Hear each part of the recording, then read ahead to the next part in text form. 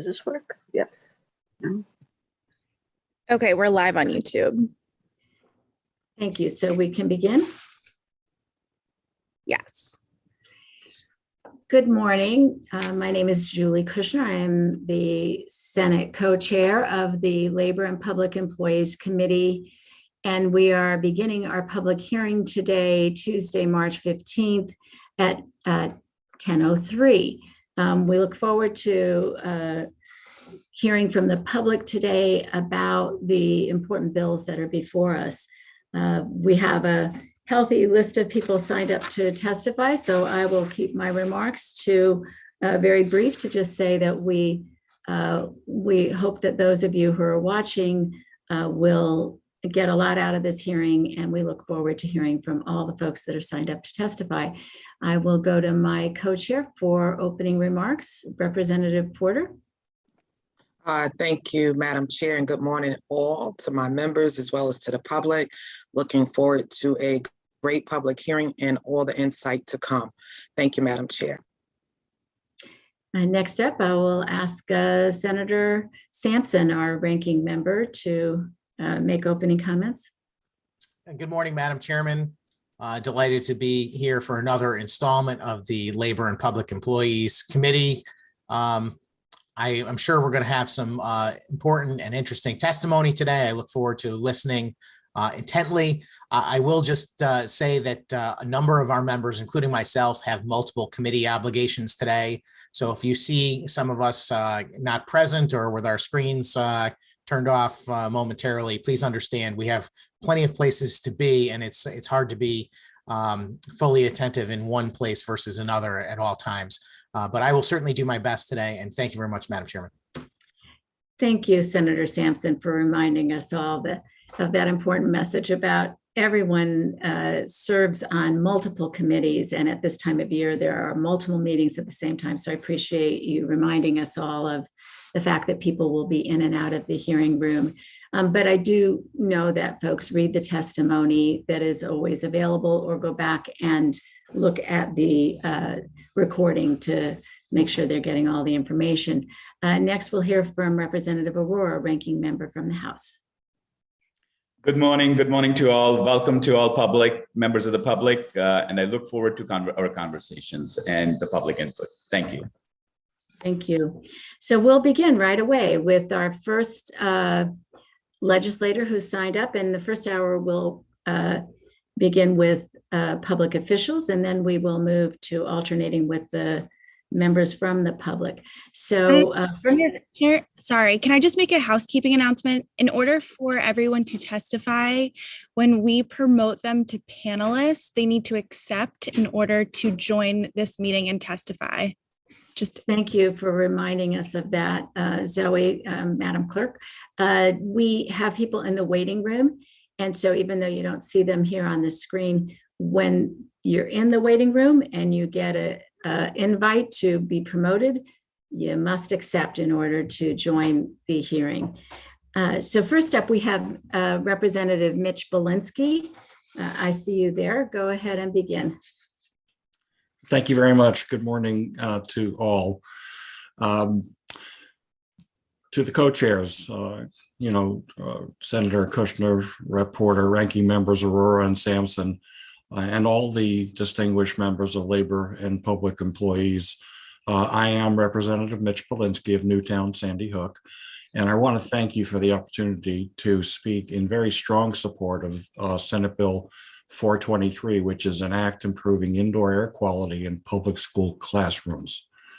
This is incredibly important legislation, and it's a matter that I've been talking about pretty much, well, not pretty much, consistently for the entire 10 years I've been in the legislature. I commend you for raising this proposal. And I want to call to everybody's attention that indoor air quality is among the most longstanding, unaddressed matters of public health in our schools. And it predates the pandemic, although the pandemic certainly put an exclamation point on it. Your willingness to move forward on this priority could be potentially one of the most profoundly good things that comes out of this pandemic. So I want to call everybody's attention to the fact that much of the background work needed to have a working healthy schools program has been researched and published in our state already. And it's all about protecting the long-term health of our school children, but also our teachers and the educational professionals that spend their entire daylight hours 5 days a week in our school buildings.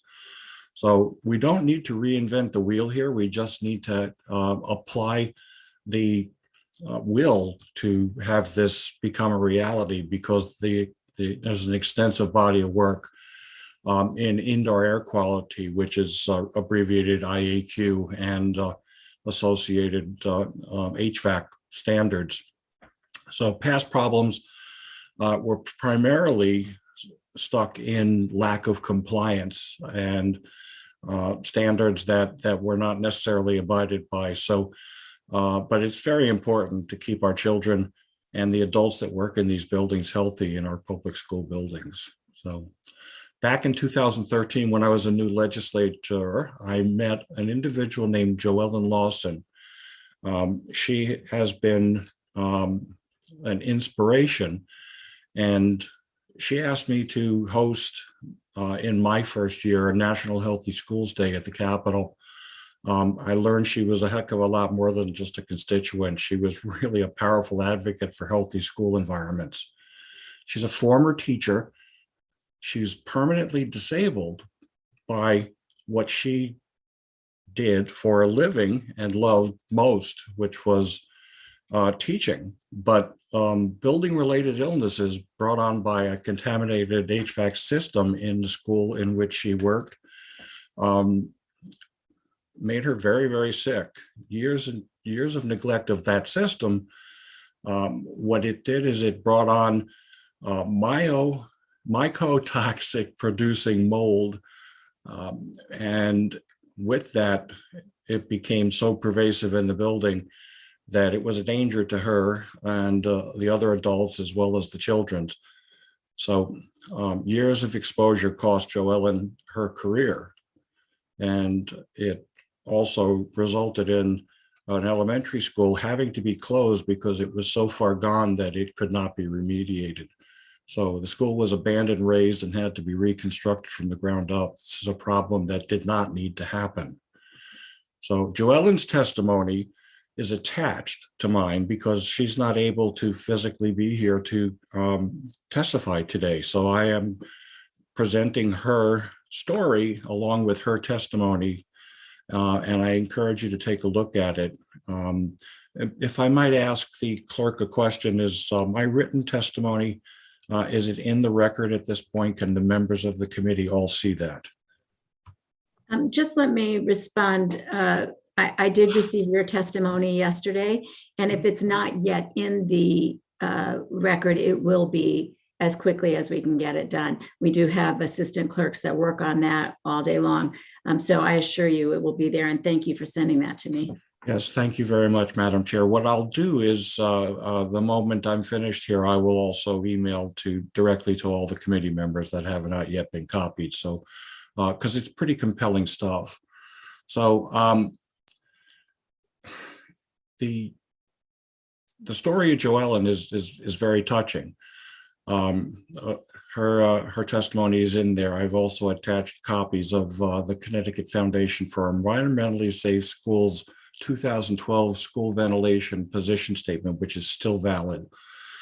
She's asked me to offer her input in crafting language, discipline, or just the basics of this entire very, very important piece of legislation.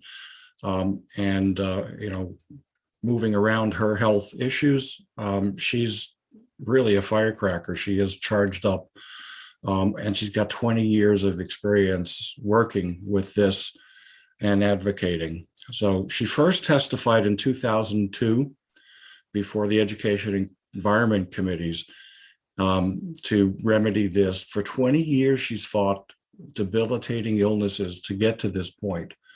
Now, really, it's up to us and to this committee to recognize the problem has existed for far too long.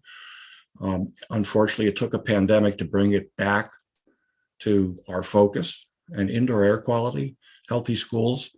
We need to get on the bandwagon and take this opportunity to do what is right for the public health in general.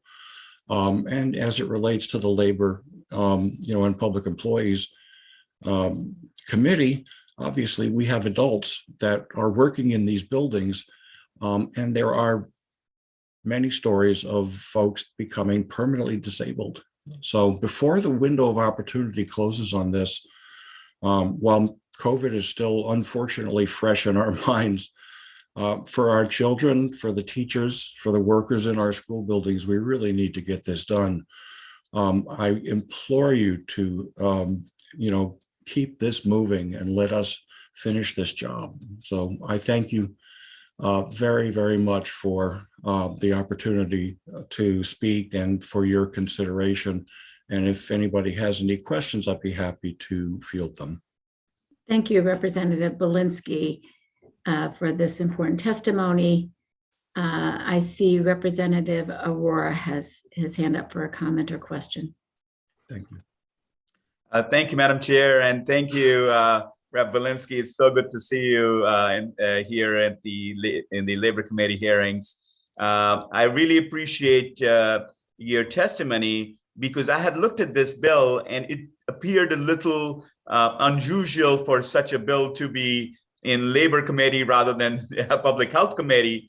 But the more I read your testimony and heard your remarks and read the bill over, I cannot thank you enough for bringing this to our attention and bringing the focus on it, because I fully agree with you that this is a very important issue. And both our committee and other committees need to really look into it very carefully. So my question for you is, under this bill, it is by 2024, every school system will have to do analysis or kind of an audit of their air quality. And I'm thinking what they're saying, humidity and temperature control. And I don't know whether there's more to air quality than that. Perhaps there is. And then by 2026, actually have HVAC in place, which would address those to the required range. Now, is that a goal? Can you talk to whether that goal is an achievable goal, and more importantly, it is the appropriate goal? Thank you very much for the question, Representative Aurora. The goal itself is very attainable. As a matter of fact, I would love to see it be more aggressive.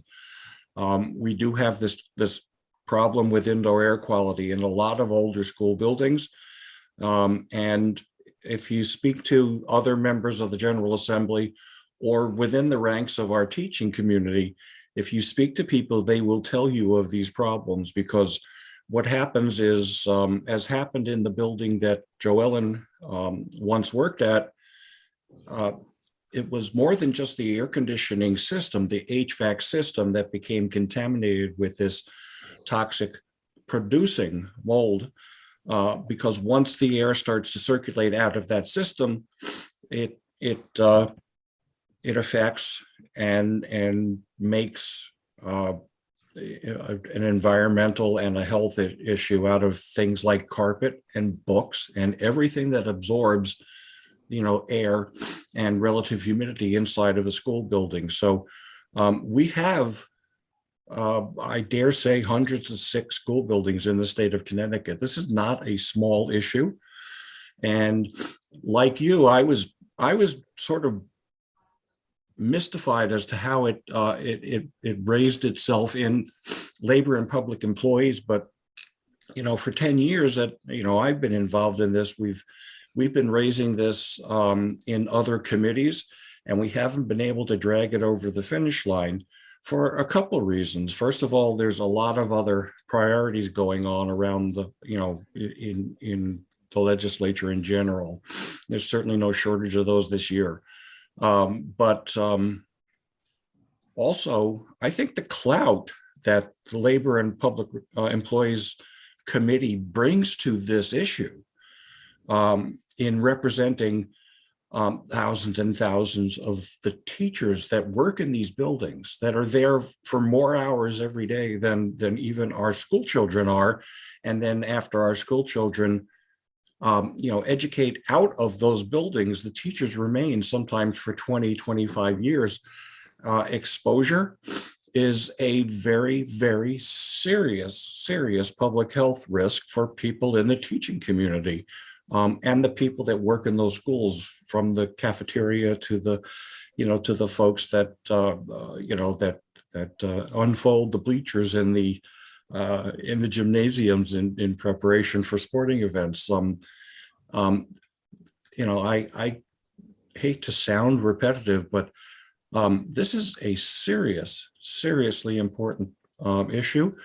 And I view this piece of legislation at this moment in time as something that is such a massive opportunity, because the governor's already brought to the attention of everybody and has devoted, I believe, $90 million to the beginnings of a program such as this. I won't go into the economics of it, but what that does is it stakes us to the ability within ARPA assisted available funding to move this program forward. And the first step is the assessments that you just brought to our attention, because while there are requirements for reporting and assessing that currently exist, they're not codified. So the compliance rate is very, very low, which is why I said a moment ago, if you anecdotally listen to teachers and you anecdotally listen to the professionals that actually know these buildings right there at every town level, you are not going to have a problem finding sick buildings. So in that initial assessment, we can immediately identify the ones that really, really need remediation in the biggest hurry. Now, this is going to be a multi-year task, but it's not. I really appreciate. Thank you. And in terms of ARPA funds, I do think we can use ARP funds here, right? Yes. That's great, because as you mentioned, this may be an opportunity, because I 100% am with you.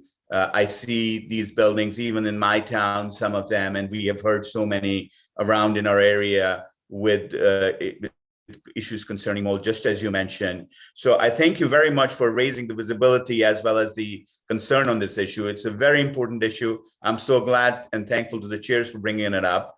And I think at least at the minimum, I think a strong discussion, and hopefully we can go beyond that to be able to put something in place. Thank you. And any other comments? And then back to Madam Chair. Thank you very much. And I don't see any other hands. I know we're going to have a number of people testify on it today, so I think we'll have more opportunity to discuss this. Thank you very much for testifying here this morning. I appreciate the time and your indulgence, and thank you very much, Representative Aurora, for giving me a polite exit. As you can tell, I'm very passionate about this, and I feel it in my bones. We're going to do the right thing. So thank you so much to everybody on the committee. Thank you, Madam Chair. Thank you, Madam Chair. Thank you, everybody. Have a great day. Thank you. Next up, we have Representative Brian Smith, followed by Representative Jillian Gilchrist. Thank you, Madam Chair. I'll try to be brief, so I'll just thank all the members of the Labor and Public Employee Committee for hearing us today. I'm here to speak on House Bill 5442, an act concerning experience rate. Thank you all for raising this bill. And as you know, it's been raised to address Public Act 21-5, which passed last year to provide relief to businesses because of COVID-19. The purpose of that bill was to lessen the negative effects of COVID-related layoffs on an employer's experience rate, which, as I understand it, is made employers pay into the unemployment compensation system, and which is determined via a 3-year look-back period known as the experience period. Now, I'm no expert, but it seems to me that the reason for the experience period is to smooth out the effects of what might otherwise be a one-year aberration in an employer's otherwise normal experience with employer departures. Public Act 21-5 provided COVID relief by eliminating years 2020 and 2021 from the calculation, thus providing relief to employers who had to initiate COVID-related layoffs during the statewide shutdown and the economic downturn of the pandemic. That was the right thing to do, and those employers have had their 2022 experience rates set based off of their 2019 experience. That is only 1 year out of the last 3. The consequence for an employer with 2019 layoffs, but no layoffs in either 2020 or 2021, however, is that their experience rate has been also just set off of that 1 year. They've not benefited from the effects of 2 successive non-layoff years that would otherwise have affected their rates. So basically, their rate didn't get smoothed out for whatever layoff effect they had in 2019. This has happened to one of my constituents, a small family-owned business that had just 1 layoff in 2019 and none in either 2020 or 2021. The result has been that business's experience rate doubled this year over what it had been previously. That is an unintended consequence if ever I saw one. I applaud all the members of the committee for taking this bill up, and I support it. But I'm a little puzzled why it's a study bill and that it's going to take a year to determine the scope of the issue and come up with a solution. It seems to me, and I don't know the workings of any state department intimately, but it seems to me that the Department of Labor ought to be able to run a report to determine how many companies have been caught in this situation, and that the correction for them is to make them whole and adjust their experience rate for this year, after which 2019 is going to fall out of the 3-year period anyway.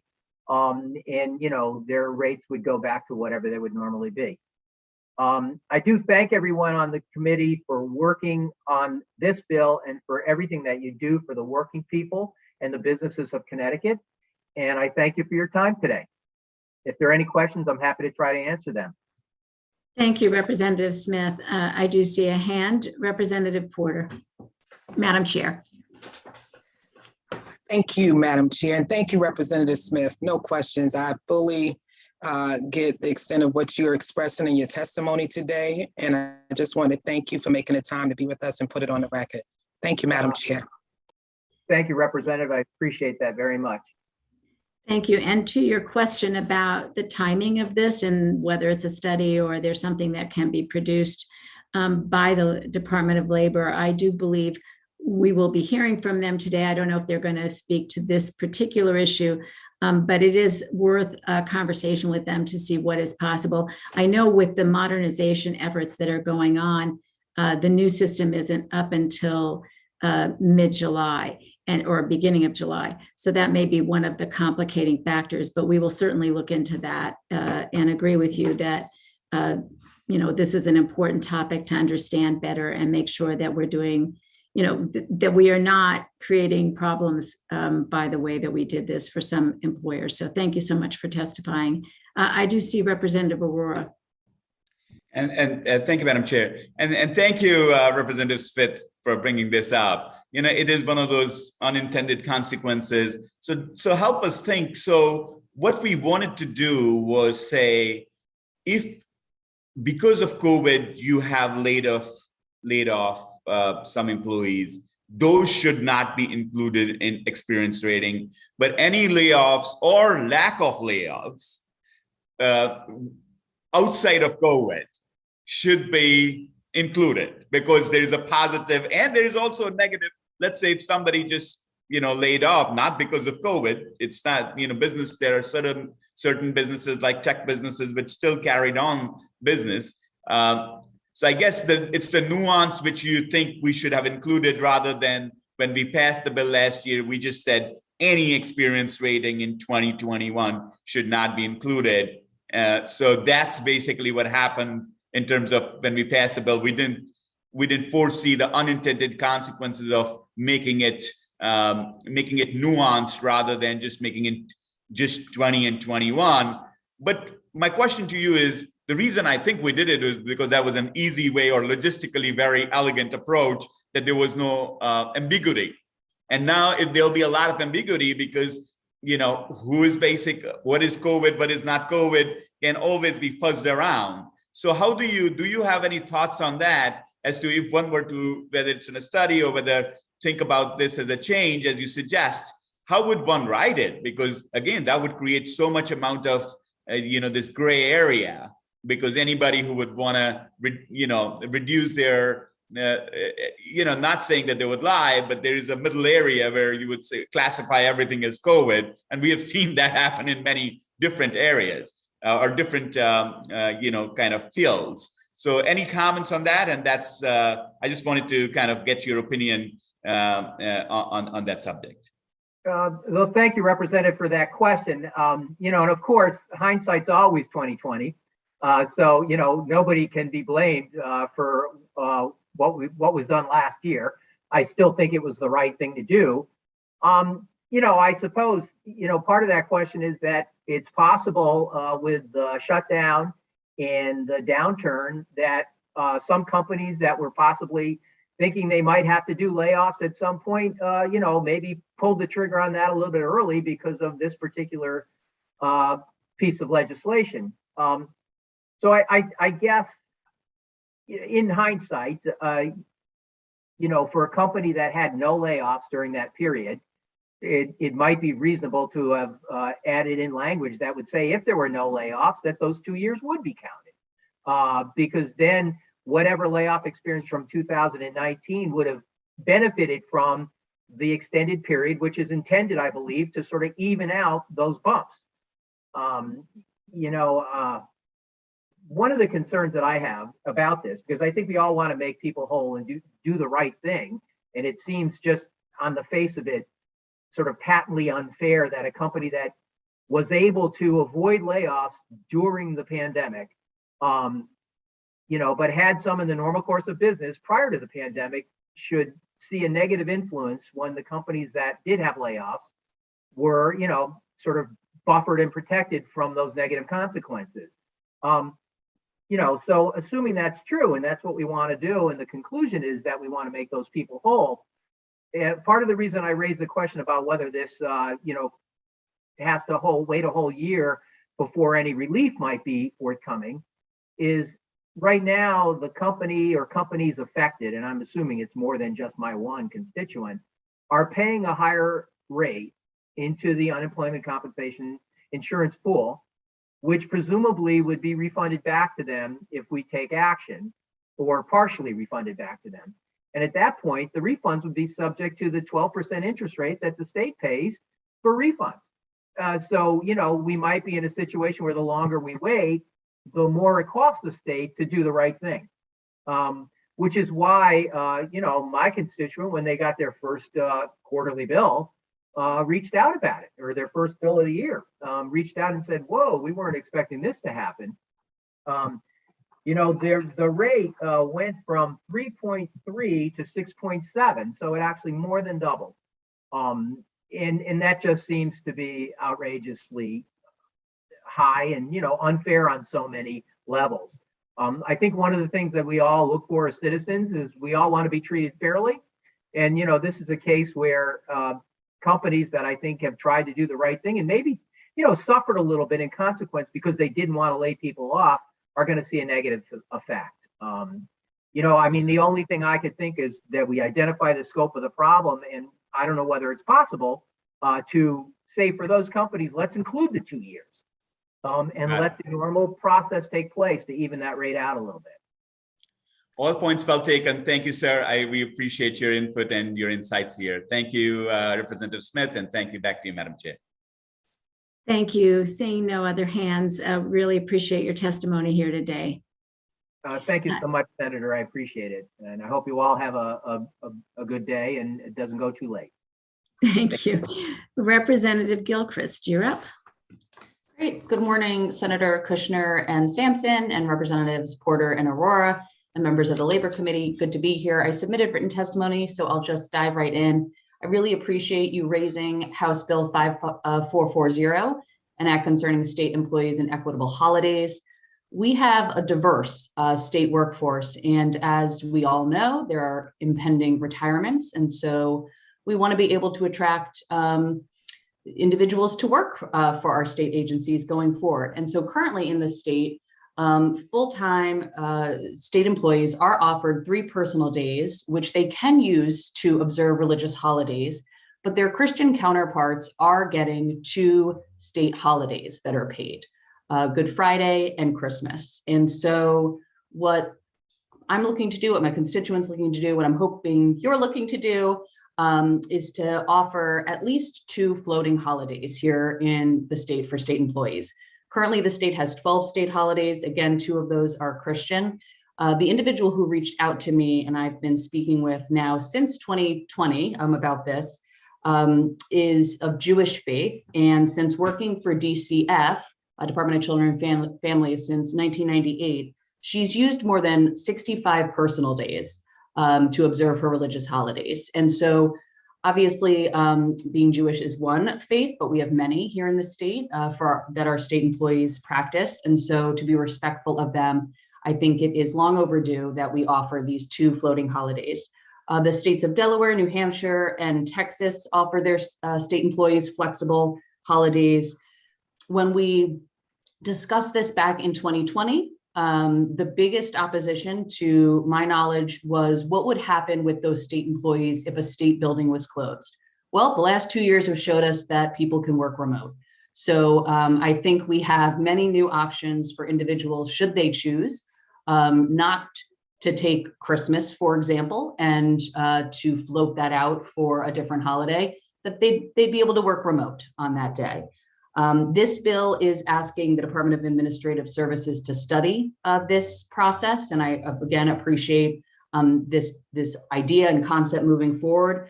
I would just ask, as the Department of Administrative Services look at this, that the bill not be too prescriptive, because we do want to recognize that there are multi-faith families, and so we don't want to require that someone have to swap out Christmas or Good Friday, for example, for their religious observation. Thank you so much for your time. Thank you for your testimony. And I know you've been persistent with this a few years now, and we appreciate your keeping it before us. I do see Chairwoman Porter here, so go ahead. Thank you, Madam Chair. Just really quick, Jillian, thank you, Representative Gilchrist, for coming before us today. I missed the states you mentioned, so I just wanted you to reiterate that for me so I could add it to my notes.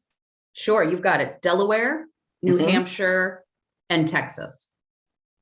Delaware, New Hampshire, and Texas. Thank you. And thank you again for making the time to be with us today. Thank you for raising it. I appreciate it. You're welcome. Thank you, Madam Chair. Thank you. So next up, I see no other hands, so you can get back to, I know you have a multitude of work today, Representative Gilchrist. I'm sorry, oh, Madam wait, Chair. I do see Hughes. Representative Hughes. Can you hear me? Sorry, I just thought of a question, Jillian, Representative Gilchrist. Thank you, Madam Chair. In the states that you talked about, does it support longevity and lack of turnover, or you don't know that? I don't know that. I could pull that and send it to you all. In 2020, I asked OLR to pull information, so I do have information on those policies in the other states. But I'm unsure right now. Okay, that'd be helpful. I just think it would be a good piece of data to have as we put forth this bill. Thanks. Happy to send that over. Again, thank you for your testimony. Thank you. Today. All right, have a great day. Now I don't see any hands. Okay, next up, we have Heidi Lane from the Department of Labor. Thank you, everyone. Good morning, Senator Kushner, Representative Porter, Senator Sampson, Representative Aurora, and members of the committee. I am here. Unfortunately, the commissioner wished she could be here, but she had something to do, some mandatory issues that she had to take care of. And so she sent in the second string. So I will be testifying on a number of bills. The first one is Raise Bill 417, an act concerning amnesty for non-fraudulent unemployment overpayments. Basically, what this bill does, it creates a pandemic unemployment non-fraud overpayment account within the general fund, and it will pay established non-fraud overpayments on behalf of a claimant. It's for claimants who are denied a waiver of the recovery of the overpayment, and then they may apply to this fund.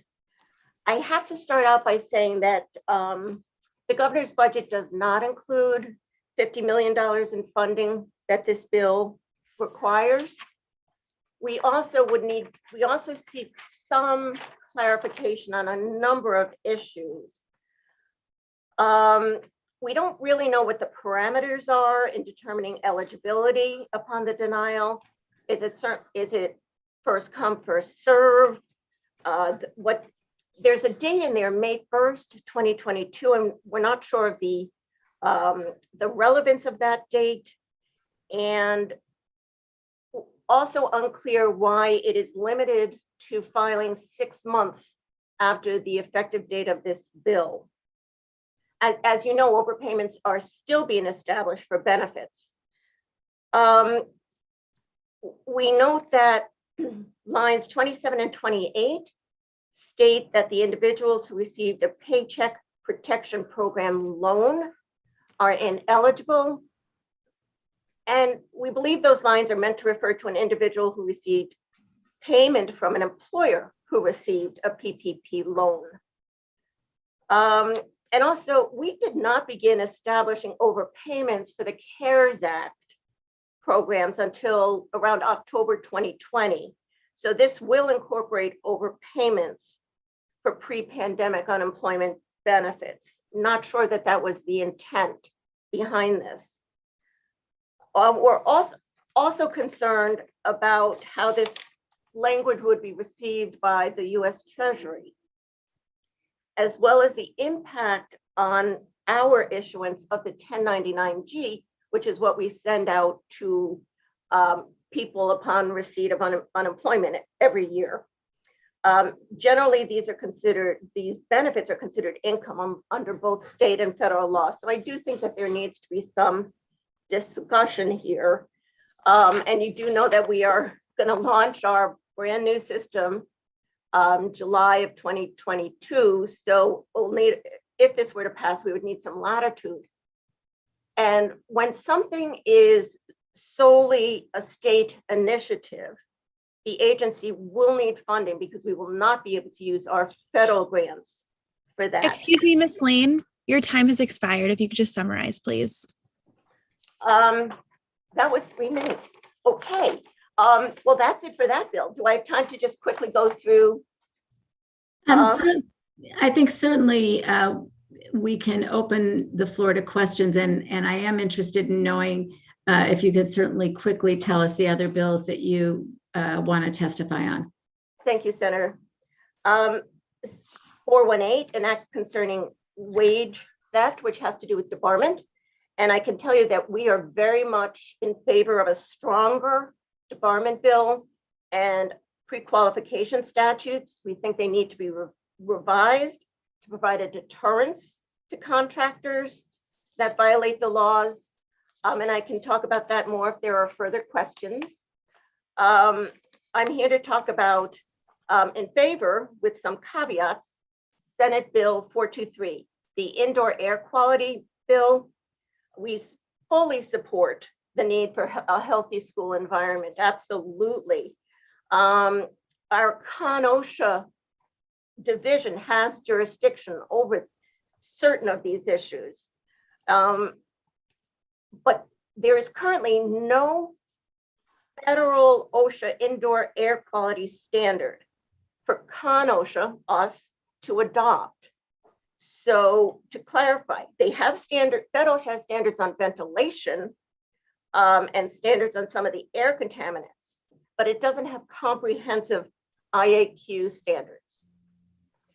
So that's an issue that that I wanted to bring to your attention. And the governor's recommended ARPA plan includes $90 million in ARPA funding to DAS to administer a grant program for necessary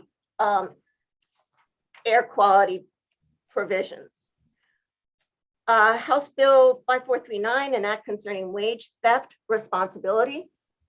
This is so that general contractors will be liable for wage actions of their subs, down the line subs. And so the employees will get paid.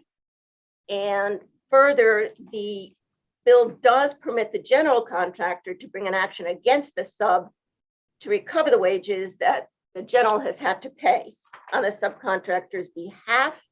And lastly, 5441, an act adopting the recommendations of the task force to study the state workforce and retiring employees. We certainly support everything about this task force, but there's a provision in there that gives some responsibilities to us, and we do not have the information that's required. So we would need to reach out to other entities and gather this information because state agencies don't currently report this to DOL. Thank you. Thank you for summarizing those. And I do want to, I appreciate you being here to testify today. We always look to the Department of Labor for your input on these bills. In the short session, everything has moved very, very quickly, and we have a lot of business before us, but I assure you we are interested in setting up a meeting with you on each of these topics to make sure we get it right. We appreciate your support for the concepts, and we will have an opportunity to make sure that the bills, either when they move out of committee or when they go to the floor, there'll be opportunities to continually amend them. So really appreciate your input here today. I do see Representative Winkler has a question. Yes, Ms. Lane. I have known of your work for some time, and I would never refer to you as second string. I wanted to touch on the idea that there is no standard for indoor air quality, because I don't think people understand, and I think this is an enormous issue that we're going to have to confront at some point.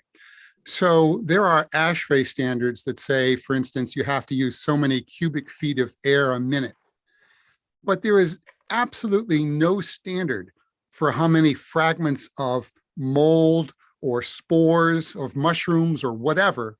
There's absolutely no standard for that. It could be everywhere, pervasive, and there's absolutely no standard you can enforce. Is that accurate? On this one, I am the second stringer, but I can tell you that our experts from ConOSHA have said that they don't have complete standards on what's required in the bill. Yes, I was involved in the closure of 25 Sigourney Street. And that's right. One of our major problems was that there is absolutely no health standards for what you breathe in schools or buildings or anything else. And establishing those standards would be extraordinarily difficult. We can study the issue and still not have anything to hang our hat on when it comes to enforcement. We could definitely establish things like if a piece of sheetrock gets wet, it has to be replaced so it doesn't mold, or a ceiling tile. But to actually, the only mold that ever gets remediated usually is the one that's absolutely toxic. And toxic molds are not as common, but a lot of people are allergic to non-toxic molds and deathly allergic. And we have absolutely no standard for either toxic or non-toxic molds. So it's a really difficult problem that I think we're going to have to solve. And now your OSHA department, as near as I can tell, does not have the, how to put this, the medical expertise, the staff to come up with a comprehensive what's allowed in air standard. Would that be accurate? I know that we don't have medical staff. We do have the experts, but Representative Winkler, I'm not sure that they do have this expertise, but they know where to find information. They know they deal with Fed OSHA all the time. That is their expertise. Right. So if you wanted to have a meeting, we would have our folks there who. Right. I know Fed OSHA has no standards. I know it's been resisted on the national level for a long time, because if they establish even one standard, millions of buildings across the country would have to be remediated. And that is something that is very much opposed at the federal level because corporations do not want to spend the money that would entail. One other issue, Representative, is that because this is separate and apart from a standard that we have to approve and accept from Fed OSHA, we would not be able to use our federal grants for this. We would actually need additional funding if our folks were to work on something like this. Thank you. Thank you, Madam Chair. Thank you. And I know a couple of, on this issue, I too have been aware of the lack of an indoor air quality standard from the federal government. And it is, as Representative Winkler spoke of just now, a terrible failure because people do get very sick, deathly ill, as he said.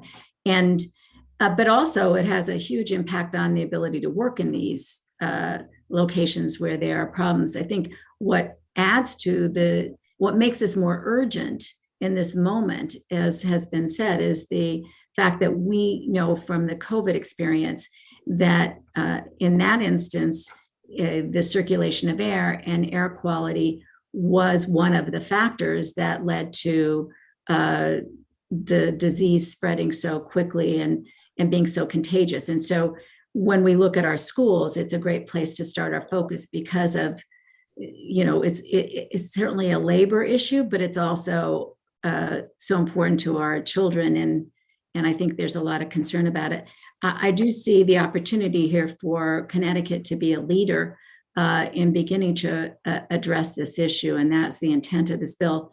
I believe that the proponents of the bill, the advocates, have had some conversation with the Department of Labor and have come to some conclusion that there would need to be additional staff in that division of the Department of Labor. And I think it was 3 additional personnel, and we did have an estimated fiscal note yet, but we have an estimate that it would entail about $360,000 a year. Is that your understanding as well? I do know that our commissioner did have some discussions. I'm not sure what the result was, but that makes sense. Yeah, and I think, and we'll get that official, fiscal note, but I think that, given that the governor has it in his budget to provide funding for upgrades of ventilation systems, that certainly, I think, works well with what our intention is here. So we'll continue to meet with you about this bill. I do think that in addition to the indoor air quality, the actual particulates that end up in the air that we're breathing in these schools, I think there's also an issue of when we're doing this, it'll be an opportunity to upgrade the HVAC system such that we have air conditioning. One of the other serious issues is heat, and not as much cold. We seem to be able to, we do a pretty good job of keeping our buildings warm, but the heat is a huge problem in our schools because we know it impacts the ability not only of students to learn, and we know this. I mean, we have conversations with our school administrators, and they say these summer days that get tacked on are extremely difficult. And in fact, they might meet some state requirement, but the kids aren't learning very much because it's just too hot. But it also, it comes back to the Labor Committee in that it is also a problem for the teachers and the counselors and all of the school employees, the people who work in the cafeterias, to actually make it through the day as well. So it has, I think that's the other impact and the other concern we have. about the air quality in schools. So I don't know if you've had an opportunity to look at that aspect as well. I have not, and I will talk to our experts. Thank you. I really appreciate it. I see Representative, our co-chair, Madam Co-Chair, Representative Porter has her hand up. Thank you, Senator Kushner. You just kind of triggered something for me, and I just wanted to add it to the record and what you had already stated, that actually down here in my district, there are complaints of, you know, in the winter, there is no heat. These kids are in their classes in coats and hats and gloves. And I think the thing that was really disturbing to me is my daughter's 28. And when I started talking to her about these bills, she was like, well, mommy, we always had to put our coats on, you know, and I was like, what? And you never came home and told me that? So I just want to make sure that we understand it's not just, you know, the summertime where there's no AC, you know, in the district that I represent, many of these schools are struggling with, you know, keeping the classroom warm in the wintertime as well. And I just want to make that point. And thank you so much, Heidi, for being here. And I do agree with Rep. Winkler. You are far, far, far away from a second string. Carry a lot more weight than a second string, young lady. But thank you for making the time to be here today. We do appreciate your input, and we do look forward to further conversations around these bills. Thank you, Madam Chair. Thank you. Thank you, Rep. Porter, for adding that important perspective. I don't see any other hands at this time, but as Rep. Porter just stated, we will be in touch and hopefully find time quickly to work on these bills that you've highlighted here today. Thanks so much. Thank you very much. Next up, we have Tanya Hughes from CHRO. Good morning, Senator Kushner, Representative Porter, Senator Sampson, Representative Aurora, and members of the Labor Committee. My name is Tanya Hughes. I'm the Executive Director at the Commission on Human Rights and Opportunities. With me today is our Deputy Director and Attorney, Cheryl Sharp. We've submitted extensive written testimony regarding HB 5441, an act adopting the recommendations of the task force to study the state workforce and retiring employees, and SB 420, an act concerning the state workforce and state discrimination and retaliation in the workplace. In the interest of time, I'll briefly summarize our concerns regarding these two proposals collectively. We believe they're similar in nature, and then we'll make ourselves available for questions immediately following. We have raised our concerns with several members of the committee, and we thank you for your indulgence. We certainly applaud the aims of the bill, but we'd like to call your attention to the following information. For nearly 80 years of existence, the CHRO already has had an extensive statutory process for discrimination and retaliation complaints. The CHRO enforces the anti-retaliation laws and aiding and abetting laws, both of which carry individual liabilities for actors. I'm sorry, Director Hughes, you inadvertently have muted yourself. And it does give me the opportunity to suggest that because you both signed up, and I think it might make sense if you both testify and then we'll take questions afterward. Does that make sense to you? That's fine. I've summarized the testimony and then we're both available for questions. Absolutely. That's great. Thank you. Okay, so I'll just no, go ahead. I'm sorry, you muted just for a second there, but okay, all right. The CHRO already has an affirmative action scheme and unit. Ultimately, this would create what we perceive to be as superior rights for state employees, wherein private employees will not be able to avail themselves of these rights. It creates redundant and parallel systems that will amount to what we believe are significant costs, and CHRO already performs many of these functions.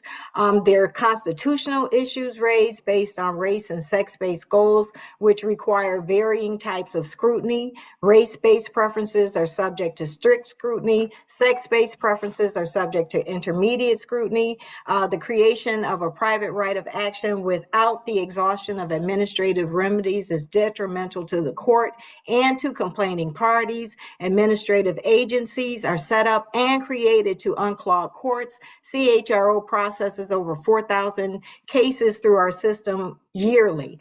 Finally, the diversity and inclusion aims of the bills are laudatory, but for the aforementioned reasons, we wish to avoid creating conflicts with the existing state affirmative action and diversity and inclusion planning. And again, we believe our 80-year history with demonstrated expertise in this area makes us the sensible place for this work at a cost that's substantially less than the bill provides as currently written. We're committed to the goals of these pieces of legislation, and we've provided some suggested language that we hope will help deal with these concerns, and we're available to help continue working with the committee. We're eager to continue our discussions toward a successful version of this bill that addresses the aforementioned concerns. Thank you. Thank you very much for your testimony. And first of all, I just want to say we really do so much appreciate the work of CHRO and your leadership, Director Hughes and Attorney Sharp. You've testified many times, not just in this committee, but in other committees that I serve on. And I always find your testimony to be extremely valuable to our deliberations. I do have a couple of questions, and then I will move to other committee members.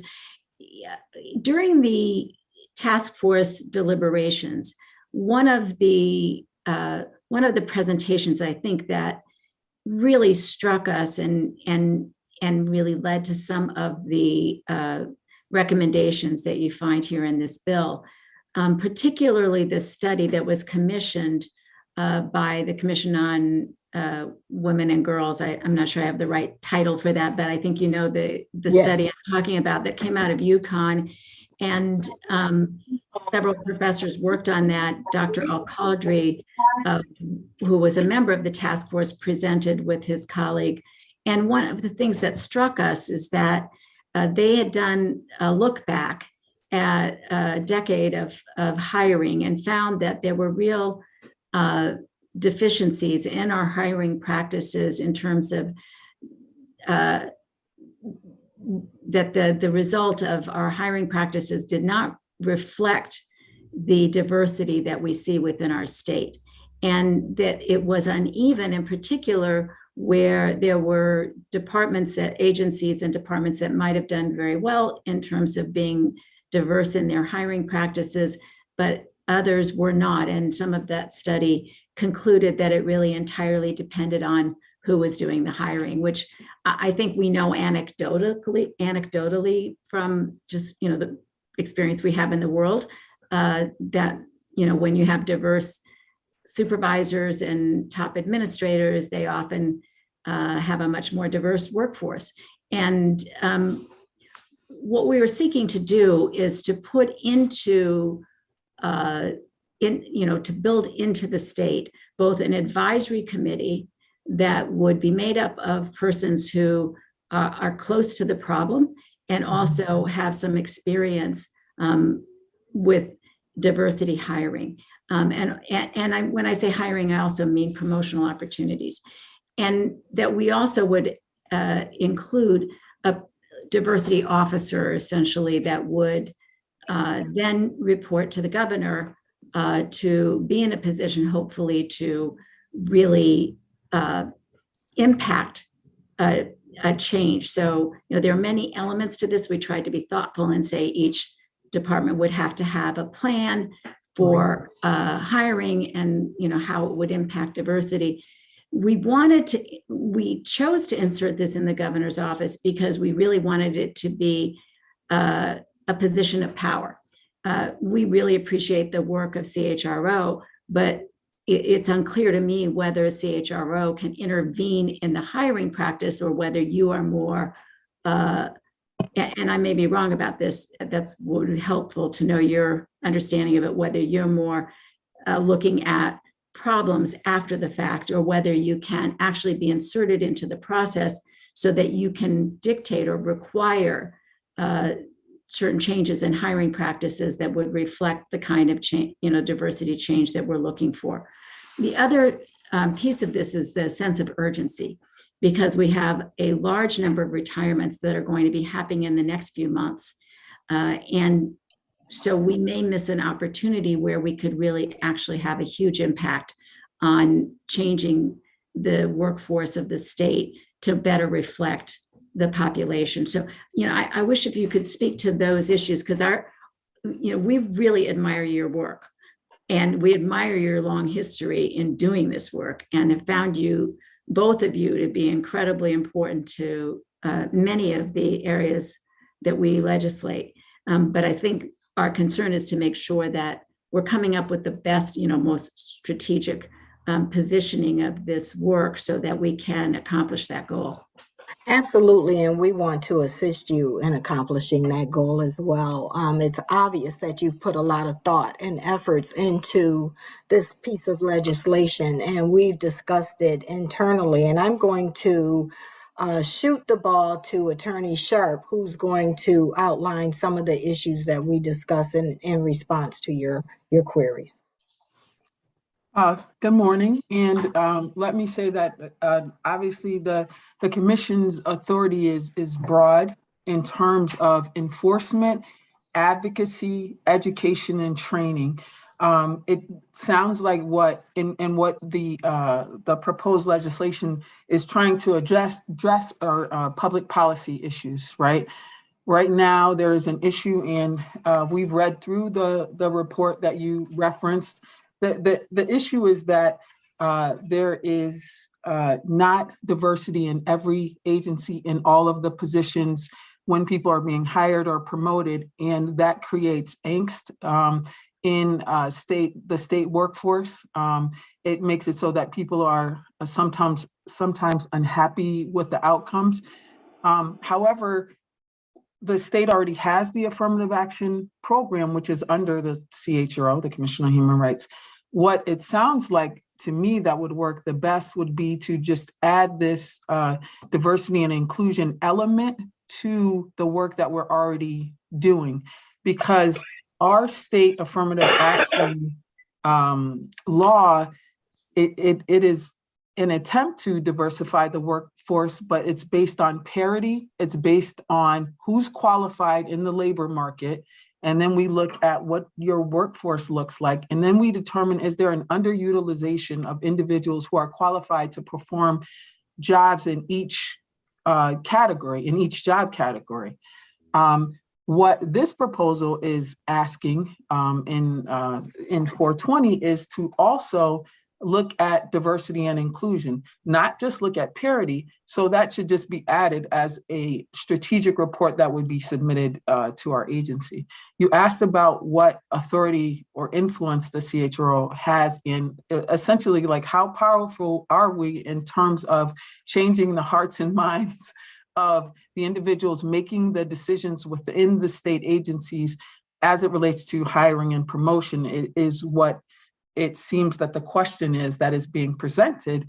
And here is the breakdown. So the CHRO has influence over public policy, right? We're here to help shape public policy as it relates to civil and human rights law. How do we do that? We offer training and education and outreach to the entire state of Connecticut. I know you're familiar with our sexual harassment training that is online and can be utilized by employees and employers alike. We also have a series of about 20 additional trainings that are provided and available to other sister state agencies, to any of the state agencies, and to the private sector businesses on all of the 27 protected classes that we have jurisdiction over. So we also participate in informational sessions, webinars. In fact, I have one at 12 o'clock with Quelf, because we work with state and federal partners to talk about legislation, to talk about public policy that affects us in the state. So we do have that broad range of authority. We have that broad reach. We also do systemic investigation and prosecution, where people are making claims of a pattern and practice of discrimination within their workplace, including state agencies. We also do disparate treatment, which are individual cases that are filed. So we have a position in before something goes awry, and we have a position after something goes awry to be able to have the influence to make sure that we're enforcing the law, but we're also acting as advocates when we need to. We're also providing the education, the outreach, and the training that is necessary. The CHRO supports any progressive legislation that is attempting to make equity a priority and equality a priority. However, we just want to make sure that it's done in a way that doesn't fly in the face of the Constitution in a negative way, that does not run afoul of the constitutional scrutiny that race-based preferences do, or that sex-based preferences do. So we are always looking at and assessing, public policy language to ensure that it is done in a way that is consistent with the law, consistent with the Constitution, because there are always challenges to civil and human rights laws, right? People always have varying views. There's a spectrum of views as to how many rights people should have, when their rights should kick in, and when it's too much, when it's adversely affecting businesses or individuals or industries and so forth. And so we just want to make sure that in protecting the rights of the people of Connecticut, that it is done in the way that is consistent with Black letter law and with the Constitution. And so what we see here, our directives highlighted some of the issues, but we already have this statutory framework to deal with complaints of discriminatory practices complaints, right, that are filed. We already have a framework to deal with pattern and practice discrimination cases, whether they're filed by a state employee or an employee employed in the private sector. So we don't need a whole parallel schematic, because then we have all of these decades of law developed in this area, and we don't want to create conflicts in the law unnecessarily. And so that's what some of our fear is, that we're going to create these conflicts in law. And as it relates to the affirmative action versus the diversity, equity, and inclusion strategic plans that you are wanting to have submitted, there can potentially be a conflict there as well, right? Because in the state of Connecticut, as it relates to affirmative action, I just want to point out lastly, and then I will wait for another question, but I want to point this out, is that we are looking at who is qualified in the labor market to perform the jobs. And so you might have instances where for some of the lower level positions, we have more qualified individuals who belong to a very diverse, protected class groups.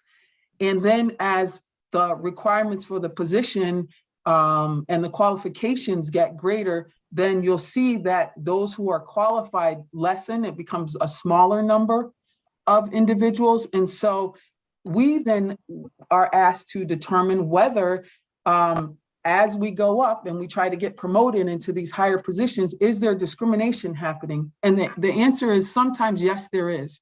So we're not here to say that the discrimination isn't happening, or this is not necessary because we have a foolproof system. What we're here to say is that there are ways in which the law has dictated to us, and the courts have dictated to us through case law, that we have to evaluate these cases, and we have the expertise to do that. So to the extent that you want to add diversity, equity, and inclusion to the affirmative action process, we are the proper place for that to happen. Obviously, the commission is insulated in that we have 9 commissioners that are appointed by the governor and the House and the Senate to keep us out of the whole political fray. That's why we have the structure that we have, but it doesn't mean that we are without power. And we've had to assert our power without stepping into landmines, right? Because there's also some control over the money that we receive, but that is normally coming from appropriations. And the last thing I'm going to say is that last legislative session, this legislature approved a disparity study and an equity study. Those studies are in the process, right? They're underway. They're either being negotiated with who we're going to select, or they are about to begin the studies.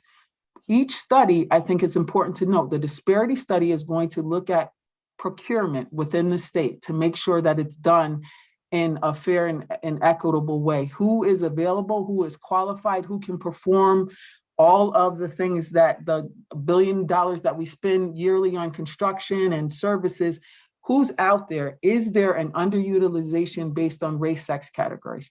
The equity study, which also was passed during the last legislative session by this legislature, provides funding for us to look at state programs, state systems, state hiring and promotion and compensation to determine whether or not there are inequities there.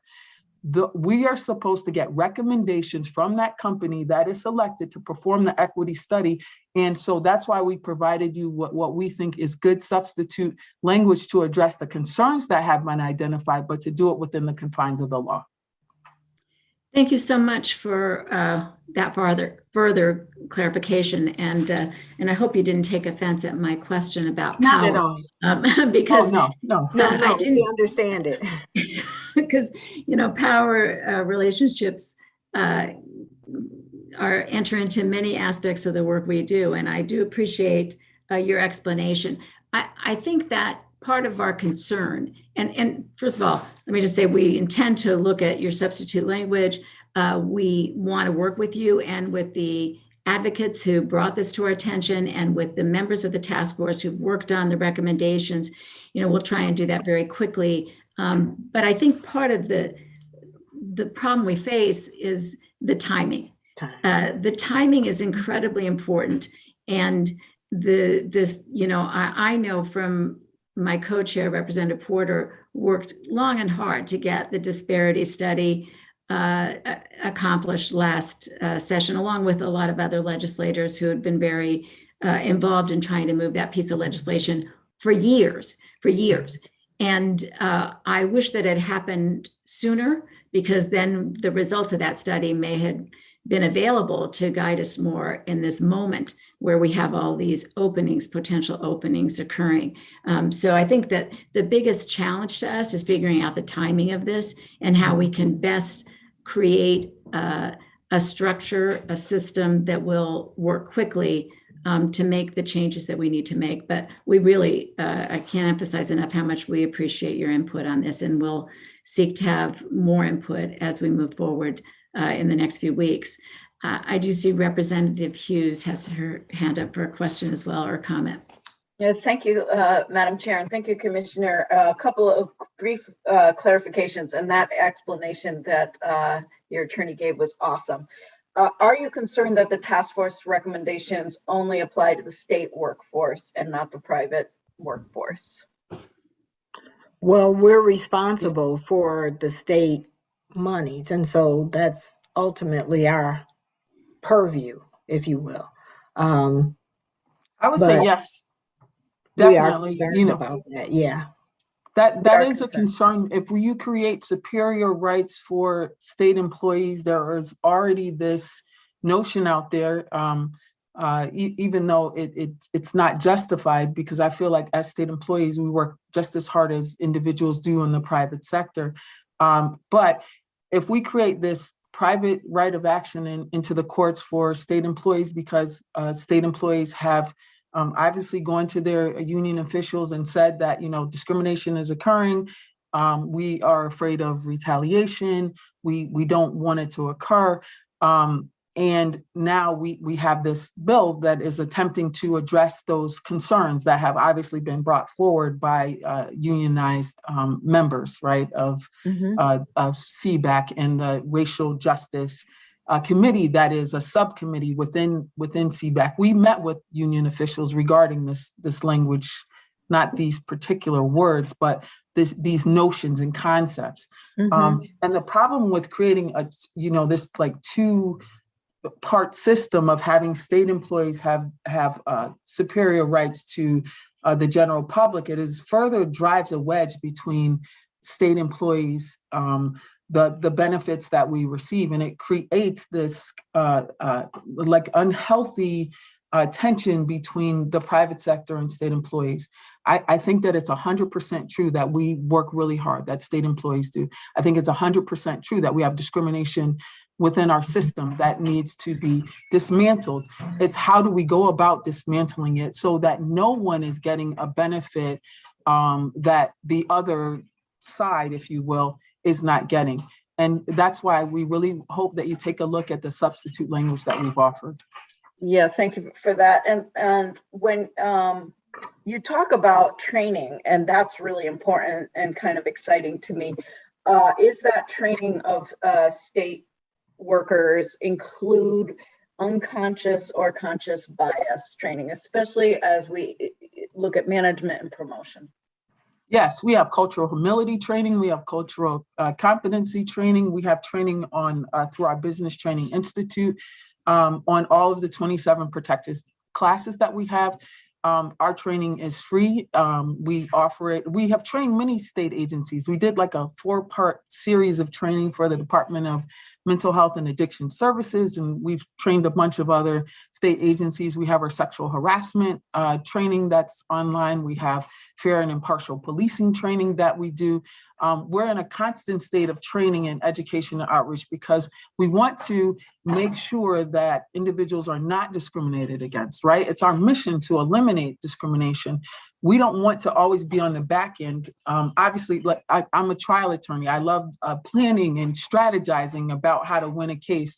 But at the end of the day, and we really see this in our education cases that we do, there's a victim.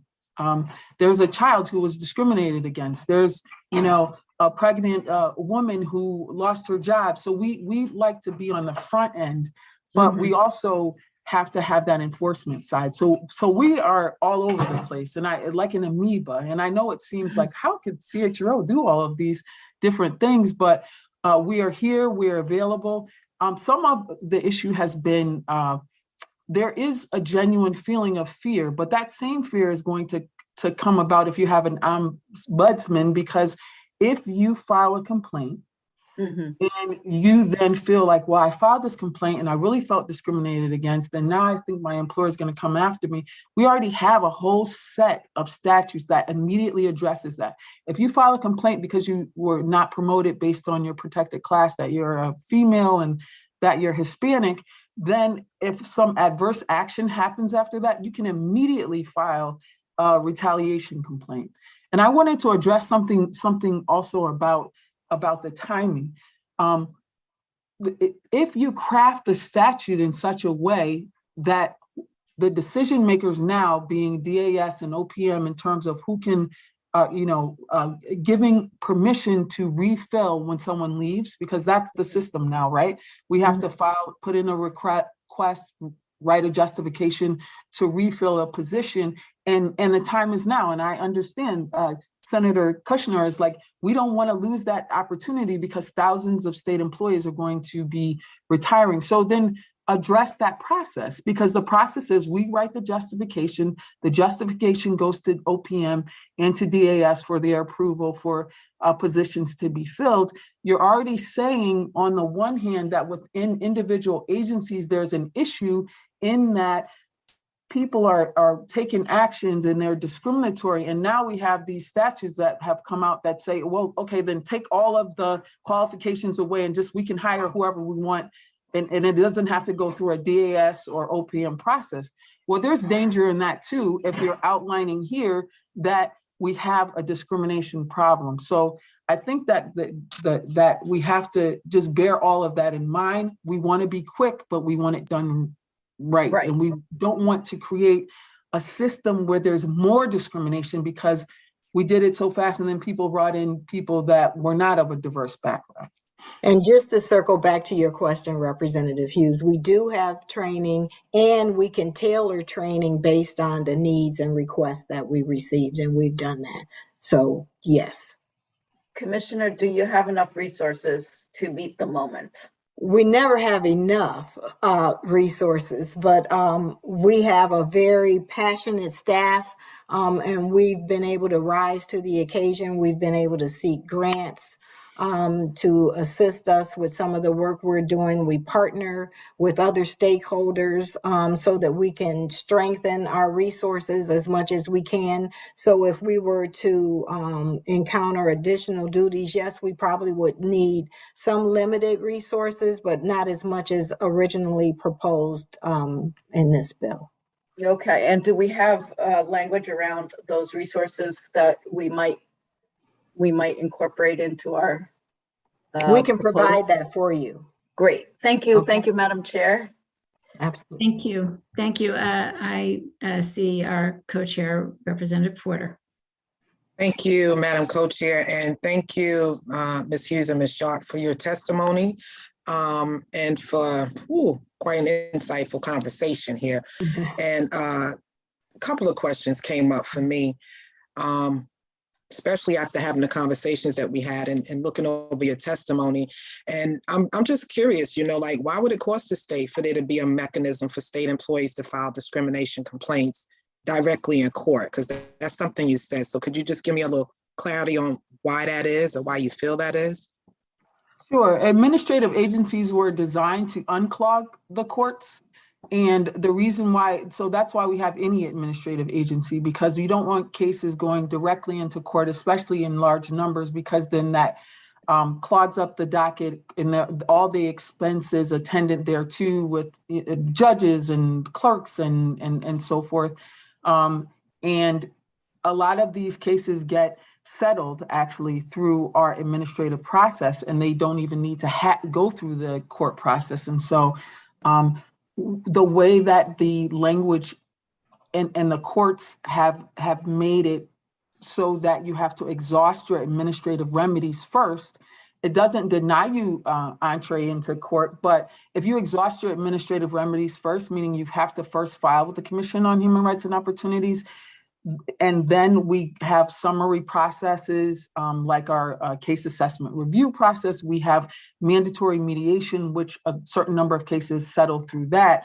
Then those are quick ways in which the cases can be immediately resolved, as opposed to the more costly. It costs a lot more for the public to go into court than it does for them to come to an administrative agency where it's free. There are court costs associated with filing a complaint directly in court. There are no costs associated with filing with the commission for the complaining party. So those are the things that we were referring to in that testimony. Thank you for that clarity. I appreciate that. And the last question that I'll ask through you, Madam Chair, is one that definitely, you said something that resonates with me. You talked about affirmative action. So can you just tell us, how does the CHRO's affirmative action program address the issues in the bill? Because I believe that's what you're saying. Right. And so what I'm saying is that the bill, in terms of diversity, equity, and inclusion, we actually like that you would like to look at diversity, equity, inclusion, but it just needs to be in the right place, which is with us. That can be an additional element of the affirmative action plan, is diversity. What is each state agency doing related to diversity, equity, and inclusion? And did they set goals based on parity? Because right now, our state law, because as an employer, the state of Connecticut has never been adjudged by a court to be a discriminator in total, meaning that the entire state of Connecticut just discriminates, right? We have individual cases where there have been findings of discrimination, but because the state as an employer hasn't been deemed to be a discriminator, then we look at parity, which is we look at our workforce, then we look at who's available in each job category in the labor market, who's qualified, right? Qualified and available to perform each job.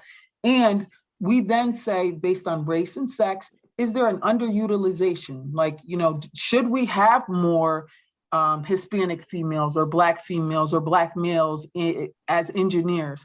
Because we see that in our workforce, we have one, but when we look at who's qualified for it, we should have three. And so then we set a goal for those two additional, right? Black, Latino, Hispanic, male, female engineers, white engineers, women, that are white. And I think what people have an issue with is that in the state of Connecticut, goals are set for white people or white males, when historically discrimination against white males has been limited, right? We do get white males who are discriminated against based on age, but right now, the position of power would be to be a white male, because then there's less discrimination that is actually been documented against them. And so the offensiveness for some people, because we hear it in our commission meetings, is, well, we did the affirmative action plan and then we still have all these white goals. Well, white male goals, what that means is that when we looked at the labor market and who was qualified for these positions, there were a lot of white males, right? And then you look at your workforce and who's in it, and you say, wow, well, we have a lot of white males in our workforce. Why are we still setting goals for white males? The reason why is because our law is based on parity. And while you might have a lot of white males, you don't have the number of white males that are available in the labor market when you compare it to your workforce. And that's what people take issue with. And so then you get these counter arguments of, we need to look at diversity and inclusion. Why don't we have Black women, Hispanic women, white women? Why are we focusing on these white male goals? Well, that is important, right? And so now you have this strategic plan that you're saying that needs to be submitted, but it needs to be submitted to us for us to consider, along with considering the parity, the concurrent state of the law, for us to consider, what are you doing to diversify your workforce, even given that you have these affirmative action goals that you set under the law? What are you doing to diversify your workforce, which is an important component, an important element, but just put it in the right spot so that those with the expertise. Our analyst has been doing, she's the supervisor now of affirmative action, has been doing this for 40 plus years. She is the most experienced person in the state of Connecticut doing this work. So that is who should be looking at this.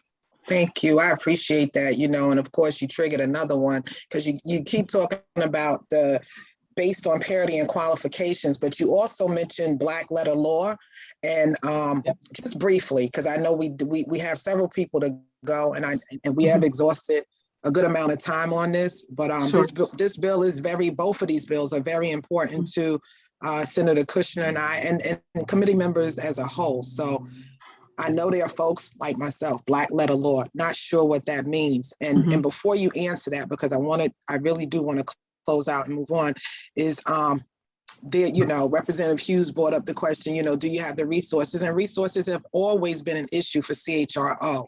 So I just want to say, on this platform, that this is exactly why we need more funding for CHRO, so that you can, do the work according to what's required. Yes, we agree. And thank you for that. You're welcome. Yeah. Thank you. Yeah, thank you so much for that. We do need resources. There's no question about it. You can always put in that catchphrase that everyone likes, within available resources. Yeah, I don't like that. I don't like that. and we usually doesn't help us. Right. We do what we can within available resources, and we go above and beyond. We have a wonderful staff of experts who are trained in this area. And really quickly, when I talk about black letter law, it's the words that are written on the page. What do they say? And we want to comply with constitutional standards, and we have to know what they are, right? So if there's going to be a race-based preference, which is referred to, and I think 420, then it's subjected to strict scrutiny under the law, meaning that it has to be narrowly tailored. There has to be compelling governmental interest. You have to have some statistics that show that you need it in that specific category, because you're saying, we're going to look at race, right? And when you look at sex, it's intermediate scrutiny. So it's not as strict, but it's still strict. And so generally, it's the reason why, I'm going to give you a parallel example that's going to take 10 seconds. It's the reason why we have a SBE program, a small business enterprise program. It's not subjected to scrutiny because it's not based on race. It's not based on sex. It's just if you have a small business and you make less than 20 million, then you can be certified. But when we look at the minority business enterprise, that's subjected to scrutiny, and it has to be based on some statistical underutilization that we have, which is why we needed the disparity study. So thank you to all of you for funding that disparity study. Was that fast enough? Yes, thank you so Porter? much. And I really do appreciate you both coming before this committee to express your concerns and to also not just speak of what you see as concerns and issues or problems, but solutions. So we will take a look at that, and we will convene with you and the other advocates that have pushed for this legislation. I do believe we can find something that works for us all. So thank you again, and thank you, Madam Chair. Thank you. We'll make ourselves readily available. Thank you. Thank you so much. I don't see any other hands at this time. So we are going to begin alternating between elected officials, public agency representatives, and the public. And so for that reason, I think our next step will be number 9, Sonia Jelks, followed by number 8, Michael Stebby from the Department of Administrative Services. Go ahead, Ms. Jelks. Good morning, Senator Kushner, Representative Porter, and the distinguished members of the Labor and Public Employees Committee.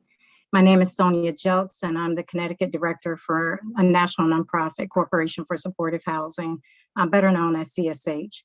Today, I'm testifying in support of Senate Bill 422, an act concerning the Essential Workers COVID-19 Assistance Program. Specifically, I'm grateful for the inclusion of this bill to expand coverage under the Connecticut Essential Workers Relief Fund, and for that to be expanded to those individuals serving in essential roles, particularly those in the homeless response systems who were classified in the 1C phase for the COVID-19 vaccine program. As a mother of 2, I have fortunately had the privilege of working remotely during most of this pandemic. And I know that many of our homeless system frontline mothers and workers did not have this option to continue to provide for their families. During the COVID-19 pandemic and beyond, these essential workers have stepped up to a new challenge, working on the front lines to care for those most vulnerable to the virus, and many who were experiencing homelessness or housing instability.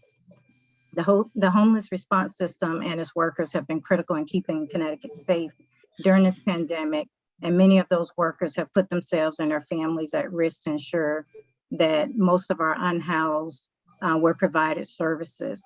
And that's from the services that they provided, from COVID testing to vaccination, shelter operations, case management, homeless outreach, rapid rehousing, housing navigations, and even supportive housing program operations.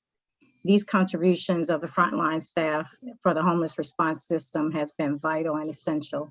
And we know that frontline staff and others fulfilling these essential roles during the pandemic were disproportionately of people of color and mothers. And we know that much more must be done to protect these workers and their families.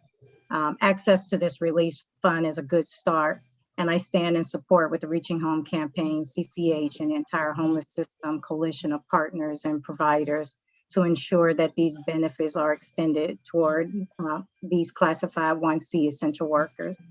I personally want to thank this committee for your attention to rectifying this matter and including them in this relief in the Connecticut Essential Worker Relief Fund and any other funding opportunities that may arise moving forward. I also want to extend my support for the second objective of this bill, which seeks to provide sick leave to all workers who are unable to work because they were quarantined because of COVID-19.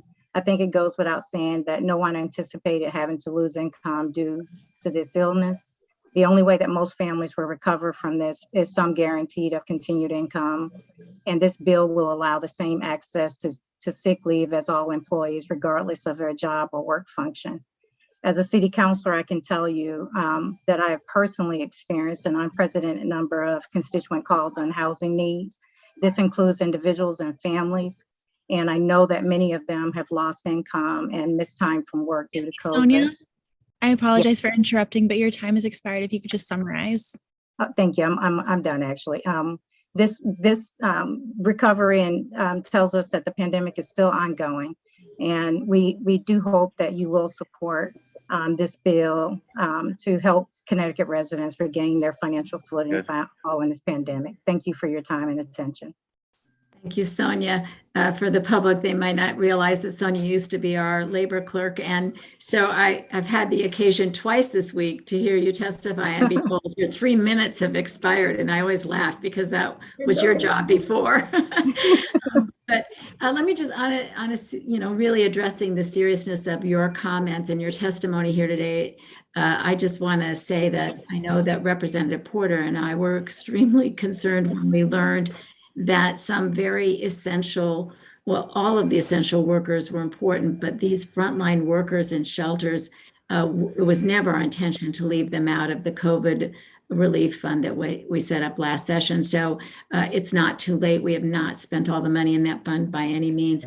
And so it is our intention to make sure that we rectify this, and really appreciate your testimony and bringing it to our attention early on so that we could make sure that we get this fixed this session. So really appreciate your testimony. And I know Representative Porter will have something to say on this as well, Madam Chair. Thank you, Madam Chair. And I will just align my statements with my good co-chair because she's so good at speaking my mind. We are very grateful for you bringing this to us early on. We were able to, get on it early, which is always a plus. And we do look forward to continuing that partnership as we move forward and making sure we not just get it done, but we get it done right. So thank you for making the time today, Ms. Jelks. Thank you guys so much, and we appreciate your support for our system. Thank you. You're welcome. Thank you, Madam Chair. Thank you. I don't see any other hands at this time, so we will move to our next speaker. As I mentioned, we'll be going to Mike, is it Stebby? I hope I got that correct. And Mike will be followed by Kate Diaz. All right. Thank you. Good afternoon, Senator Kushner and Representative Porter, members of the Labor and Public Employees. Yeah, you got pretty close on the name. It's Michael Stevie. Yeah, I've had the privilege of working with a couple of the members of the committee over my years here as a part of the state, as well as my work with AFSCME. Currently sit in a hybrid position between Department of Social Services and DAS as part of their consolidated IT organization of BITS. I'm here to speak in favor of HR 5445, which is concerning the state staffing levels. The bill summary just essentially is to implement policies and to promote hiring within the agencies and the consolidated HR in order to automatically fill and refine and make it easier to fill the vacancies and have some more levels of continuous recruitment. I submitted public written testimony, so I'm going to sort of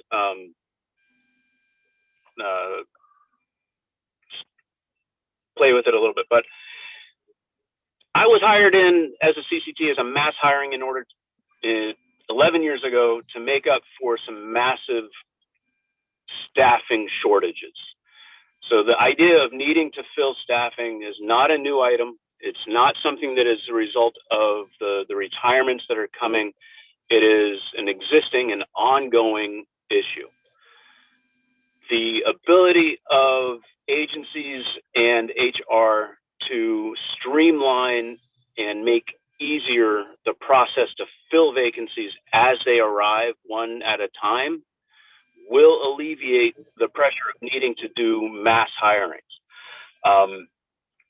So a clear example of right now, I work in the QM group and testers for the impact application for the Department of Social Services, which is a huge application. It supports DSS, DRS, DCF, DMIS, the acronyms keep on going. My group is supposed to have a staff of about 30 analysts. Over the last 12 months, we've lost more than half of those analysts. Not one of those analyst positions has yet to be able to be brought up as a promotional opportunity for somebody to move into it, or as a new hire to bring a new person in. We have lost decades of programmatic and systemic and application knowledge for this application that serves to support so many different programs and applications within the state. You know, we are working now with less than 40% of the normal analyst staffing level. And I don't see how or any movement from any level to replenish these positions. And none of them, by the way, are retirements. They are all because the private sector is doing a much better job at hiring and retaining and the development and promotion of people in my skill set. And that is, you know, I was very happy to hear a number of the comments and conversations from previous testimony on needing to streamline these things and build in retention and hiring processes to keep these positions filled. The HR 5445 simply asking leadership within agencies and within the centralized HR to create an actionable plan to retain the current skills and knowledge of our dedicated state workers and to actively work to attract, hire, and develop a new generation of state workers to serve and support the vital services provided by state agencies. And by allowing the state worker levels to dwindle in the name of budget savings, we're not doing the state any service. The savings in the budget is lost on the efficiencies and the accuracy of our work. And it hobbles our ability to provide the services that the most frail and needy of our residents need, especially coming out of and going through pandemic at this time. You know, I greatly appreciate that. Yeah, I'm running out of time. You have run out of time, so if you could quickly summarize. You know, so you know, it's putting a clean way and relieving agencies of some of the hurdles to hire and promote and retain will do a great job at maintaining the high quality of our state employees and the work that we do. And so I think that it's an easy fix, and it's a very important fix, especially facing the wave of retirements that we're facing. Thank you for your time. I'm open for questions or follow-up. Thank you. I will recognize Representative Winkler. Yes, thank you. And thank you for your testimony. Given current procedures, would we be wise to put a clause in this requiring OPM to authorize the positions so that the agencies could fill them? Yeah, a little outside of my pay grade, Representative Winkler. But I think the hurdle, as I'm seeing it, because I've tried to get management to push and get these positions filled as my role as a steward in Local 714, social services, they can't get past the hurdles to show the need because it's one person here, one person there. And now my little division is working at, 40% of what should be the staffing levels. And we can't get that movement. So I think it's a removal of the hurdles.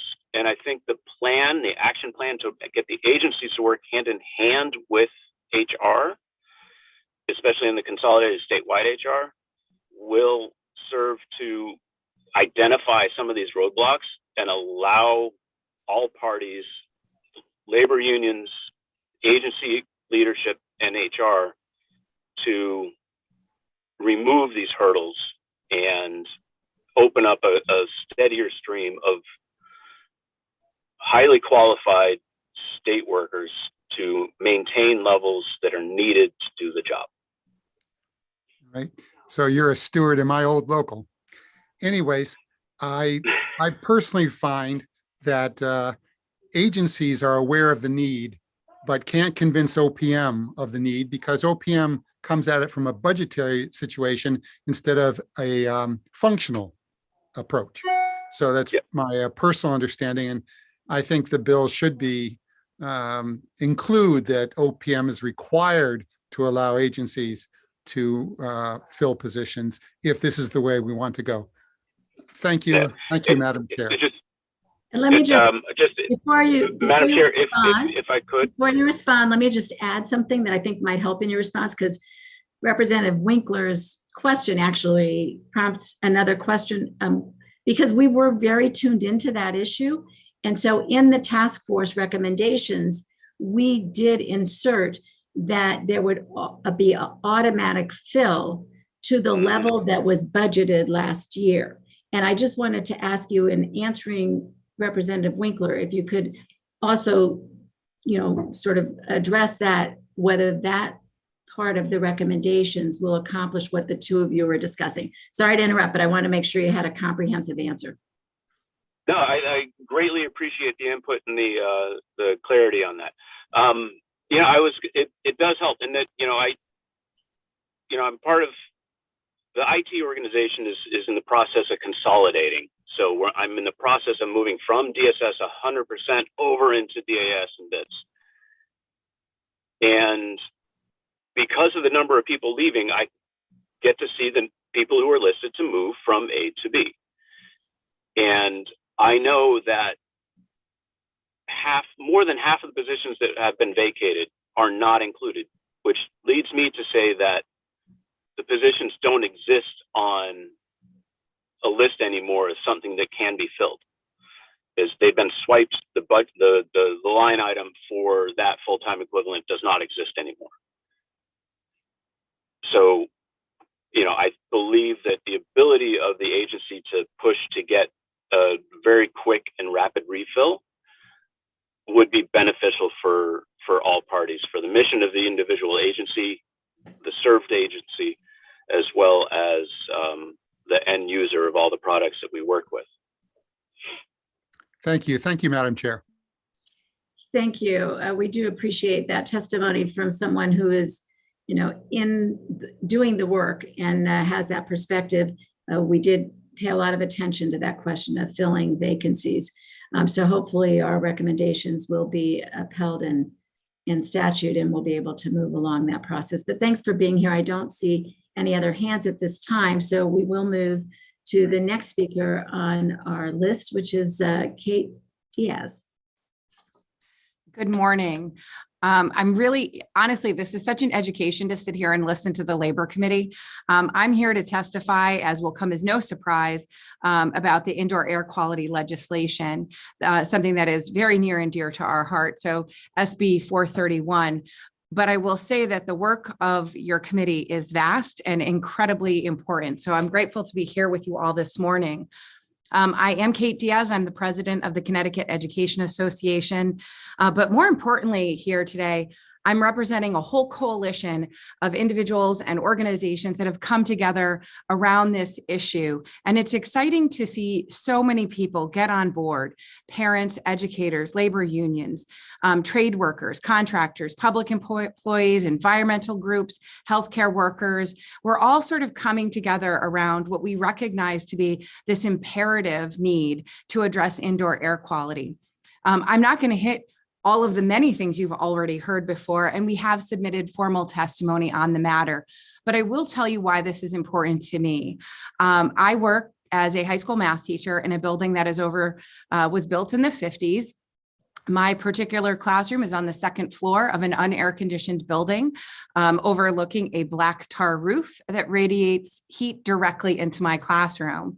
But as Representative Porter indicated, we also struggled with cold. I also stood in front of windows that leaked, and cold air routinely would come right into the room. More significantly is during the pandemic, we were required to keep the windows open because that was the source of ventilation. That is very disappointing. That meant it snowed in my classroom while I was trying to instruct. So this is an issue that continues, it is persistent, and it is allowed. I think what's really important to understand is that the absence of standards in those statutes means that we are allowing for windows to need to be opened. We are in the middle of winter. We are allowing children to sit in classrooms that are 95 to 100 degrees. And literally every time I talk about this issue, a teacher raises their hand and goes, hey, my classroom got to 103 last year and we were still in session. And so there is no absence of testimony on this. And I think we've generated a lot of people to talk about this issue, to bring their experiences forward. But I think the absence of standards is absolutely an allowance for this to continue. And I cannot state that, I think, enough, is that if we don't come out of this session with standards, we will not have changed a single thing. The $90 million from the governor, the additional bond allowances, those are all really important. But we know the last 2 years have proven to us that money doesn't solve this problem.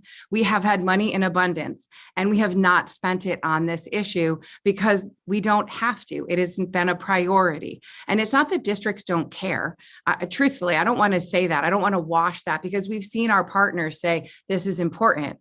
But absent standards, it doesn't make the list. It is not a priority. So it's incredibly important that we move that forward with standards that are actionable and have expectations to be implemented. I am respectful of a timeline that needs to happen, that'll take time. Totally understand, but we really, really do hope that you embrace that. I look forward to working in school buildings and walking that are comfortable, that are healthy, and that are vibrant places to learn. I see the timer hand, so. Yes. Most people don't notice that. Thank you for appreciating it. Thank you for your testimony here. I do have a question related to a previous testimony we heard about from the Department of Labor about the fact that there are no standards for indoor air quality under the federal regulations. And so we did try and address that in this bill, but I wanted to make sure there wasn't real clarity from the testimony whether that is allowed to do on a state-by-state basis. I believe it is, but I wondered if you or any of the folks that you rely on for developing this bill had taken that into consideration. It's absolutely, we've seen it deployed in other states. I want to say Indiana, it's got pulling back in my head, but Indiana, I believe, deployed language that said, listen, schools have to be free of mold, free of, all the different particulates that are of concern. And certainly, we have the state control to implement standards that we believe are more stringent even than the federal guidelines. We have to remember that federal guidelines really cover a broad landscape of educational facilities and climate even. So they tend to be written in a way that address sort of a very general kind of angle, whereas we know our particular climate, our particular interests, and our particular infrastructures in the state of Connecticut. We're different than California. We're just older. Our buildings are older. Our needs are different. And so I think it's important to recognize that we can embrace these standards. We have the authority to do so, I would say. And at this stage of the game, I would say we have been willing to put in standards for pet stores. We should be willing to put in standards for schools. Very, very well said, an important point that I know we need to be reminded of. Thank you for that response. And if you have information about other states, I would encourage you to get that to the committee clerk so that we can have that for our deliberations. I do see Representative Hughes has her hand. Well, thank you, Madam Chair, and thank you, Kate, for your timely and important testimony. I was going to say normalized in inhospitable conditions to both teach and to subject our students to. I like the word allowable too. My question to you is on behalf of the teachers that have been subjected to this for so long and have normalized unacceptable working conditions. What difference would it make to the workforce if we decisively acted on this and put in a timeline for addressing, no heat, no windows that can open, no cooling systems for, for certain schools, mold, those kinds of things? What difference would it make? So I think as we face a real shortage and a crisis in our field as well, I do believe these working conditions contribute. So I think putting forward a statement that our working conditions, our teaching and learning conditions should be the same as what literally any other profession would want.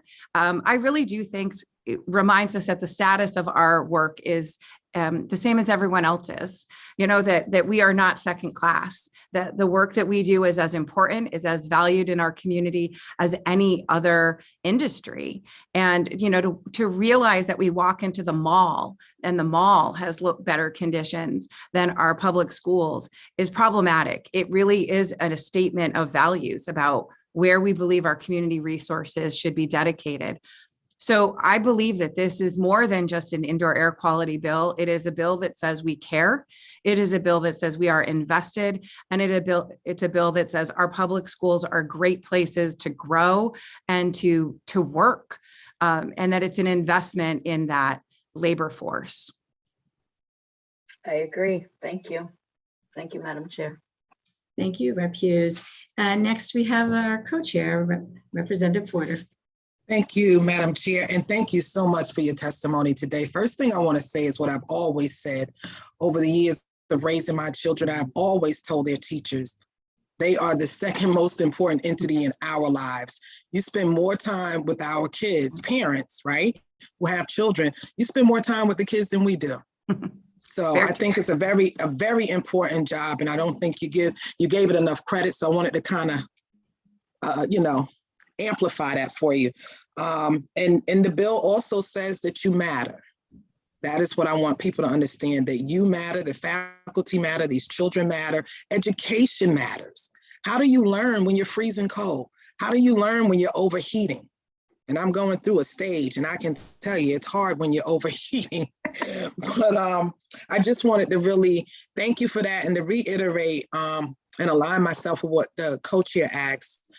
Senator Kushner said, any information that you have, any states, bills that have been done, anything that would help us to get it better, right? If they've done it and they've done it right, we can always tweak what's being done to elevate that to a whole new level. So whatever input you could supply us with would be greatly appreciated. And thank you again for making the time today to be with us. Thank you, Madam Chair. Thank you. Thank you so much, President Diaz. Thank you. I appreciate it. And I'll get you more legislation. Thank you. And thank you. Congratulations on your new position. Thanks. I appreciate it. I am very excited to be representing our educators. Connecticut is a great place to work. Absolutely. Okay, Madam Chair. Yes. I'm sorry. If I could just jump in, because you just prompted a question. Congratulations on your promotion to president. But what school were you teaching at before you got that position? Absolutely. I'm a proud teacher from Manchester. I am not just a teacher, I am a graduate of the Manchester public school systems as well. So I am one of those homegrown, came back and loved my city. So and those are the stories we want to hear more about. So thank you again. We really do appreciate you today, President Diaz. Thank you, Madam Chair. Of course, thank you. And so now I do have to make my apologies known to the public and to those in the waiting room. I did skip over Alex Rodriguez, and I did not mean to do that. I sometimes have a hard time keeping track of the numbers here. So I hope that didn't cause you any inconvenience, and I appreciate you being here today, Alex. And after Alex, I have this, I think, correct. Next would be Lorraine Winston. Well, let me open by saying no offense taken, Senator Kushner. Thank you very much for this opportunity to testify. Representative Porter, distinguished members of the Labor Committee. I'm Alex Rodriguez, and I work for Save the Sound as a climate advocate. And I'm here to testify in support of SB 423 today. SB 423 is a step in the right direction for addressing a variety of existing indoor air quality problems affecting our schools. And let me say on behalf of Save the Sound, we're supporting this bill because we support safe and healthy learning environments for our children. Just in the Education Committee a couple weeks ago, we submitted testimony in support of the requiring of climate change instruction And so on a personal note, I feel like this well accompanies that, because children should learn about climate change, and they should also be well protected from indoor hazards while they're being equipped for the future. Indoor air quality hazards include asbestos, carbon monoxide, formaldehyde, lead, and more. And we think that this legislation is a step in the right direction to mitigate those types of threats. And we would also encourage decision makers to look into the direction of the Greenleaf School program that the state has. It's supported by the Connecticut Outdoor Environmental Education Association and Ed Advance and the Department of Education, DEP, Department of Public Health, and Construction Services. The program has 145 participating schools, and the program helps schools through 3 pillars: reducing environmental impact and costs by improving energy efficiency and water efficiency, reducing waste, increasing recycling. It improves health and wellness, and it also helps effective environmental and sustainability education that be brought to children. To ensure maximum effectiveness of the bill, we believe that there should be specific standards for acceptable indoor air quality and indoor temperatures, benchmarks in place to reevaluate the performance of HVAC systems, oversight of enforcement of indoor air quality and temperatures, effective environmental and sustainability education, and maximizing energy efficiency and clean energy programs in schools, and ensuring all schools have a proper audit and installation weatherization done to ensure energy demand reduction, reduce greenhouse gas emissions, and a healthy climate for all. I won't go over everything that I just submitted in testimony, but energy efficiency is a quantitative way that that could solve the problem of there not being standards in place for. Excuse me, I'm sorry to interrupt. You've hit your 3-minute mark. If you could just summarize. Oh, yes. It was commented earlier that the federal government does not have standards set for indoor air quality. And so by maximizing energy efficiency standards and setting targets in that realm, you can maximize health, pro-health, and a healthy environment in schools.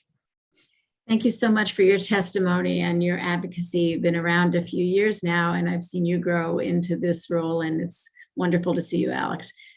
Thank you. I don't see any hands at this time, so we will move to the next speaker, Lorraine Winston. Is Lorraine here?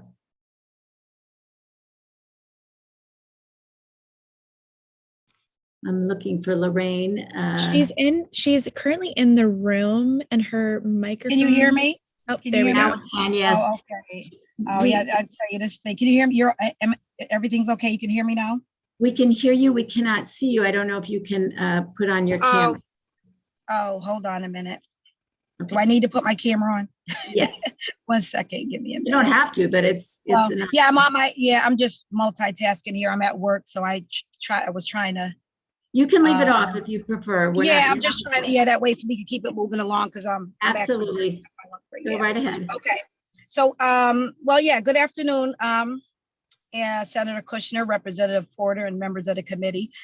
Again, my name is Lorraine Winston, and I'm here today in support of the SB 420. And I have worked for Dimas for the last 17 years. I currently work as a mental health assistant. I work in Merritt Hall on the young adult unit.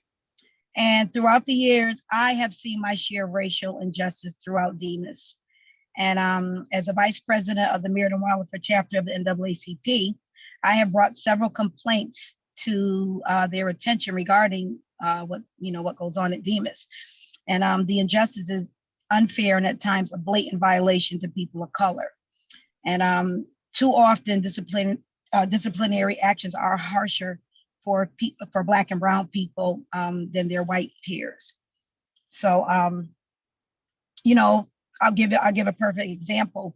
One of the main complaints that we get from people of color is that when they are being investigated, they're more likely to be pulled out off the unit and taken out of patient care while their white peers are still able to work in patient care. And this puts a strain on our staff because of the staffing crisis, and it damages morale, to the level of, and it shows, and it's pretty much is more despair treatment. So, and then often also people of color are put on administrative leave and ultimately fired for incidents that their white peers are not. So too often our complaints falls on deaf ears. And like I said, I can go on and on with situations and examples. And something needs to be done and needs to be done immediately. We had a few years ago, I got the NAACP involved, and we had a big meeting at Washington Middle School in Meriden. CHRO was there. We had a panel full of people, and all these things that they said they were going to do. Task force were supposed to be put in place, and all these things were sounding really good. And I've never seen any. I haven't seen much of a change. So right now, people are tired and angry, and I know people will get tired of hearing about discrimination and the whole racial thing. And sometimes you see the eye rolling going on in the head, but we're tired as well. And we're tired and we're angry and we want accountability. So the Senate Bill 420 provides accountability that we're looking for. So we're asking you to please pass that bill. And thank you for your time. Thank you so much for your testimony and taking time from your work to make sure that you brought this important message. I'll recognize my co-chair, Representative Porter. Thank you, Madam Chair, and thank you, Ms. Winston, for your support and your testimony, your support of this bill. I can certainly relate to what you are speaking to today. And I think my question, because you did bring it up, that you've made the complaints and that you've been in forums where CHRO was present. So my question is, have workers filed complaints with CHRO? And if they have, what is the status of those complaints, or what have been the outcomes of some of those complaints? Through you, Madam Chair. Is that question for me, Representative Porter? Yes, ma'am, it is. Oh, yes. Plenty of our members have filed complaints. A lot of the complaints have really not turned out the way that, the members wanted them to, the way they would have, wanted it to turn out. We still have people that are things are still in limbo as far as like the complaints go. So those are things that I actually can, check into, and we keep record of all those things, all those complaints. So that would be great. I think that would help us along the way with some of the arguments and concerns that have been made during this public hearing. So please feel free to reach out to myself and Senator Kushner. We will certainly share that information with the committee. Thank you, Madam Chair. And thank you again. You're welcome. Thank you, Ms. Winston. I don't see any other hands at this time. We'll let you get back to work, and we appreciate you being here today. Thank you so much. The next speaker we have is Janae Woods-Weber. Janae, are you with us here? Yes. Good to see you. Good to see you as well. Good afternoon. I'm Janae Woods-Weber, Executive Director of Connecticut Women's Education and Legal Fund, QWELF, a nonprofit that advocates for women and girls. I'm testifying on Senate Bill 422, an act concerning the Essential Workers COVID-19 Assistance Program. Today is Equal Pay Day, the date that this year women need to work on average to match what a man earns the previous year. Women of color must work even later into this year to make that same match. Women, especially women of color, are the majority of essential workers and continue to face a significant gender wage gap due to racism and sexism in an economic system where women are overworked and undervalued. During this pandemic, essential workers, especially women essential workers who aren't paid very well, were asked forced to put their lives on the line so that others could stay home. Quelf's clients, the majority being women of color with low income, have firsthand stories about working frontline jobs during this public health crisis with the highest risk of exposure, but the least access to paid sick leave to protect themselves and their families. Without access to paid sick leave, workers like the women we serve have few options. None of them are good. They either go to work while they're sick and put their coworkers and communities at risk of COVID, or they take unpaid time and miss their paycheck, or they quit their jobs entirely. And all of these options lead to disaster for essential workers and their families. For 2 years, we've been indebted to essential workers for keeping our economy going, caring for our loved ones, teaching our children. In return, we've provided them the bare minimum of protection with little to no financial relief. We've called these workers essential, but we've treated them like they're disposable. Senate Bill 422 provides the immediate relief that essential workers have needed since the beginning of the pandemic, because gaps in federal relief packages and our existing state laws leave many of them without any guaranteed paid time off from work if they test positive, are exposed to the virus, or are directed not to report to work by their employer. To begin repaying our debt to essential workers, especially women of color, we must pass Senate Bill 422 and provide up to 80 hours of COVID-19 paid sick leave through the Essential Workers COVID-19 Assistance Fund, retroactively until July 21st, 2021, to account for time missed during the Delta and Omicron spikes. Quelf urges this committee to support this bill and in turn, support economic and health justice for Connecticut's hardest workers, our essential workers. Thank you for the opportunity to testify today. Thank you for your testimony and for all your advocacy. I admire so much the work of Quelf, and it's an organization that's been around as long as I've been in Connecticut, and I've seen in so many instances the important work that you do. I know that we had another bill previously that has received public testimony, and your organization supported that bill as well, which is the paid sick days bill that we wanted to expand. And I think there is some overlap in these two bills, but I think it would be helpful in consideration of this bill as well as the previous one, if you could share with us again, and I hate to put you on the spot, but I know that we have fallen behind other states in terms of the paid sick leave, and I wondered if you could remind us about that. Yes. Senate bill, this bill that we're here today is really about providing immediate relief for essential workers who missed work due to COVID, particularly the Omicron and Delta spikes.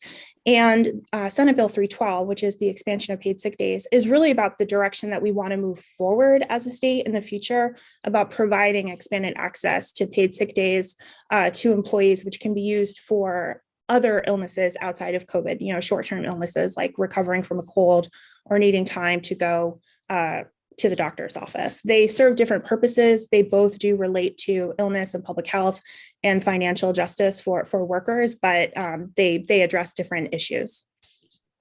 Thank you so much for that clarity. I do see Representative Hughes has her hand up. Thank you, Madam Chair, and thank you, Attorney Woods Weber, for observing Women's Equal Pay Day. We can't celebrate it because it is atrocious that it takes us this long to earn the whole damn dollar. Like you said, for white women and not even for women of color, that day comes later in the year. You mentioned that we are indebted to workers. Do you see this legislation, SB 442? As Connecticut paying its debt to workers, and is that enough? It's a start.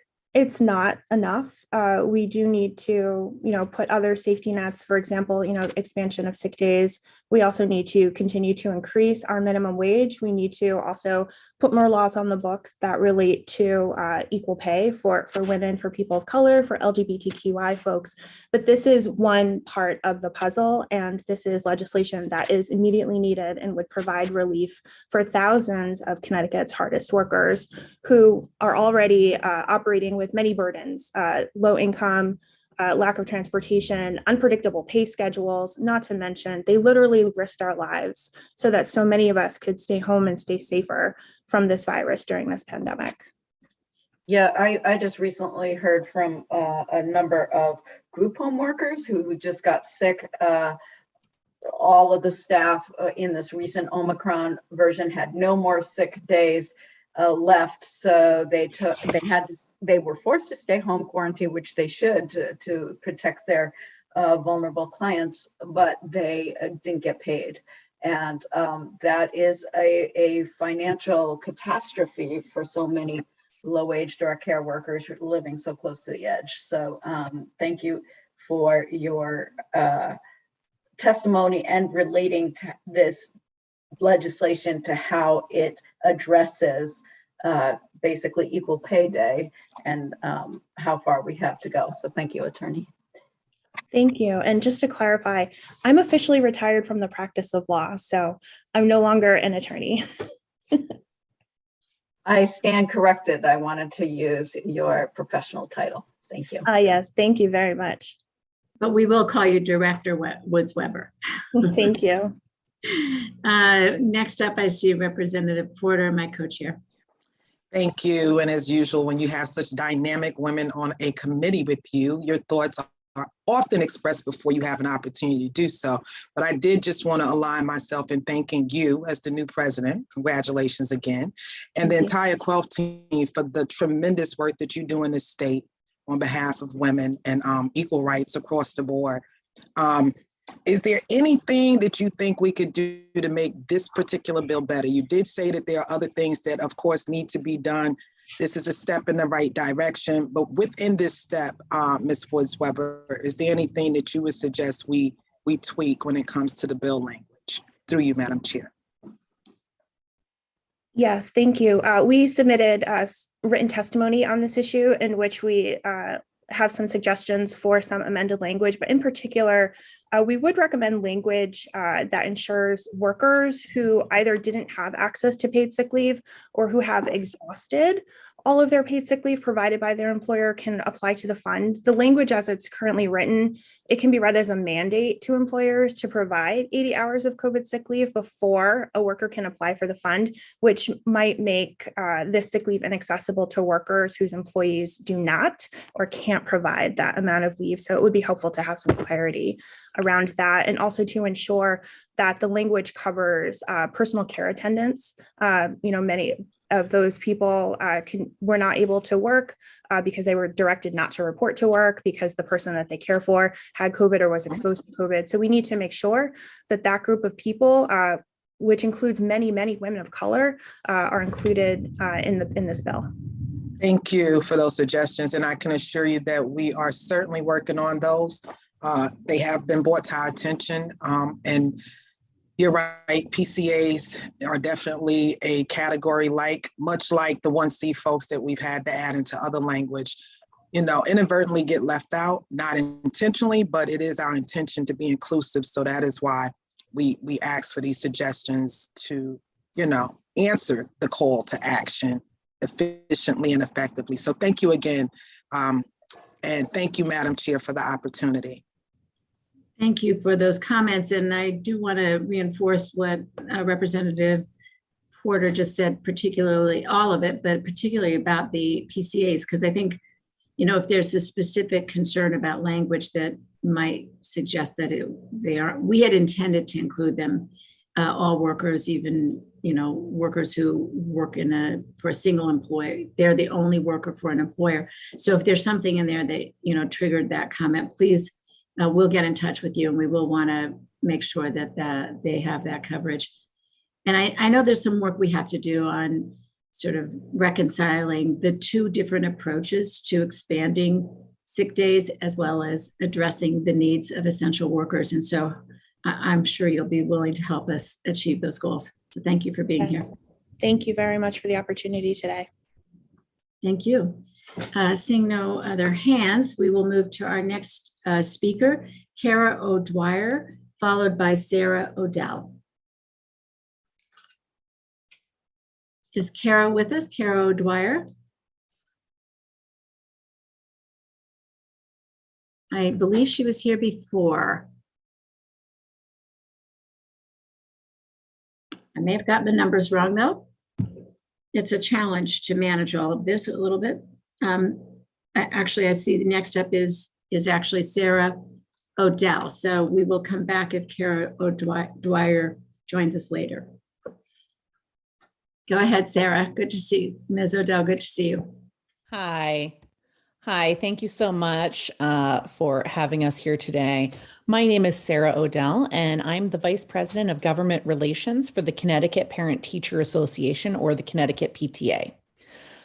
I'm here today to speak to you about Senate Bill 423 concerning indoor air quality in public school classrooms. The Connecticut PTA supports the passage of this bill and sees it as one of the most urgent matters before you today. After 2 years of pandemic living, we all know that our teachers and school staff and students have paid a steep cost, and poor indoor air quality, which has been a problem long before the pandemic was in Connecticut school buildings, has become even more dangerous. So it's our perspective that we can't fail to invest in our school buildings and neglect the health of our students any longer. As an organization representing parents in Connecticut, even before COVID was on our radar, we heard from our members consistently about the struggle for students with asthma and other health concerns, as well as the extreme heat and cold conditions in which we ask children to learn. And I know that people have testified about that throughout the day today. When a child needs to wear a coat and hat indoors, how can they learn a new math concept? And when poor air circulation and mold is triggering student allergies and asthma, how can they perform on exams? Now more than ever, we must ensure a learning environment that is safe and lets children reach their potential. So we were pleased to see the governor's planned investments in indoor air quality and think it's much needed. And that the funding of long neglected school infrastructure projects such as these is a priority for not just the Connecticut PTA, but I'll add also at the national PTA level, the efforts to expand and encourage infrastructure investment is something we've really focused on. In addition to the governor's investment, we believe it's vital to establish standards for air quality and temperature in our school buildings. We think it's two of the most important charges that our society has, the children's health and educating the next generation of leaders. So Connecticut needs to set these temperature and air quality standards and give communities the tools to maintain them once they're set. This means the long-term monitoring of HVAC performance and ensuring maintenance is performed by qualified technicians. And we also support the language in the bill that gives schools the ability to pay for the projects through construction bond funding, like other urgent infrastructure improvements. I'd like to add that we also agree with the testimony that you received from CEA, who are our partners in the Coalition for Healthy Air in Schools, specifically regarding the need to adjust the language of the bill to clarify that acceptable school temperature and relative humidity ranges established by the Department of Labor should be consistent with the definitions laid out in the legislation. As if you're alive in the world today, you know that relative humidity makes a difference in the way that temperature feels. And it also has very important health impacts. So it's an important change. So we urge you to add that suggested language to the final bill to make sure that we keep our students and school staff safe. Thank you so much. And I hope that we will see this bill come forward and make some substantive changes for our students. Thank you for your testimony today. And it is always great to hear from the representatives of the parents in this regard. So, it is very helpful to see, that all of the partners are, all the people who are involved in this. So thanks so much for your testimony today. I don't see any hands. And not because of the quality of your testimony, I'm sure, but because we've had others come before and we've really vetted a lot of this bill, but we appreciate your suggestion for a change in the bill and we'll be looking into that. Next up, I believe we have Cameron Champlin. I'm sorry, I can't believe I got his name wrong. I know you. So Cam, go ahead. Very much. Senator Kushner, Representative Porter, Senator Sampson, Representative Aurora, and distinguished members of this committee. My name is Cameron Champlin.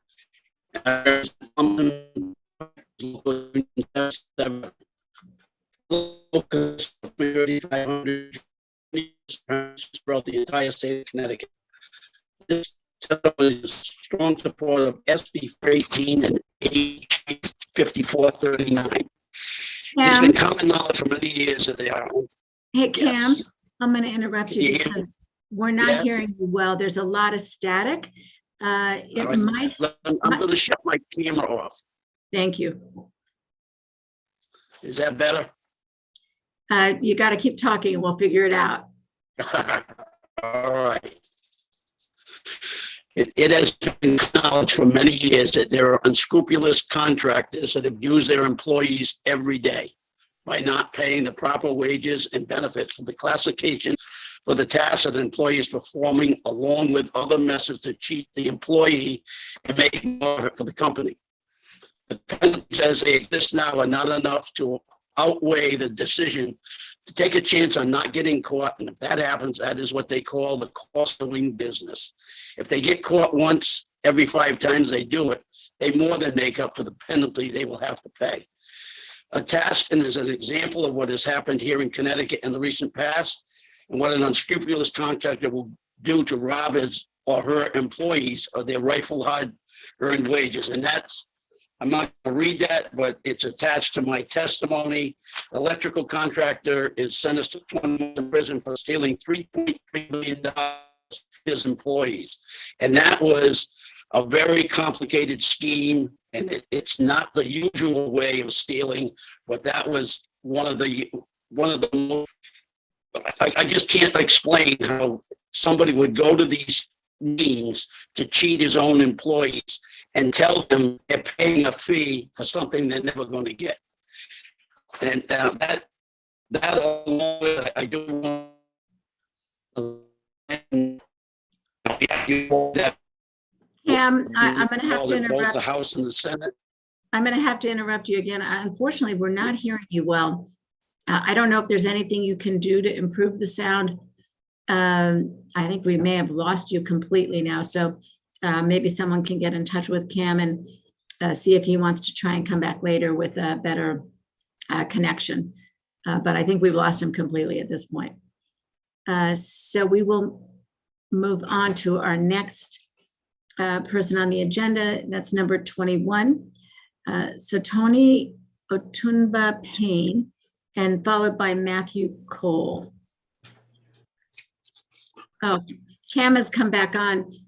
We'll check and see after you testify. I hope I said your name right.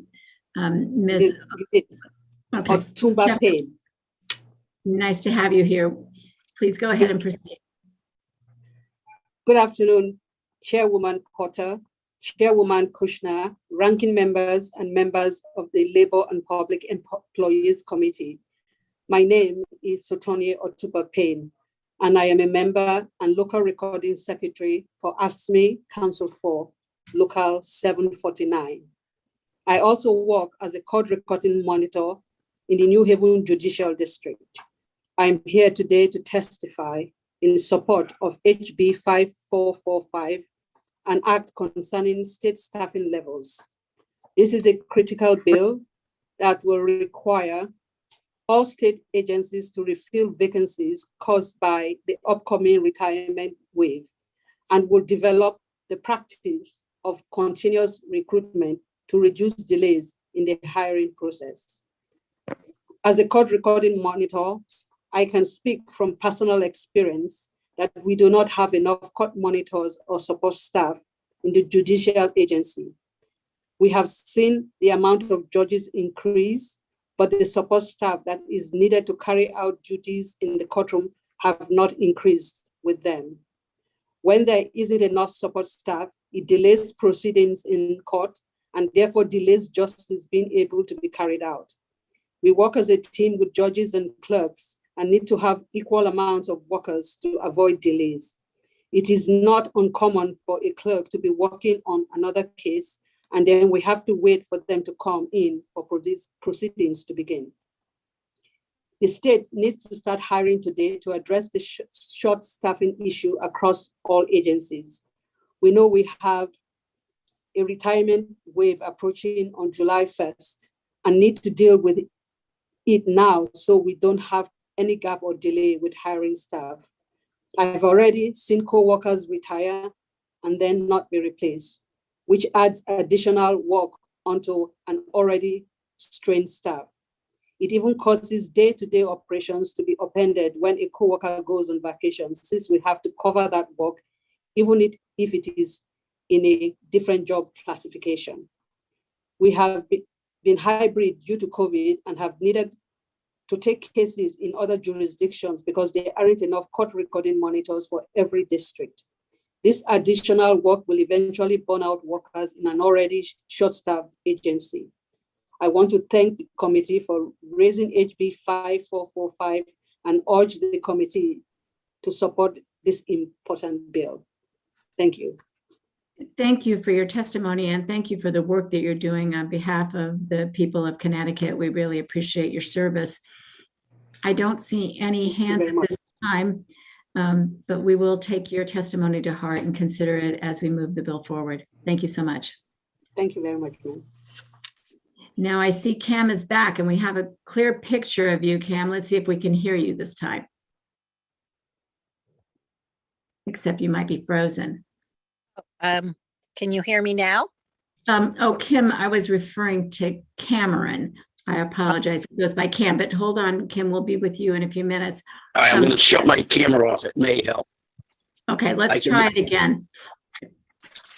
Can you hear me? All right. I'm testifying on 418 and 5439, which has to do with the stealing of wages. I did send in, and I think you heard me before saying I did attach something that shows that one contractor robbed $3.3 million. He did go to jail. That takes a long, long time in investigation. We need a better way of doing it, and we need a more a way to go sooner to get these people that are out there bidding against our good contractors that follow the rules. So I ask that you move that bill forward. That's Bill 5439, which I thank you for that. And 423, the indoor air quality, I'm not going to go into anymore because you've heard from a lot of people today, but Local 777 is part of the coalition that is pushing this bill so that we do have a more conducive atmosphere for our students and our workers, employees of any school in the state of Connecticut. Thank you for hearing me today and putting up with my lousy connection. Well, thank you for being here. And we did get, I think, most of that testimony that time around. We will look at your written testimony as well. And, you know, this issue of wage theft is really important because we don't need the bad actors really tainting the whole industry. And it's terrible. And we should have measures there that can be enforced that will protect both the workers, but also make sure that our state is using contractors that do the right thing, and their prices may reflect that, their bidding may reflect that, but they shouldn't be penalized because we have some bad actors who are stealing from the workers. Let me call on my good co-chair, Representative Porter. Thank you, Madam Co-Chair. Just to add to what you've stated, the importance of this bill, and thank you, Cam, for your testimony. This has been an ongoing battle that we've had, you know, and it's a couple of levels to it. You know, there's the issue that needs to be addressed, but it's also an enforcement issue as well. And I just want people to understand that it's not just an impact, a direct impact to the employee whose wages are being stolen, but it is also a detriment to the state of Connecticut because that is disposable income that would readily go right into our economy where it is much needed. So thank you again for being with us today and making the time to enhance the importance of this piece of legislation. Thank you, Madam Chair. Thank you, Representative Porter. I don't see any other hands, so thanks for being with us today, Cameron, and we will go to the next speaker on the list, and that will be, sure, that will be Kim Michalski, followed by Matthew Cole. Go ahead, Kim.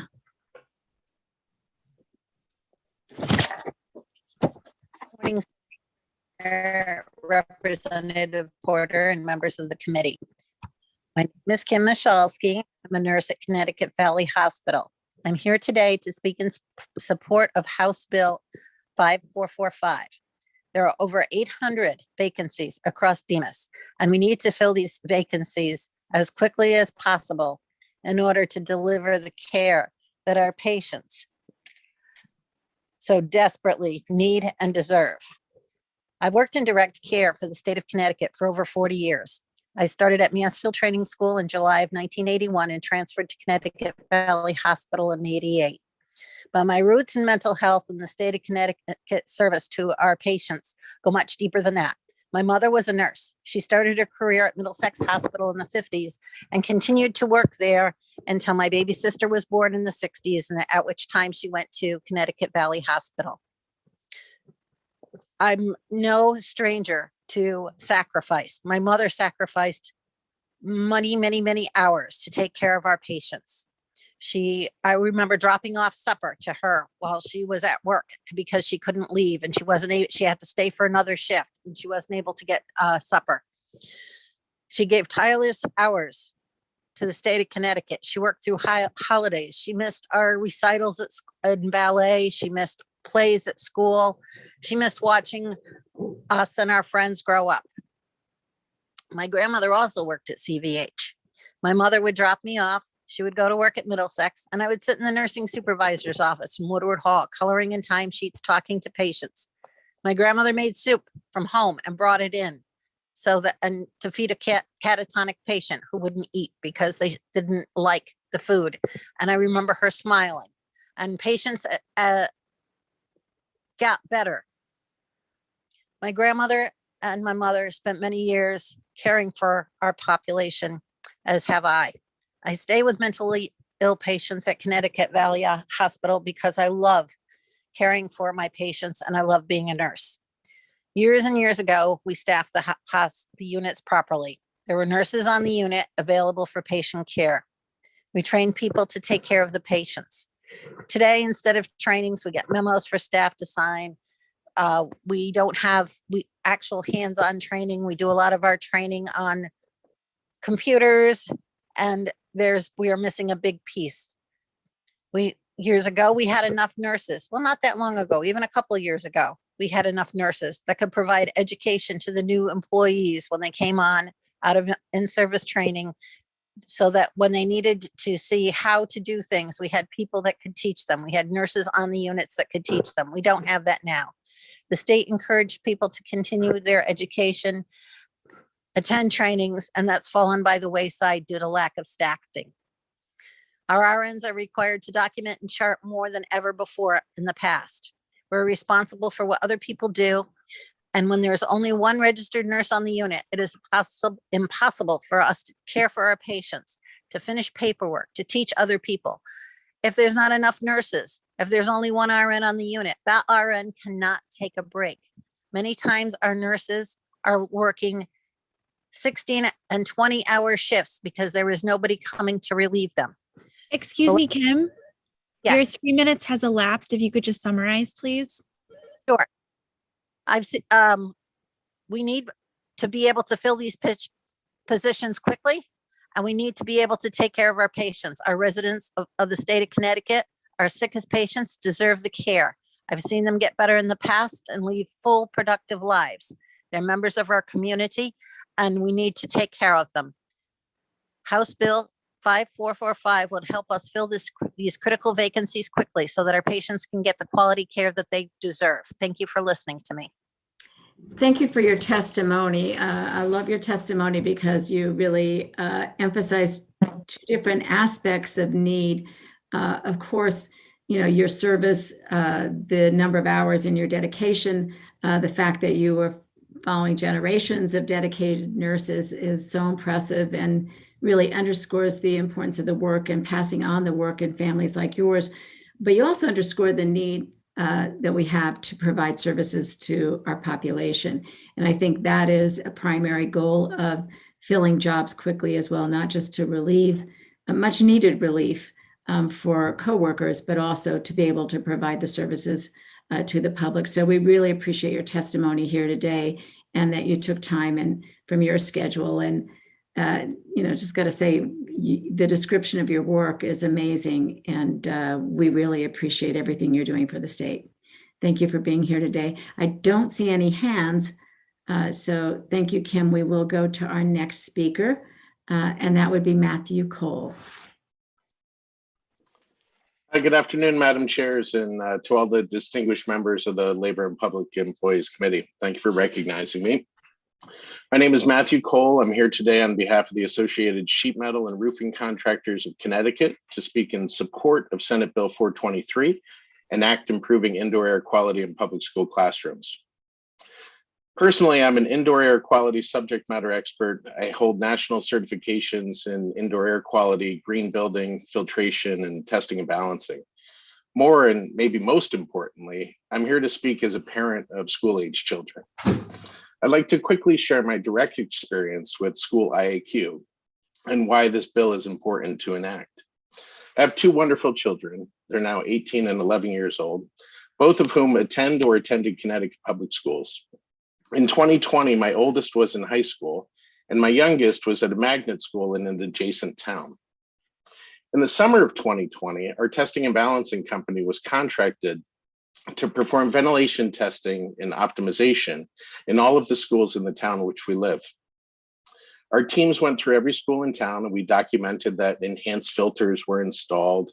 We ensured that all the supply and exhaust fans were operating properly and efficiently, and we increased the fresh air ventilation for all the classrooms and the systems. Initially, we found that several of these systems weren't up to snuff. Some of the units had broken components like dampers or belts, and many of the systems required adjustments just to make sure they were operating properly and delivering fresh air to the school.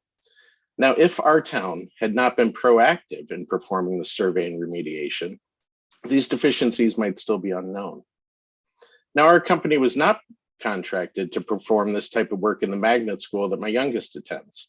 The school is older, it has different types of heating and cooling systems. I don't know if they increased ventilation or upgraded the filters, or even if they made sure everything was working. My oldest made it through to graduation safe and sound. My youngest caught COVID at school a couple of weeks before they were eligible to get the vaccine. Now, thankfully, my youngest fully recovered and had a relatively mild case. This story is just one reason why Senate Bill 423 is so important to enact. The bill would establish mandatory benchmarking of heating and air conditioning systems to show that, at least at a minimum, systems are performing to the standards that were in place at the time of installation. By requiring local boards of education to show the condition of their systems, we'll be able to identify the locations that are most in need of repairs and remediation. Requiring local BOEs to show the conditions of their systems really isn't asking too much, nor should it be too costly, particularly when compared to the health and safety of school children, teachers, and staff. Faced with the budget constraints that many municipalities have had, they've deferred HVAC maintenance and put off system upgrades. This contributes to poor indoor air quality and compromises the learning environment for students and teachers and staff.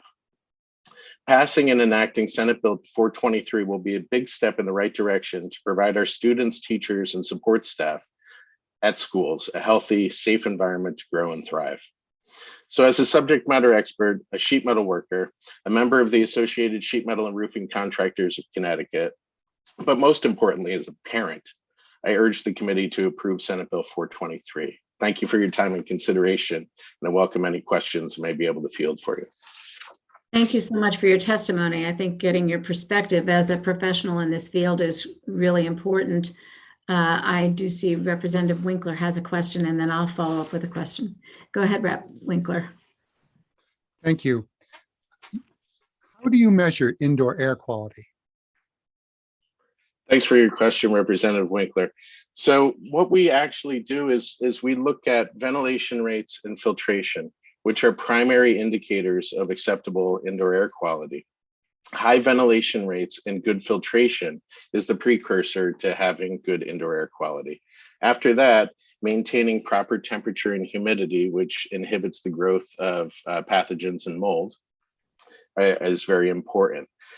The IAQ, the lack of delineated IAQ standard that was referenced a couple of times today goes back to you can't fix what you don't test. And the first step is to ensure adequate ventilation and proper filtration and enough air changes per hour going through a building in order to be the benchmark for good indoor air quality.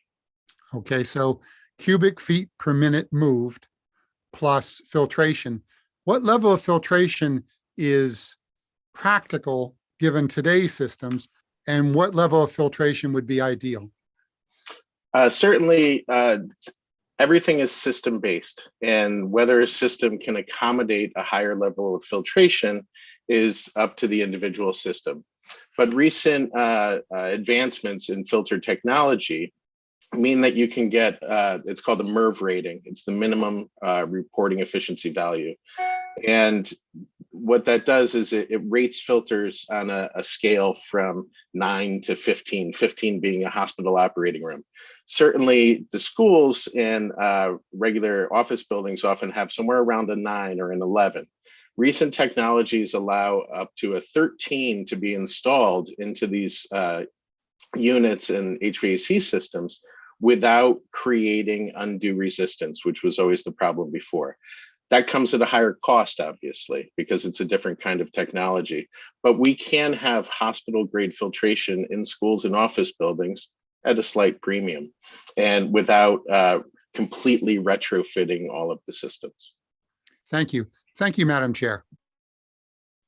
Thank you. That was really helpful, your question, Rep. Winkler, and your answer. I think I just want to make clear, I think I'm correct about this, but can you confirm that if we upgrade and improve the air quality in our schools, it's not just important for COVID, but it would also have a dramatic impact on other illnesses that are so frequent in our schools. I know that kids are plagued, and then teachers and other educators in the buildings, other workers in the buildings are sort of plagued with various flus and colds and other illnesses that travel through a school very frequently because of, would you say that the improving indoor air quality would help prevent some of that?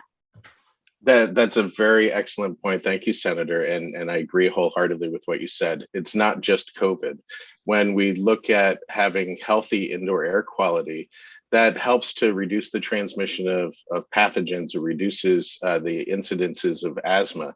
It increases the productivity. Studies have shown that healthy buildings produce healthy workers. And so not just from COVID and the prevention of transmission of diseases, but when you're not breathing your own air at the end of the day and you have some fresh air coming into your building, you're more energetic and you're more productive.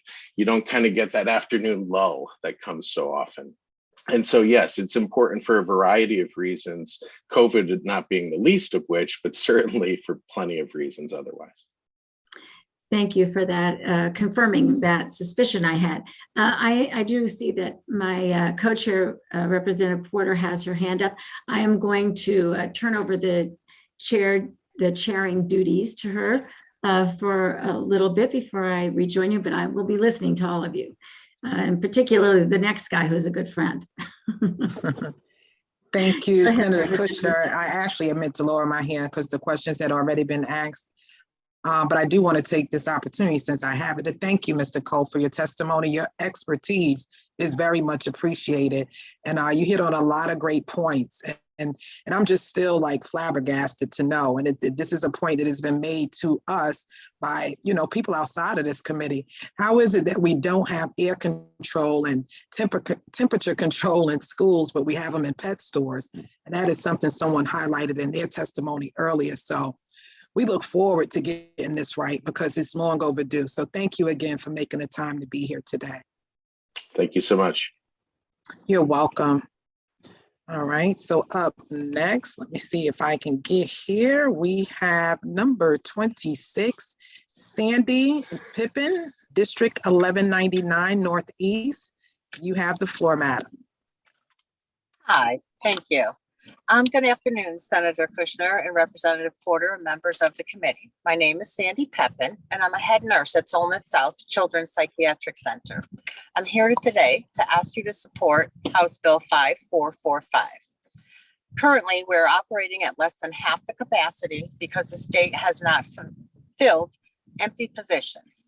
In DCF alone, we have at least 100 vacancies and are preparing for another 100 from retirements.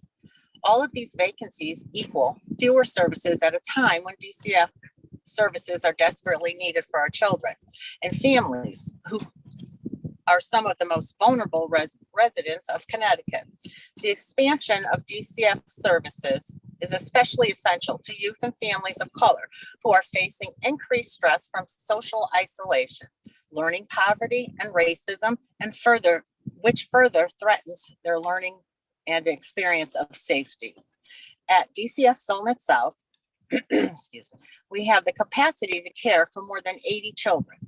But due to hiring neglect by the current administration, we can only operate at less than half of the current capacity that we actually have, which only means that kids who absolutely need help are unable to get it. I know we've all seen the reports of children languishing in the emergency room. The solution to this is to increase our staffing levels by hiring and filling these positions. If we increase staffing levels, we can offer services to these children who need, to services that these children need to more children and families. The state infrastructure is already there. We simply need to staff it to be able to expand. DCF healthcare workers know what kids and our communities need. We need early interventions, training, mental health care in schools and in the communities. This all takes commitment to these children and their families. Making that commitment is easy. All you have to do is pass House Bill 5445. Thank you for your time. Thank you for your testimony and for stressing the importance of this bill and the importance of the families and the members of those families who it would impact for the better. And I just want to say thank you for the work you do. Solnet is near and dear to my heart. I have some friends over there that work there. I can't even put into words what you guys do, what you supply for the young people in such a desperate need during desperate times. So thank you so much, Ms. Pippin. I don't see any hands, so I will thank you again. And up next, we will have Mr. Joe Toner. Thank you for your patience, and please forgive me for the oversight. You were next, so you do have the floor now, Mr. Toner. Thank you, Representative Porter. I think that goes back to saying that's the luck of the Irish, right? On the week of St. Patrick's Day, right? So we'll take it at that. But Senator Kushner, Representative Porter, and distinguished members of the Labor and Public Employees Committee, my name is Joseph Toner. I am the Executive Director of the Connecticut State Building Trades. And I stand today with the 30,000 members that I proudly represent and in support of SB 423, Enact the Air Quality Act for the schools. And I'm a little bit mixed up here on my computer, but one of the things I'd like to say is, listen, as bad as the pandemic has been, as devastating as the pandemic has been to all of us, I think it's also gave us the time to pause and figure what we want to do going forward for not only our students, our children, but also for the staff inside the schools, right? They deserve a good place to work. They deserve a safe place to work. Our children deserve a great environment where they could learn and be competitive as this global economy continues to move forward. So we support that act, and we hope that gets supported through this committee, and we will work with anybody and everybody on the committee to make sure questions are answered and what we need to do to guide the folks through this act. I think one of the things, I only have 3 minutes, so one of the ones I really want to talk about is SB 418, the Wage Theft Act. You know, I know it's been discussed a few times before I got on. What's the contractor that's embezzled $3.3 million from its employees in the state of Connecticut? 20 years ago, that same contractor was in 2 counties in upstate New York. They did the same thing, but at a lesser level, right? So I think it was $30,000 that they didn't pay their employees correctly. And then in another county, it was $60,000 they didn't pay their employees correctly. They were debarred. They were debarred for performing work in New York, right? So what's happening now in the construction industry, and this is certainly not a union or non-union issue, Because there's many fine open shop contractors that compete with our signatory contractors every day that are put at a disadvantage also. But what's happening in Connecticut is the states around us have proper wage theft laws, and it's driving these unscrupulous contractors to Connecticut. Connecticut is becoming a cesspool in the construction industry because nobody is being penalized for cheating.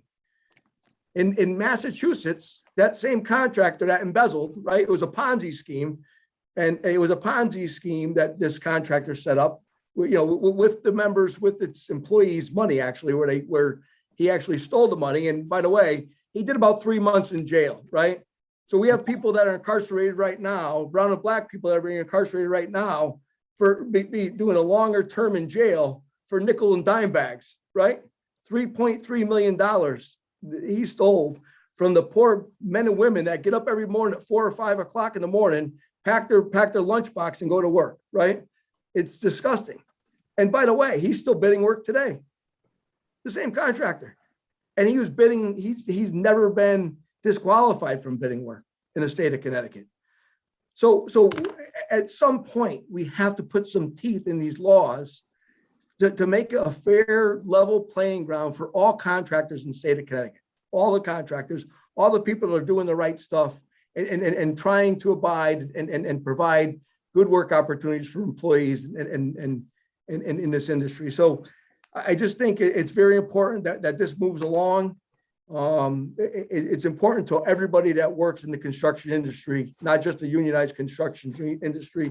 So I thank you for the time, and I'm happy to answer any questions. Thank you, Mr. Toner. And I do see my good co-chair, Madam Chair, Senator Kushner, you have the floor. Thank you, Joe, for being here and for the work that you're doing to really bring our attention to these practices that are so undermining of the industry, of the good contractors, and of the, as you said, the men and women who perform the work. I know that your organization has really tried to work with DOL and with the Attorney General's office. And I think there are some aspects of this bill that will actually make it easier for us to enforce the law. But I think your goal also is to really limit the number of times people can be violators before they're, really strictly punished. Am I correct about that? Yes. And Julie, just quickly, so our neighboring state in Massachusetts, if you get caught doing what the contractor did in Connecticut with the $3.3 million, they pay triple damages and they actually do time in jail. And there's no bargaining. You can't go in and bargain, right? So if it's 3.3, it's about $9 million, almost $10 million, they have to pay back. So, and that way, and what's beautiful in Massachusetts is all the employees that the money was stolen from, they're made whole, right? Because there's enough money to make the worker whole. And that's what's important, right? So quite frankly, on the Ferguson case, and a lot of times in the DOL, once they get caught cheating, they negotiate down to a settlement. Well, all you're doing is it's the money you stole, right, from your employees, and whatever that settlement comes to, the worker's only going to get a percentage on that settlement, but the work was already performed, right? So it's got to be corrected, and I think many people in the state of Connecticut, I don't want to speak for the DOL certainly, or the Attorney General's office, but I think both of those agencies do agree with the building trades that we need changes have to be made. That's incredible. I think that particularly when you think about it, if you're in business and you can steal like that, even if you get caught, if you're paying less than a settlement, you're still making money. So yes, where's the deterrent? Exactly. And that's our friend that was arrested. I don't know if we want to say his name or not, but that's a contractor. That was his business model. And quite frankly, his numbers on public projects were so low, nobody could touch him. So what happened was it was a scheme. It was a scam, and it was a Ponzi scheme within the construction industry, to be honest with you. And his numbers were so low. Some contractors in the industries that he worked, on the electrical side and the HVAC side, their numbers, the material, were higher than his bid. Wow. So he was getting work by being a scammer, And by breaking the law, basically, he was getting more work from the state of Connecticut that he would otherwise get. Yes, yes. And what I think what happens, I don't want to, but I know in the industry, I've been around long enough that, when people would see him on the bid list, we would say, hey, listen, you got to be careful, something's going, and they would say, we can't disqualify him. Like, so when you go to a town or a municipality and you say, hey, listen, this guy has all these violations, right? Keep an eye on him. And they say, listen, we don't want him on the job, but we can't disqualify him. So it's actually helping clean up the industry. And I mean, not just on our side, but also on the municipality side and the towns, that they know that they're going to have quality people bidding the job, whether they're union or non-union. And Joe, just to finish up, I do want you to make sure we have time for you to mention what I appreciate about your testimony.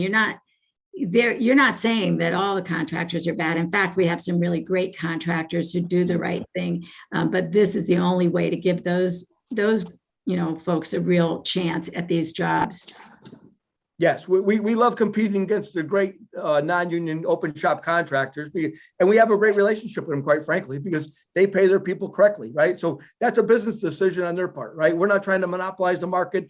We want competitive, fair playing, ground so we can compete. That's all we're asking for. Apples to apples, really, in this case. And but I think I can't speak for them also, but I know there's many large non-union construction companies that support this bill. That's great. Well, I really appreciate your testimony here today. You always make things very plain, simple, and clear for me. And I appreciate the time you take to make sure we understand your industry, because it is different than a lot of other industries that come before us. So thanks so much for being here today. Thank you, Senator. Madam Chair, thank you for the opportunity. You're welcome, Madam Chair, and thank you. I also want to say thank you for your testimony. I mean, you really drove home a lot of great points. A lot of people say wage theft, what does that mean, And it's a clear-cut explanation, wage theft occurs when employees fail to pay the minimum wage, they fail to pay overtime, they force the employees to work off the clock, they steal tips, or they fail to pay at all, right? You're working basically for free. And the other point is that it's really important, because when law-abiding businesses and taxpayers like you and I, working families and workers, pay a high cost when this happens. So we want to make sure that we're streamlining, we're holding people accountable. And you mentioned something that I think we really need to take a look at as we expand on addressing wage theft moving forward. There certainly needs to be, higher penalties. When I think about what we're doing in judicial, we're talking about, kids being tried in court as adults. And they don't mentally develop until 25. And we're talking about full grown adults who have full capacity of their prefrontal cortex. They know right from wrong. This is what they're doing. And they steal millions of dollars, not just from workers, but from all of us. And it impedes us from making the economic, progress that we could be making, because they're operating from greed. And the last thing I want to say, Mr. Turner, you really brought it home. Competition is key. And I think a lot of what we're suffering from today is a lack of competition and an enhancement of market power. Competition is good. So thank you for making that point as well. And thank you for making the time to be here today. It's always a joy. And I look forward to further partnerships with you and your 30,000 members. Thank you. Thank you. Have a great day. You as well, Joe. Thank you. Thank you. All right. So up next, we have Jen Jacobson, Fairfield Board of Ed member. You have the floor, madam. Hi, good afternoon, everybody. I'm going to go really, really quick. Thank you so much for bringing this bill up on this critical issue that's so pertinent to not only our staff and students, but to the health of our buildings. My testimony is lengthy. I've submitted it. I'm going to go really quickly. My issues are more around the technical provisions of the bill in terms of your definitions. So I'm going to go really quick. Your school facilities definition, I noted that it does not have the word indoor in it. So wanting to make sure we don't inadvertently capture outdoor spaces. There's also not a definition of education services. So obviously classroom and daycare is very clear, but I am less clear on what education services mean. Just want to drive home the notion that boards of education don't necessarily have the authority to regulate our commercial rental spaces. So a university, a YMCA, a Boys and Girls Club, an apprentice site, etc. So those are captured in your definition, and those serve a lot of programs and services that service students throughout the state. So more detail in my testimony. School activity hours, you've captured before and after school hours. So we're talking before and after care, extracurricular activities, etc. Again, the same issue on that definition of education services. Temperature range. Last year's bill went to 85. This year is at 76. There's a couple of different provisions in your bill. So I'm not clear where we're going to, but standard 62 does have recommended ranges and it's not this. So I'm not sure if we're going to conflict with 62 or supersede that in the language. This is particularly important because you're predicating school closures on this temperature, which I'll get to in a minute. I'm going to share an administration concern from my administration on your assessment, not in doing the assessments, but that you've put us all on the same 3-year rotation, which means that we would be doing all buildings in all the state, all on the same timeline, with a suggestion to possibly rotate that out so that we can ensure we all have the capacity to get that done in that year, but also the cost of those assessments as well. Quickly, going to go to school closings. I provided a lot of things here, and I testified in public health last year on this issue. A lot of technical issues with this. First, I don't know how kids are getting home when we close. Second of all, there are federal issues. Even at the pandemic, when we all shut down, schools were not closed, right? We had meals going on under federal for our free and reduced lunch kids. We had administration, custodial services, our outside facilities, perhaps, sports were still happening. So closed means closed. Closed means no one's there. That means nothing's happening. There's no practices. There's no buses to the games. There's no nothing. So just ideas on the school closures. Also on the school closures, if this closure happens before the half-day count, are we getting a waiver from our 180 days from CSDE? You have paid employees here for those closures, which I understand the intent there, appreciated, but if the day doesn't count for students, we have an issue. And then lastly, but not least, I know the timer's up and I will respect your time. We don't determine our budget. We don't determine bonding. This has to be a shared responsibility with our municipalities to put these things on an agenda and to put them through the town bodies in your respective. If that doesn't happen, I can't meet this law. Thank you for your time. You're welcome, and thank you so much for those poignant points and for bringing those issues to our attention, especially around the technicality of the definitions that you mentioned. And what really struck me was the temperature. So we do want to make sure that we are getting those things right as we continue to make tweaks to this bill. And I do see my House ranking member has his hand raised, so I will I will recognize Representative Aurora. You have the floor, sir. Thank you, Madam Chair, and thank you so much for your testimony, Ms. Jacobson. It was really very insightful to point out, some of the real work that needs to be done. I think the goal is clear. I think we all agree. There's a lot of goals we have, but it is a tremendous goal in that the bill really is asking for quite a lot of work. And I really appreciate you starting getting into the details of what it really implied. So let me kind of just ask you a couple of questions to really help us understand what are we really talking about. It looks like we don't even know what we are asking about. So what we're saying, what you're suggesting is, listen, there's 169 towns. There is, let's say, maybe fewer than that school districts, 700 schools, or maybe 700 to 1,000 school buildings. If we all decide to do this kind of even assessment, because the first 2 years is an assessment, in the next 2 years at the same time, nobody will get it done. It's called inflationary. There is not enough supply. So what you're suggesting perhaps is do a phased by, middle schools go first or certain towns go first. Give us some, you have thought about it practically. Give us a little more. Yeah, so I'm actually talking about the ongoing assessment provision in the bill that starts in the 2024, and you have it for every 3 years. However, that would put everyone on the same timeline in terms of the capacity, to be able to get everyone in a 1 year's time to get those assessments done for every building in the state.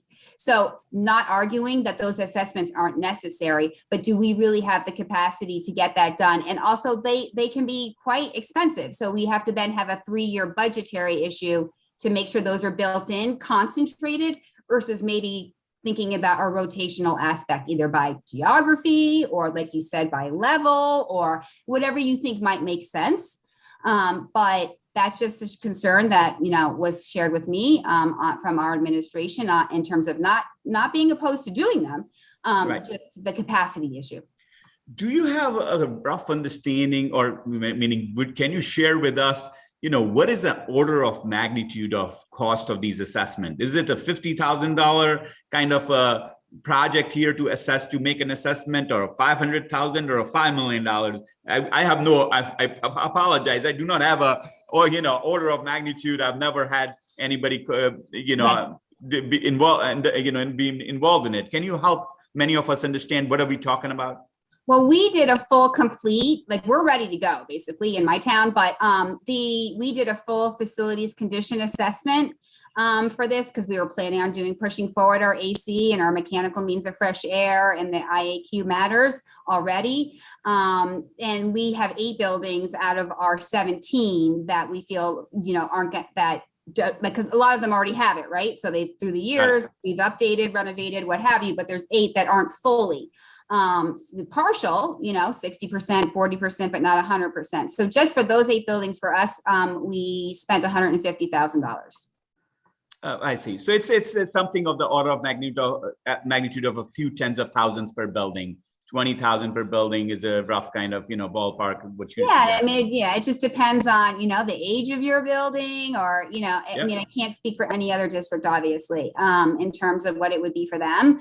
But that's what we budgeted to get those assessment reports completed for those buildings we were looking to add. They also included looking at fire code, sprinklers, that kind of a thing too. So it wasn't pure AC and IAQ, but some of those other code and fire matters. Did you look at ADA compliance as well in that part of that, or what that was not? No. Not that part of that. No, how long did it take you? Is this a 6-month thing when I'm assuming this is an external vendor, not an internal thing? It is. And you know what, Representative, I don't want to give you the wrong answer, but it was within a year because we put it in a budget.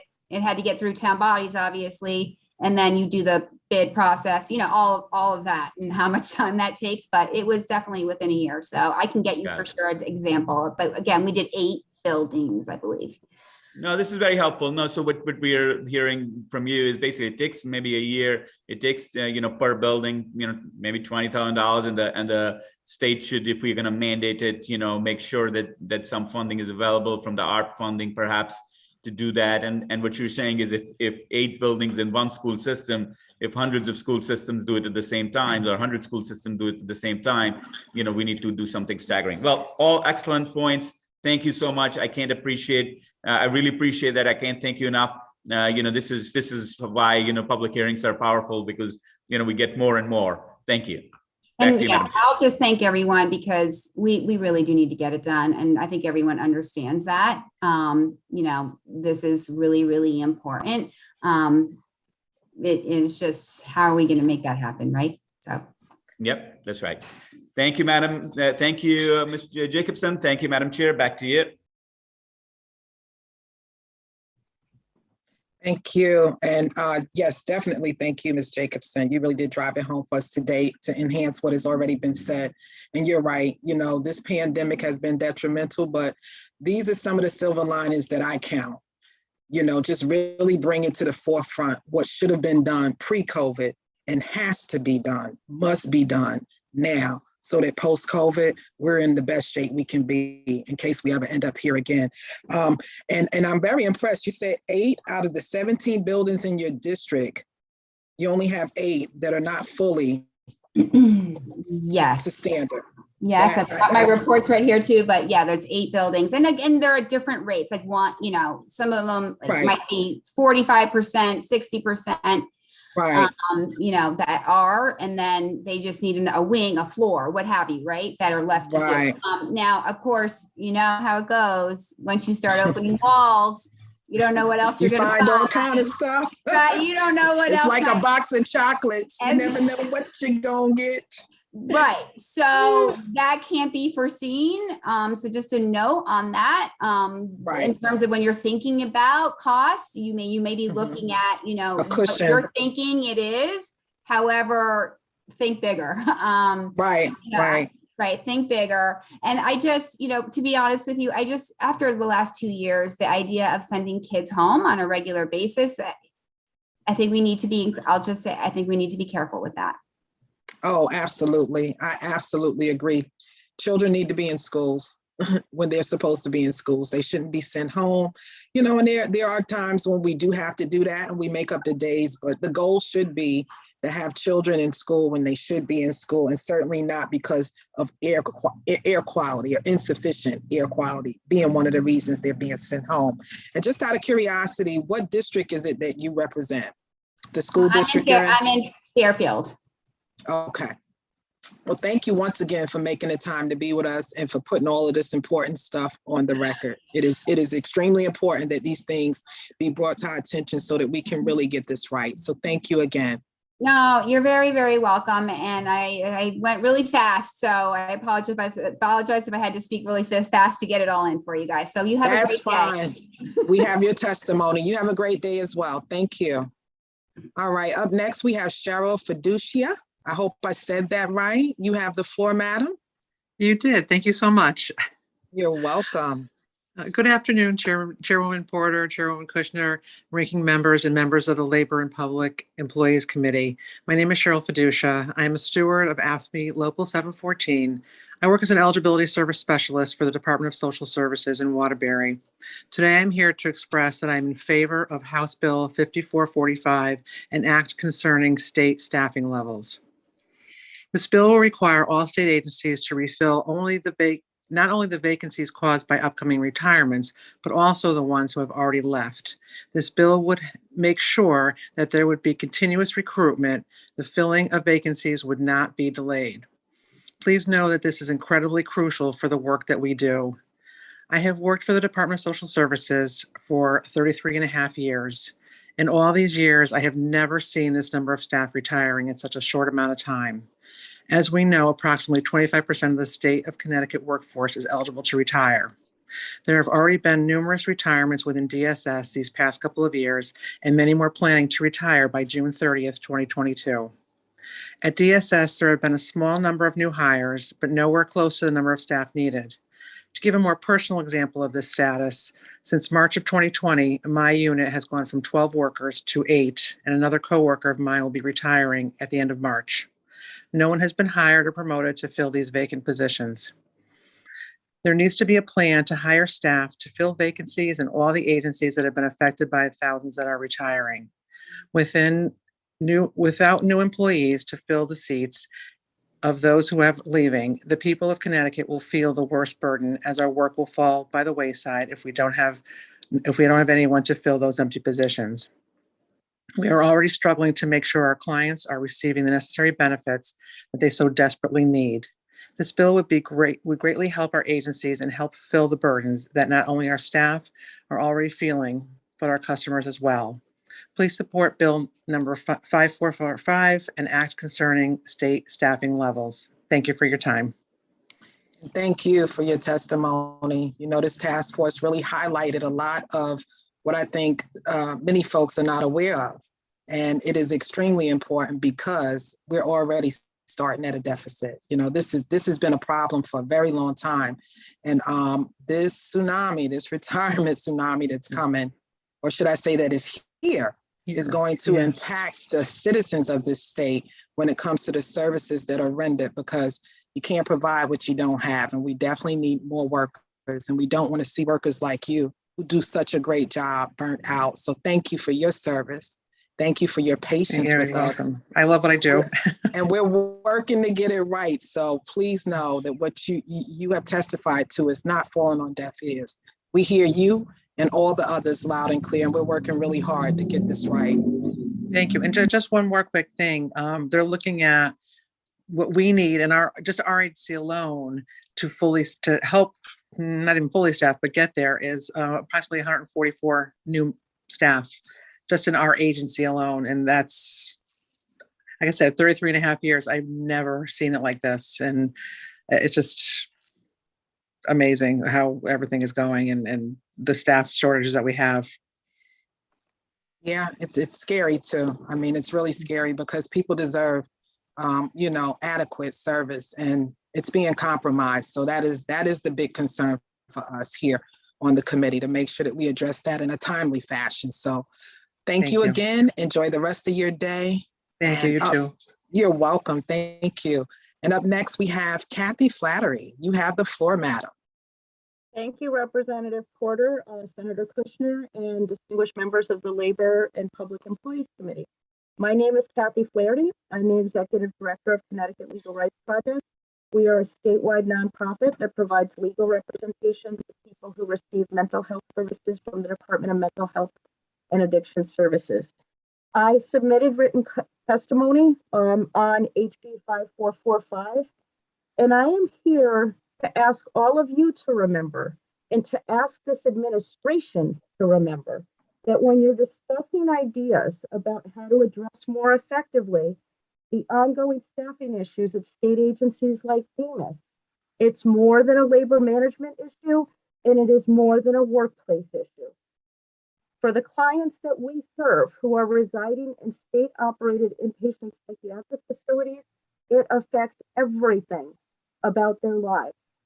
And I use the word residing very intentionally. According to Demas's own reporting, the average length of stay at Connecticut Valley Hospital is 1,193 days. That's 3.25 years. And at other Demas facilities, the average length of stay is approximately 1.5 years. What does it mean when the department fails to adequately recruit and retain staff in terms of the impact on patients? I'll give you a couple examples. It means a young adult client having 8 different psychiatrists and several different social workers during their first 2 years at the hospital. That kind of turnover in clinical staff means there's a reduced opportunity to establish therapeutic alliances and trusting relationships. It means there are barriers to discharge when the staff who know a patient leaves, and then the burden gets placed on the patient to prove to a new set of people that they've acquired the skills and tools and things to live in the community. It results in a decrease in offers of active treatment, a reduction in opportunities for fresh air and community outings. Mandated overtime means the staff may be overtired and without the opportunity to decompress themselves from a stressful shift. We've heard about the impact of overworked healthcare workers during the pandemic. It was a long-standing issue at Demas facilities long before COVID hit. The pandemic exacerbated it. We need to address the workforce issue because it does not only affect the workforce, it has a direct effect on the people they serve. Those people are our clients. So I thank you for your consideration of this testimony and ask you to remember our folks when, and all the folks in the state's care and custody when you make your decisions. Thank you. Thank you, Ms. Flattery. You know, you are always a welcome sight to see. Your testimony, upstanding as always. And thank you for just reinforcing what I stated to the last person to testify. It's not just about the direct impact, it's the ripple effect. And it really does impact the quality of service. And I think that that is something that is really driving us to get this right. So thank you once again. I do see that my esteemed co-chair is back, and I will recognize you at this time. Senator Kushner, you have the floor. Thank you. And I just did want to come back on screen. I've been listening, but I wanted to just really reinforce what you just said, Madam Chair, because I think that too often people think that the Labor and Public Employees Committee is only interested in the workplace issues. And what we know is that the workplace issues that impact not just the public sector workers, but all workers, have huge ramifications on every level. And you brought that home with your testimony about the services that are provided and how critical that is to the people in our state. And we really appreciate your comments with regard to that, because so often it's reduced to like budget and savings, but there are real people's lives who are impacted, and you always emphasize that. And we really appreciate your testimony here today. Thanks for having me. I appreciate it. Thank you, Senator Kushner. Thank you again, Kathy. Up next, we have with us Kimberly Glassman. You have the floor, madam. Hi, good afternoon. Thank you for having me, Chairwoman Porter, Chairwoman Kushner, ranking members, and members of the Labor Committee. My name is Kimberly Glassman. I'm the director of the Foundation for Fair Contracting. My written testimony has been submitted and is online for committee members to refer to. I am here today to speak in favor of 3 different bills. SB 423, Enact Improving Indoor Air Quality in Public School Classrooms. My remarks are limited, although we support the full intent of this bill, and my organization is a part of a broad coalition of advocates around this proposal. I want to limit my remarks just to the workforce development piece of this bill. This is a jobs bill.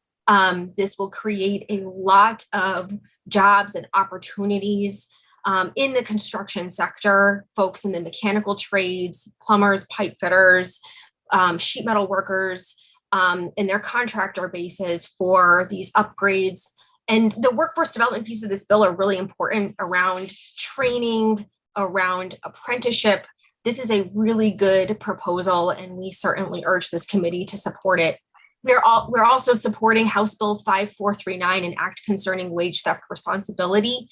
This proposal holds prime contractors accountable for wage theft committed by subcontractors. And the ultimate goal, a similar bill just passed New York State last year. And the ultimate goal with this bill is that prime contractors will vet their subcontractors with some more scrutiny, rather than just the lowest number, but also look into previous tax violations, previous wage violations, and make sure that they're awarding subcontracts to responsible contractors here in Connecticut. But I really want to focus most of my time on SB 418, an act concerning wage theft. You did hear from some folks prior to me about this bill, including the executive director of the Connecticut State Building Trades Council. Back in 2019, going back in time a little bit, this committee created a task force and to study debarment issues, because we've been coming to this committee for years and years, with the same concerns. And this committee created this task force. It passed the legislature unanimously. And the task force came out with a report on January 31st, 2020. And that report is attached to my written testimony for you to refer to. And there were a lot of agencies on that task force.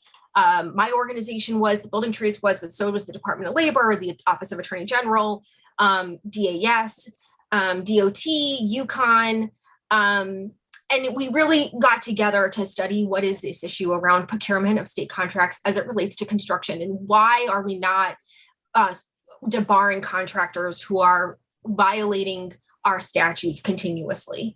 How do we deter bad players from violating? And this report came out with a number of recommendations. This proposal doesn't meet all of those, but it moves the dial, because it allows for the Office of Attorney General to recoup back wages and civil penalties and begin debarment proceedings. We recognize that these debarment hearings are time consuming and take a lot of resources for the Department of Labor. So we are currently talking to the Department of Labor and working with them to address any of the concerns that they have. We were hearing a lot about staffing issues, and the Department of Labor is not immune to those. So we want to continue those conversations with the Department of Labor, but this is a step in the right direction. We really do need to address these issues of wage theft on public contracts. I know that this is a conversation that's being happened in all the hall, in every hall of our General Assembly right now. Our public contracts are under scrutiny, as they should be. These are tax dollars. These are Connecticut based contractors, and they're employing Connecticut workers. We need to make sure that they're following our laws. So I do hope that these bills earn this committee's support. I'm happy to answer any questions. Thank you. Thank you so much for that testimony. You did say something that caught my attention, and I know that this bill does move the dial. But my question to you is, how can we further move the dial as we look at, really taking a deep dive as we we answer the call, you know, on wage theft in the state of Connecticut. Yeah, so, you know, certainly I want to defer a lot to our Department of Labor on that, on how to answer that question. I think that there's two, the report came back with two major, two really big issues. One is that the Department of Labor, the way that they recoup wages is by and large through settlements. I know that Joe Toner had mentioned that in his remarks before me, but they use settlements as a tool to recoup wages. And that's an important tool that they have, right? Because ultimately the Department of Labor doesn't see itself as as policing an industry. They see themselves as making sure that workers get their back wages. So they use those settlements as a way to work with contractors to just get workers back what they are owed. And so we think it's an important tool for the Department of Labor to continue utilizing. But the problem is that settlements does not necessarily mean that under the legal code, right? Settlement doesn't necessarily mean that a contractor is saying, yes, I violated the law and I, you know, could be debarred for that. So there is some legal, I think there's legal terminology that I think needs to be addressed, because some of those terms in the statute are archaic and need to be brought into the 21st century to give some more flexibility to the Department of Labor to actually enforce and say, you know, X number of settlements means of actual, like, should trigger us to start a UAPA hearing for debarment, or, you know, we've had this many settlements of the same company within a certain period of time. I think that's one piece of the puzzle. Another piece, which isn't necessarily germane to this committee, but is a major issue, is pre-qualification. And I know that that's come up in this committee before. Yes. But, you know, that was another big issue that the report from this task force determined, is that, getting back to settlements, is that, you know, we were able to pass into law in 2019 at the same time that this task force was created. There was another bill that passed unanimously in the General Assembly that amended the pre-qualification application so that you have a contractor who's applying to be pre-qualified in the state of Connecticut has to list violations that have been adjudicated, but it limits it. So adjudicated is something that's gone through a legal process. Adjudicated is it's gone through an administrative hearing, or it's gone through court. But 99% of wage violations aren't adjudicated. They are settled. Mm-hmm. And so while it tried to address the issue, it didn't go far enough. And so the real conversation that we're having with the administration as well is we also need to amend that again and have those applications for pre-qualification include the number of settlements, not taking away any authority from DAS to approve or deny applications for pre-qualification. They still have, that is fully up to them to still do that, but as a reporting mechanism that they can see this is a company that's had to be investigated by the Wage and Hour Division and within the Department of Labor X number of times within a certain time period, and they've had to settle and pay back wages X number of times to X number of workers, and they've had to pay X amount of civil penalties. And maybe we should pause and look a little further into this company. Is this the kind of company we want to award pre-qualification to? Or they found, like, well, you know what, the violations were 15 years ago. They've changed their ways. They've learned the law. They're a much better company now, and this is exactly the kind of company we want to award pre-qualification to. But without that data, without that information, it's really hard for DAS to get the full picture of the kind of company that the state's going to be entering into public contracts with. So it's a twofold issue. This bill before you really only speaks to the Department of Labor side, but we are, we're on the other side, on the pre-qual side, we are trying to address that as well. I know that was a long-winded answer.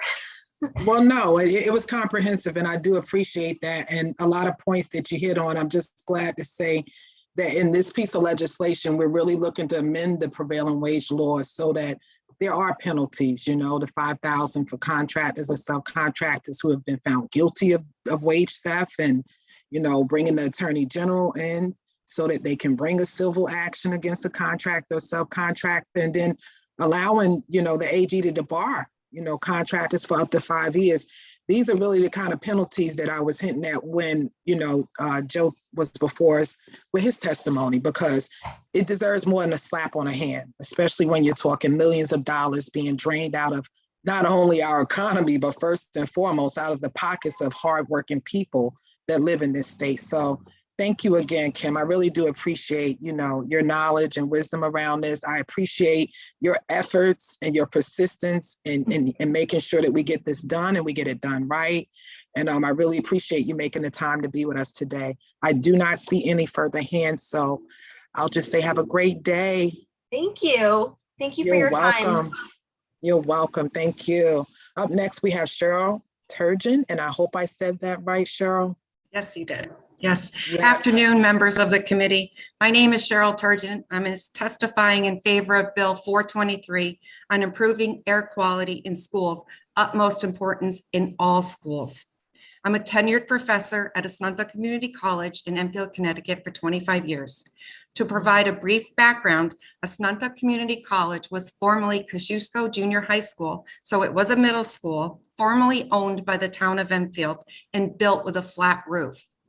In 1997, the town and contractors were sued by current and former employees claiming that negligence by engineers and architects who renovated the college ventilation system caused serious respiratory and skin problems. They said they suffered from skin rashes, sinusitis, headaches, coughs, shortness of breath, and asthmatic bronchitis as the result of defective workmanship. The claim stemmed that the problems were from a previous $9 million renovation. It found too much glass fiber, carbon dioxide, and humidity in the building. And it was the result of inadequate ventilation. And a second study found that fungi formed inside the building. Fast forward to 2000, and the Hartford Courant reported the smell sticks with Assunta. Struggling to breathe, a full-time professor is rushed to the hospital, and a few days later, she's diagnosed with chemical burns on her upper and lower respiratory system. Since then, she has suffered lifelong shortness of breath, nausea, and headaches. The source of the problem was most likely antifreeze leaking from the heating and cooling system. It is important to note that I shared that office with her for years.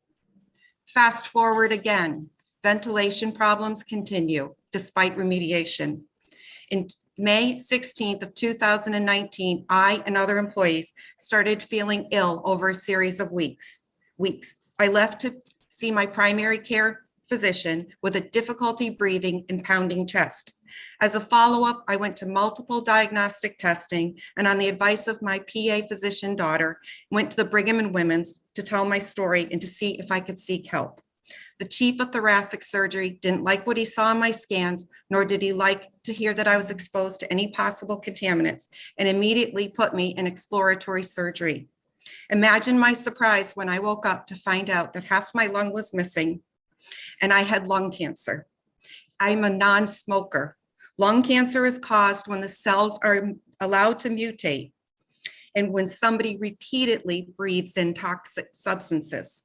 Research indicates that certain contaminants, such as mold and cleaning agents, both present and documented at our school, could have been a potential cause. My tumor had a hypersensitivity component that clearly indicated a reactionary response. Concerns for air quality at our school have been going on for decades. At the same time that I was experiencing issues, 12 to 15 employees were reporting major health concerns and conditions that have been documented by UConn Health and their personal physicians. Historically, this college, this public institution, formerly a junior high, has had many employees suffer severe illness and possibly premature death. There have been cases of lung cancer, prostate cancer, multiple cases of breast cancer, chronic asthma, allergies, and severe respiratory illness, all within a close proximity of each other, all of us sitting near each other. I ask you this, do you think it could be a cluster? Multiple air quality studies were conducted at Assuntuck that indicated a need for several rounds of remediation, abatement of asbestos, and an overall assessment of air quality to the tune of $2 million recently. UConn Health has its concerns and came in and filed reports finding major issues of concern due to neglect and avoidance of preventive maintenance. Each report provided recommendations to the college, and our CEO has recently reported a substantial amount of work relation to water incursion, sealing the building, balancing airflow, replacing AC vents, performing mold remediation, cleaning outside ceiling tiles, and performing air quality testing has taken place. But UConn has continued to state they have concerns about outdated systems and regular incursion of water as the college continues to flood and flood again. Our college has not complied with FOIA requests or Freedom of Information Act to reveal exactly what work has been done, what contractors were used, and what the overall assessment findings are. Given the history and the amount of employees whose health depends on this, why the secrecy? Why do we not know as employees what's happened in our building when we continue to show up, work, and teach during a pandemic, many with lingering symptoms, health conditions, and compromised immune systems? Cheryl, I'm sorry to interrupt. You have hit your 3-minute mark. Okay, thank you. I'm going to ask that corrective actions that have been performed need to be properly communicated. We implore you to include our institutions, all public institutions, to be transparent and honest, to provide the information to employees. Our teachers, our students, we are heroes, and our faculty during this pandemic. We need the act to be there to improve air quality for public school classrooms. I request that the definition be expanded to include all public learning institutions so that no educator is ever put in harm's way by doing their jobs in the place of their employment, as we may have been at our school. Thank you. And I'll take questions. Thank you so much, Cheryl, for your testimony. I mean, the first thing is I'm extremely not just sorry, I mean, just sad that, you know, that was the impact that bad indoor quality had on your life and the life of many of your coworkers. And the thing that's really scary is that you mentioned it was a middle school before Assuntuck. Right. How many children have grown up that we haven't heard stories from? I went to that school. I went to that school as a junior high. And then I taught at that school, and then I was in the office. And it's so important that air quality be properly done and communicated so that we know. We don't need secrecy. Our health depends upon it. I agree. And we are definitely about transparency and accountability here on this committee. And what you have said is certainly not falling on deaf ears. I think you have actually enhanced the hearing on this committee today with what you just shared. Detriment, you know, severe health conditions and even death. That is certainly that it's alarming, you know, and we need to address it. And that is the purpose of this piece of legislation, to make sure that this happens, and it happens now. With that, I will recognize my co-chair, Senator Kushner. You have the floor, madam. I really appreciate your testimony here today, as my co-chair said so well. And this is testimony that has expanded our understanding of the situation. We did hear testimony earlier from a professional, air quality professional. And I think that, you know, one of the things that's been testified by a few people is that there's no national standard, there's no federal standard for indoor air quality. And I know from my work, this hasn't been an issue that we've been well aware of for decades and decades and decades. So right. This isn't a result of not having the knowledge. The problem has been we haven't wanted to take on the cost of fixing this problem. And I think that's a sad statement, because people like you end up bearing the cost of that. We have paid a price. And I worry. I had a lung nodule for years. And then out of the blue, you know, this happened to me. And I know of 3 people in my building who have identified with CAT scans with lung nodules, who are much younger than I am. And I really fear for them as well and their health. Yeah, well, I thank you for the testimony. It It's a sad statement that we don't have enough money in a rich country like this. With people living, many of us living very well, we don't have enough money to take care of the people we ask to perform these vital public services. So thank you so much for your testimony today. Thank you. Thank you. Thank you, Senator Kushner. And just to I- let you know, when I submitted my testimony, I also submitted a PowerPoint of pictures. And I would like you just to make sure you take a look at that to see the documentation that we have provided so that you could see what we have been dealing with. Wow, we most certainly will. Thank you so much for adding that to your testimony. Critically important. And thank you again for taking the time. Be well. Thank you. Up next, we have Seth Freeman. Mr. Freeman, you have the floor, sir. Thank you very much, Senator Kushner, Representative Porter, and distinguished members of this committee. My name is Seth Freeman, a professor at Capital Community College and president of the Congress of Connecticut Community Colleges. Today, I'll be testifying in support of SB 423, an act improving indoor air quality, and HB 5445, an act concerning state staffing levels. It's really hard to follow my colleague, Professor Turgeon, who just spoke about her experience with that at Nantucket. I'll also ask you to please read the testimony from my colleague, Amanda Looney Getz, also from Nantucket. And we're in strong support of SB 423, but we really want the legislation to be expanded to cover all public schools in higher education as well. And again, I just want to thank my sister Cheryl for your really strong testimony.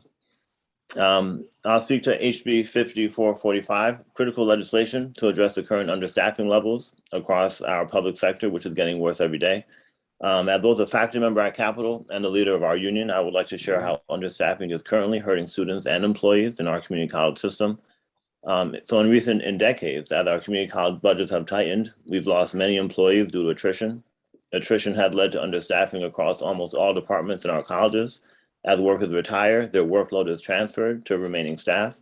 This leads to under-resourced departments and overburdened workers. And ultimately, this leads to our students not receiving the same quality of service, or in some cases, students no longer having access to services at all. Some examples I provided in my testimony: understaffing in student activities had led to less student activities programming on our campuses and fewer clubs for students to participate in.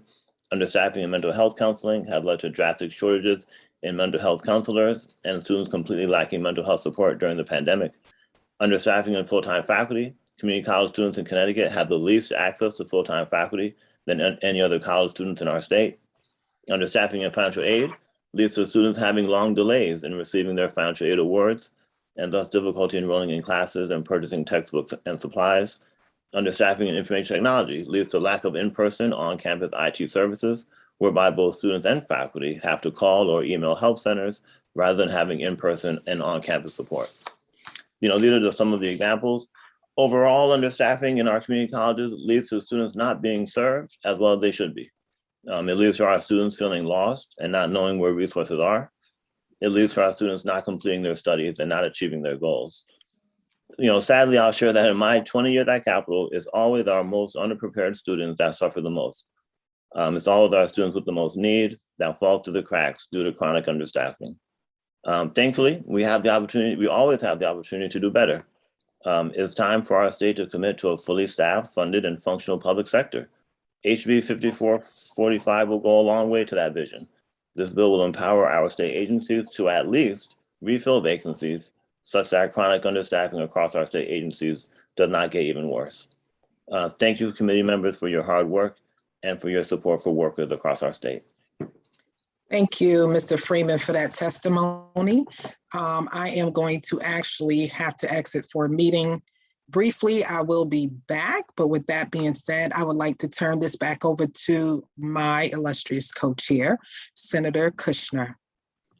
Thank you very much. Thank you, Representative Porter. Are there any questions from the committee for President Freeman? I don't see any hands at this time. I think your testimony really highlighted the testimony of your colleague. And I know we have another one of your colleagues that is up now. So we will move to the next person on the speakers list. But thank you so much, President Freeman, for bringing this to our attention. Next up, we have Amanda Tower. Thank you, Senator Kushner.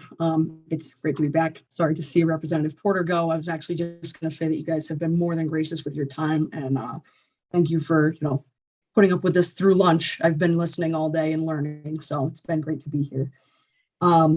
Members of the Labor and Public Employees Committee, thank you for having me. My name is Amanda Tower. I work as a correction officer at McDougall Walker Correctional Institution in Suffield. I'm also a steward of Council 4 for AFSCME, Local 391. I'm here in support of House Bill 5445, an act concerning state staffing levels.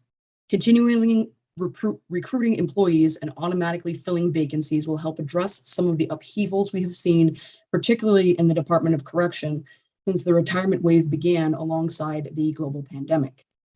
House Bill 5445 is the kind of solution we needed long before today. We needed it 2 years ago when we saw experience and knowledge walking out the door due to the risk of contracting COVID. We needed it when we saw retention of new employees drop because of the multiple mandated 16-hour shifts per week. We needed it when we had to plead with the agency to activate special operations units for the medical isolation and transportation of the COVID positive offender population. As a senior staff member, I begged people not to give up on their career. As a union steward, I listened to the cathartic ventilation of frustrated employees while they had tears in their eyes.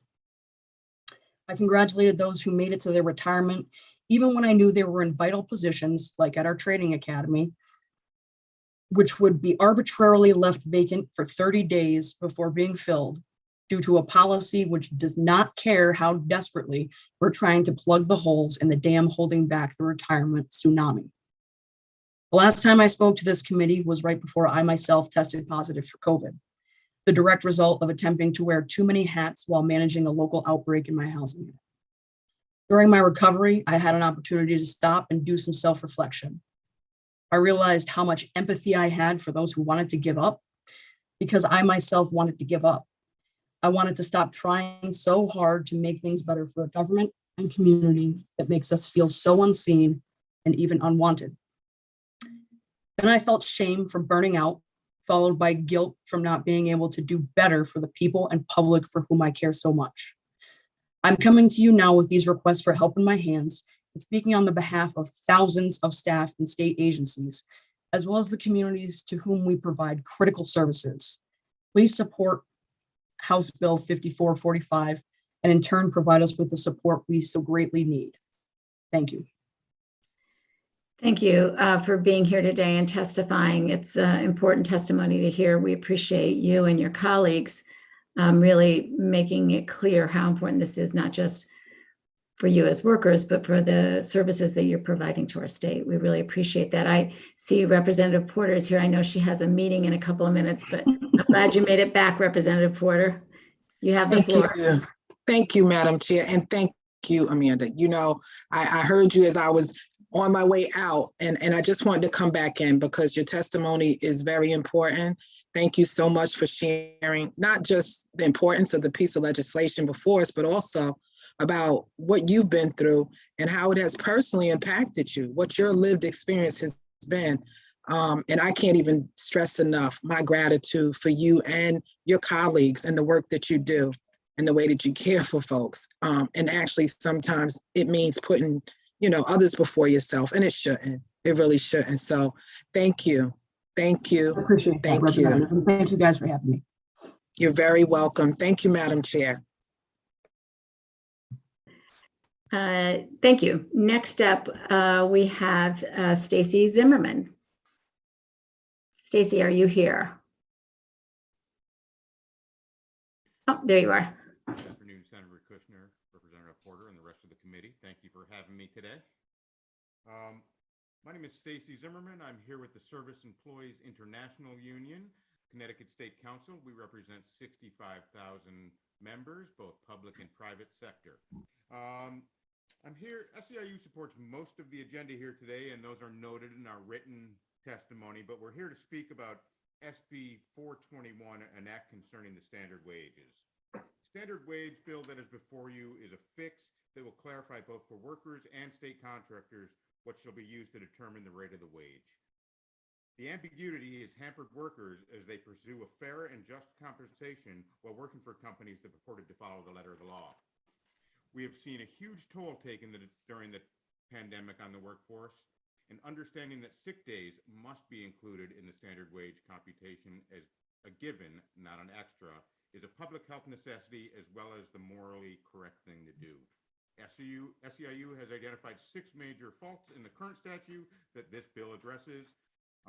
It adds to the definitions that the law covers security service work, which the state has contracted out repeatedly, defines the offense for each pay period if an employer is in breach, removes the inclusion of benefits required by law, such as sick days, from the calculation of it, requires an employer to contact the DOL annually each September to learn if there's new standard wage needs, requires the employer to post an announcement that employees can look at to see if indeed their paycheck seems to be in compliance with what the law states.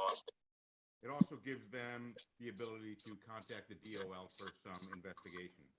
So we can modernize, with these changes, we can modernize the statute and conform to existing law in regard to PTO and sick days.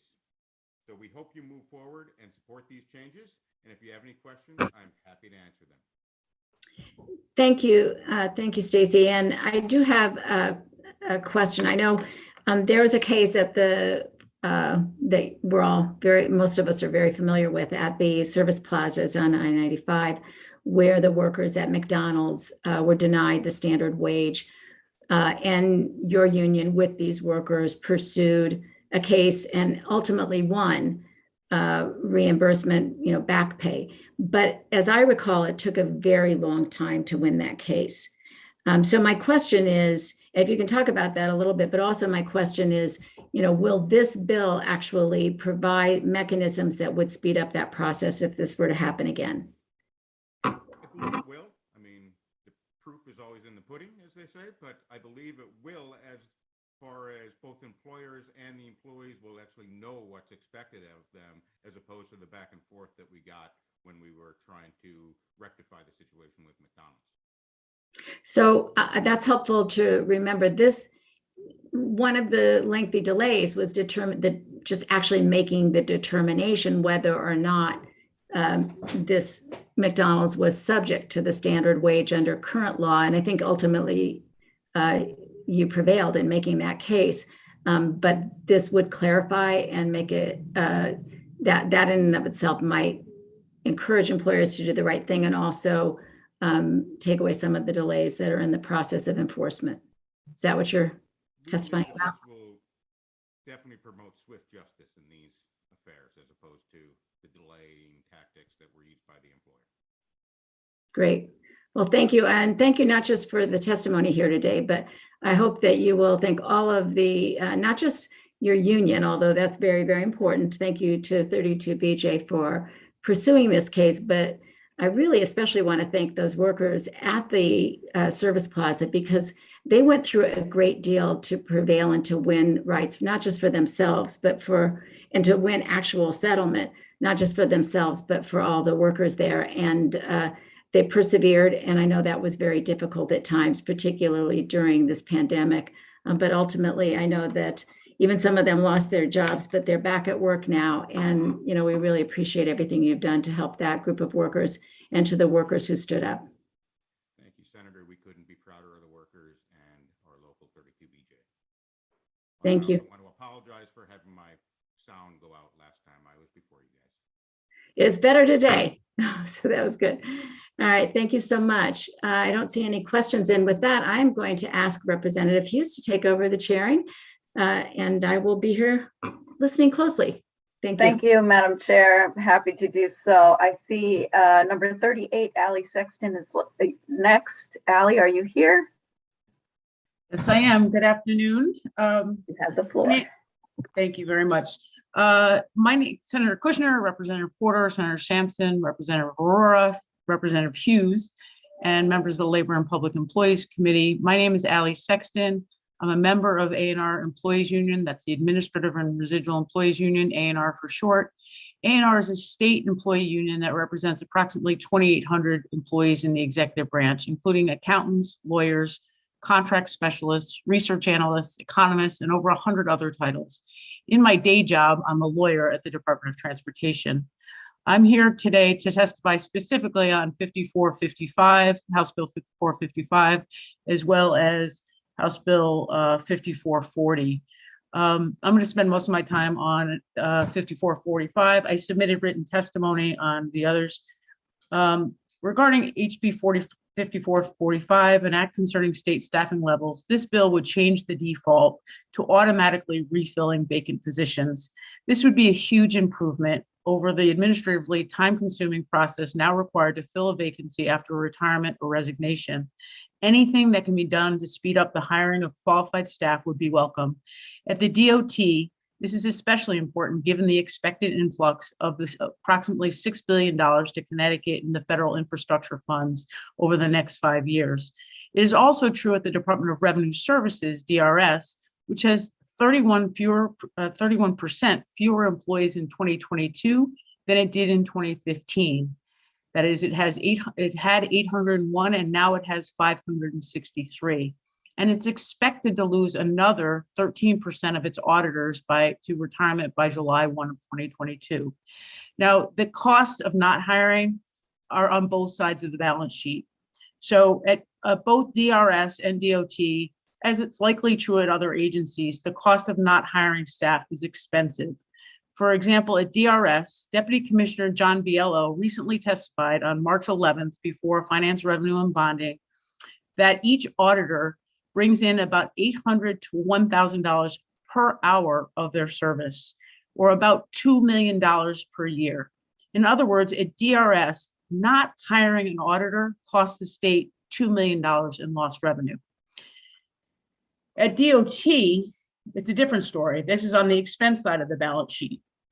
When it doesn't have enough employees at DOT to do a given task, it hires private consultants, whether engineers, planners, auditors, etc., to do the task, usually at hourly wages higher than DOT employees, and with the added cost of the consultants, what's called burden, fringe, and overhead, or BF&O for short. And that can be a rate as much as 150% or more. It's limited under state law to 165% for state-funded contracts, but it's not limited by federal law at all. We cannot limit it for federally funded contracts. That BF&O percentage is added to the consultant employee's hourly rate. Thus, a consultant whose employee is paid $60 an hour may receive $150 an hour. Your time is up. Can you please summarize? Yes, I'm sorry. So I just want to be clear about this. So a $60 consultant employee would be paid $150 to the consulting firm. They would get $90 for BF&O if it was 150% BF&O, plus the $60 for the employee. So one employee could end up costing us like 2.5 times what like the consultant employee would cost. And what's important here is DOT is already doing this. They're hiring consultants to do the work, the exact work of employees who are retiring, including one person who was going to be hired by a consultant to do his exact job, but for the fact that the Office of State Ethics said it would violate the revolving door rules. So it is so important. It's going to cost the DOT millions of dollars if they don't fill these positions. And so it's really important that they do. Thank you. I'd be happy to take any questions. Yeah, thank you, Allie, for your testimony.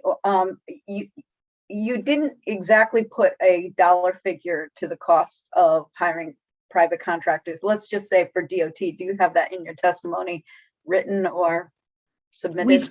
We spend multiples, like hundreds of millions of dollars every year on consultants. And so this is just going to exacerbate that problem. And, you know, frankly, we need consultants. There's no doubt about it. There's things we need, specialized services and things like that. We need that. But not hiring staff shouldn't be the reason we hire consultants, because they cost us 2.5 times more. I think I put in my testimony also that initially, so we were authorized to hire 206 additional employees. because of the federal infrastructure bill, but they didn't make it into the governor's budget. And so initially, I had heard through the grapevine that Melissa McCaw was going to authorize us to hire durational employees to do that. Well, that makes no sense because this is money that's going to be around a long time. It's very complicated to build and design and inspect bridges. We don't want durational people. This is work that needs, like, experience matters. And so we can't have durational people who Melissa McCaw didn't want to pay pensions to. And that's what I understood the reasoning was. She didn't want to pay pensions. And so she wanted to hire durational staff who would never get a pension. It can't be it's just not how to build a bridge or to maintain a bridge or to design a bridge. I hear you. Thank you, Ally. And Rep. Winkler, did you lower your hand or did she answer your question? I'm actually going through a vote in another committee, so I lowered my hand. Thank you. Oh, okay. I see Senator Kushner. Before I turn the floor to her, did you tell us how many snowplower positions are open currently? I'm sorry, I don't know that figure, but I do know we are losing a ton of them to municipalities who pay more than DOT does. And yet, the same is true as engineers. Yeah, I heard the figure 150 to 200, so I could be wrong, but that's about right. That's about right. Senator Kushner. Thank you, Madam Chair. Your testimony here, I think, has really been very important because it's extremely detailed. We had heard that DOT was one of the agencies that was going to be hit hard, but it sounds like you've already been hit hard. And also tying that to the infrastructure hires that we expect, I think it's important. You know, I hadn't thought about it, but when you talk about these infrastructure dollars, you said the dollar's going to be here for a long time. The way I look at it is that of somebody who uses the highways to get to and from the Capitol or to and from work. We know that when you're building a bridge, it takes a really long time, or really, you know, I think about I-84 and the Waterbury Exchange. I mean, that project went on for decades. It seemed like more than a decade to me because I travel that all the time. So I think that it's important to think about in the way you put it, not just the dollars, but the work itself is going to be there. It's not like, you know, this work isn't going to exist for a long enough period. It could be, I'm assuming it could be more than a decade to really complete some of this construction. I would think so. Yeah, I would think so. So just to be clear, I'm not here on behalf of DOT. I'm here on behalf of myself and my union. But I have to tell you, I've been at DOT for now almost 17 years, and we're glad it takes a while to do this. There are so many details that go into this. Right when I first started, we were under sort of like, there was an investigation going on with the I-84 drainage things. And I remember seeing details of like, all these details about a crane and how the crane, like all the specifications just for the crane that went into this. And I'm like, gosh, do we do this for everything? It's good that we do. I mean, there's a lot of redundancy in trying to make sure things work and are designed properly and that kind of thing. So it does take a long time to design, a long time to build. And then we want it to last a long time. So it has to be inspected and, you know, repaired and cared for. So, you know, yes, it's a complicated process and it's takes a lot of time, money, and experience. The other thing I noticed from your testimony is we often deal with the public perception that state workers, even if you accept the fact that we need these state workers to perform all the valuable services that we've heard about today and that we've heard about in other public hearings this session and every session, but that somehow the state overpays, that we pay our workers more. And I heard you say two things. One, when we don't hire state workers, when we use consultants, that we're paying a premium for that more than we would be paying. And the second thing that you just said, sort of in an offhanded way, I didn't mean to say you were offhanded, but it kind of was a minor part of your testimony. It was that we're losing these snowplow drivers to municipalities, that municipalities pay more than the state. That was a surprise for me. That has become a very big problem recently, and that's really a difficult problem to hold on to our maintainers. We train them up And then they go to municipalities and make a lot more money. In fact, we've had supervisors who left, supervising maintainers leave to go to municipalities because they would make more. Yes, and as far as consultant engineers, accountants, and things like that, we have to hire them in a different way. It's not based on price, it's based on qualifications. And they do make more in the private sector. I am the ethics compliance officer for DOT. So I have to interview, or I deal with people who are considering post-state employment. And I've, of course, with all the retirements, I'm dealing with a ton of them, trying to spot the issues so that they can ask the questions to the Office of State Ethics. But I'm also seeing young engineers, 5, 10 years, even 15 years, who are leaving because the consultants are trying to gear up, knowing that there's all this infrastructure money coming. They're paying lots more, I assure you. They can work at home 100% of the time if they're not out in the field. Their quality of life is much better. And so, yeah, they're leaving for that. So we do need to, that's particularly true for engineers, that's the case, that the consultants pay more. I don't know about the accountants. I think they probably do too. But then on top of it, what we pay to the firm for their overhead on top of those higher wages it's crazy. It's crazy. It is a waste of state money and federal money. And you mentioned that we pay a premium, we pay to the consulting firms. Do the workers necessarily, do the people who are leaving, I mean, one of the things that I have concerns about is that people who leave state employment, there are some really good benefits here in terms of health and pension benefits. Obviously, state workers have made many concessions over the years, and the benefits are not what they used to be. Let's be very clear for the record. But there's still, there is a pension plan. Is it always the case that the jobs they're going to, do they have those kind of benefits? Or is that premium pay just basically going to support upper level managers and the cost of, putting together these consulting firms? Do you have any information about that? I don't specifically have information for that. But there's two components. One is the hourly wage of the employee, and we are obligated to pay the actual wage of that consultant employee. But then we pay an audited rate of burden, fringe, and overhead. And so DOT has consultants that audit other consultants and figure out what their overhead is. So that may include their pension or their 401k match or whatever it is, their other benefits, healthcare, their building, all sorts of things, their cars, their vehicles. So it includes all that. So I don't have specifics about that, but an awful lot are leaving for retirement, after retirement working there, but some are leaving before that. And so they're feeling like they're getting enough, certainly, when they go there. Well, thank you so much for everything you do. This was very helpful testimony today. Thank you, Madam Chair. Thank you, Senator. And I see Rep. Winkler has returned with his question. Go ahead, Rep. Winkler. Yes, I just wanted to thank you for updating the data on how much a auditor at DRS takes in. I know that a former president of A&R calculated that we were leaving $400 million on the table every year because DRS rarely does predictive audits on the largest firms. It's years and years between audits, and they don't go retroactive. So pretty much an audit every so often where you have to pay all your taxes is a rare occurrence. So people just, that one year they get the audit, they just see that as cost of doing business, and they make out pretty well in all the other years. And I know this is going to sound terrible, but that president once walked into a meeting of auditors to ask what they do and how they do it, and asked the question, how often do you find after an audit that a company has paid all its state taxes?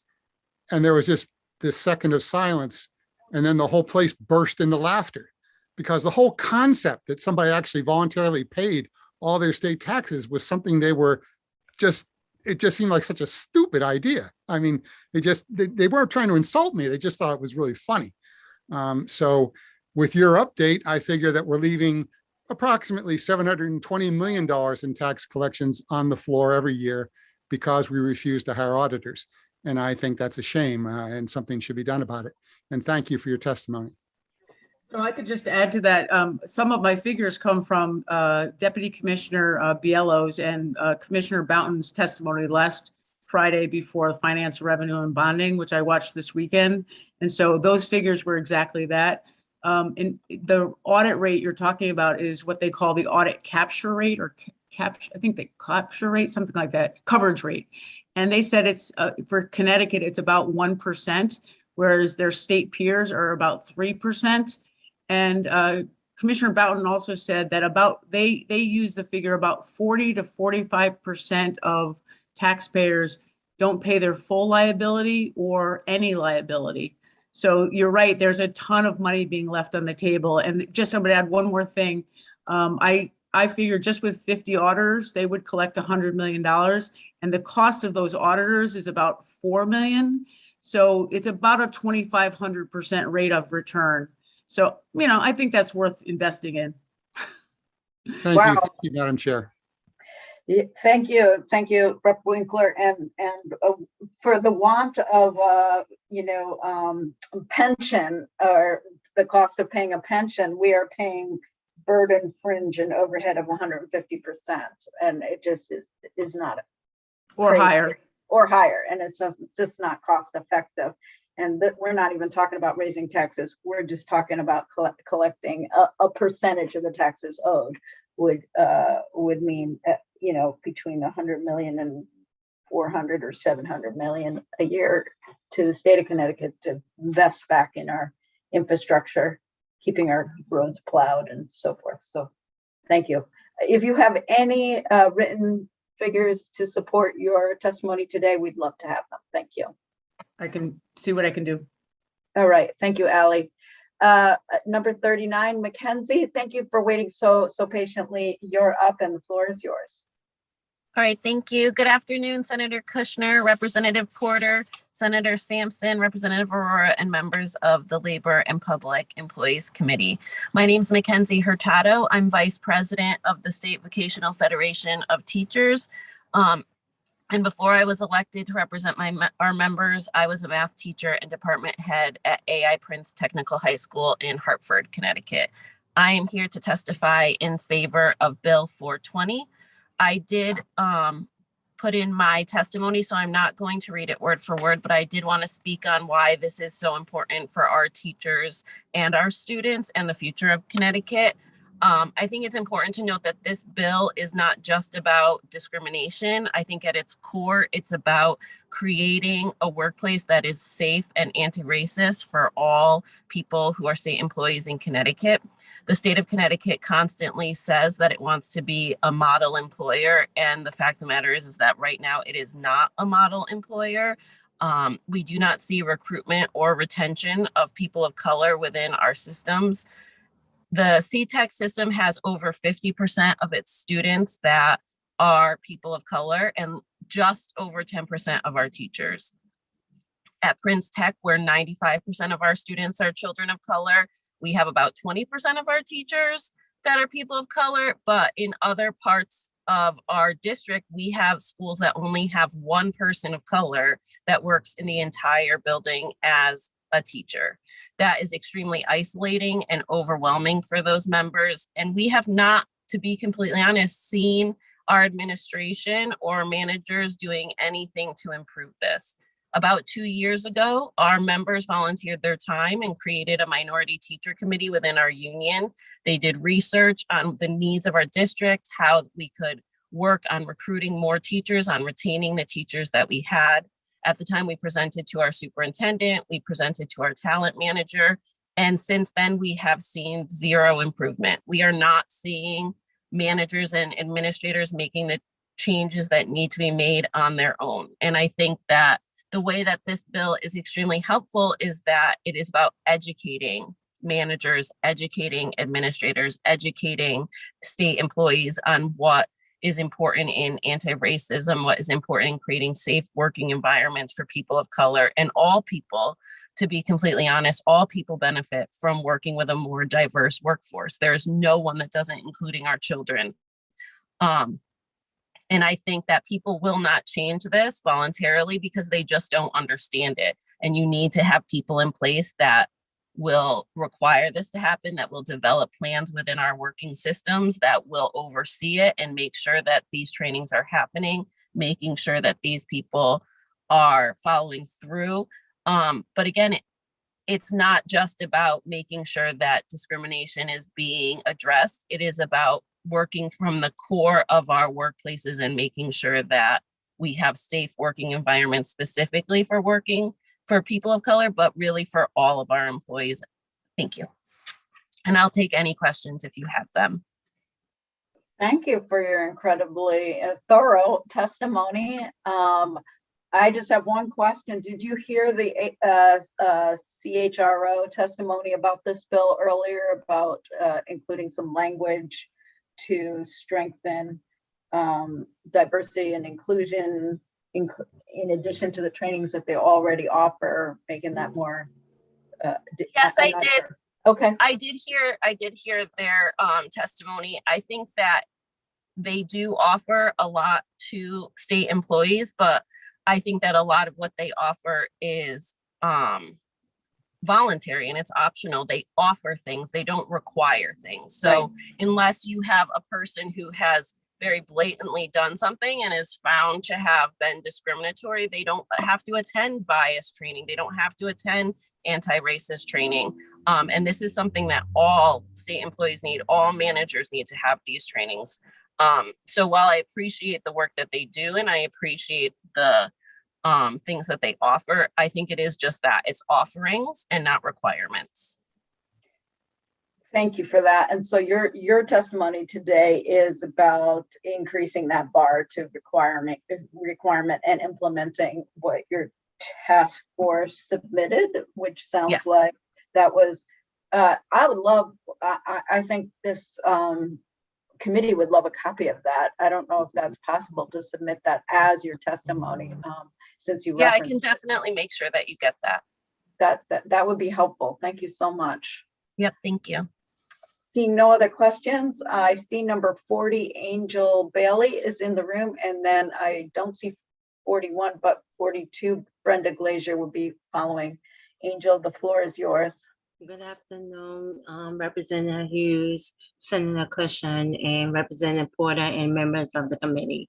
My name is Angel Bailey, and I'm a personal care attendant living in Ansonia. I'm here today to ask you to support SB 422 so that PCAs like myself can get some relief for wages lost due to COVID.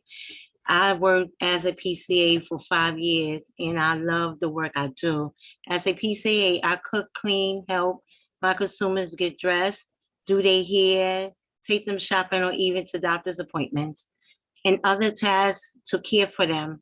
The work I do as a PCA allows my consumers to enjoy the same comforts as you and me. I am a lifeline for my consumers, but as a PCA, I also need the work to be lifeline for me. The low wages and complete lack of benefits are unacceptable. I have to keep an incredible tight budget just to make ends meet and save nothing.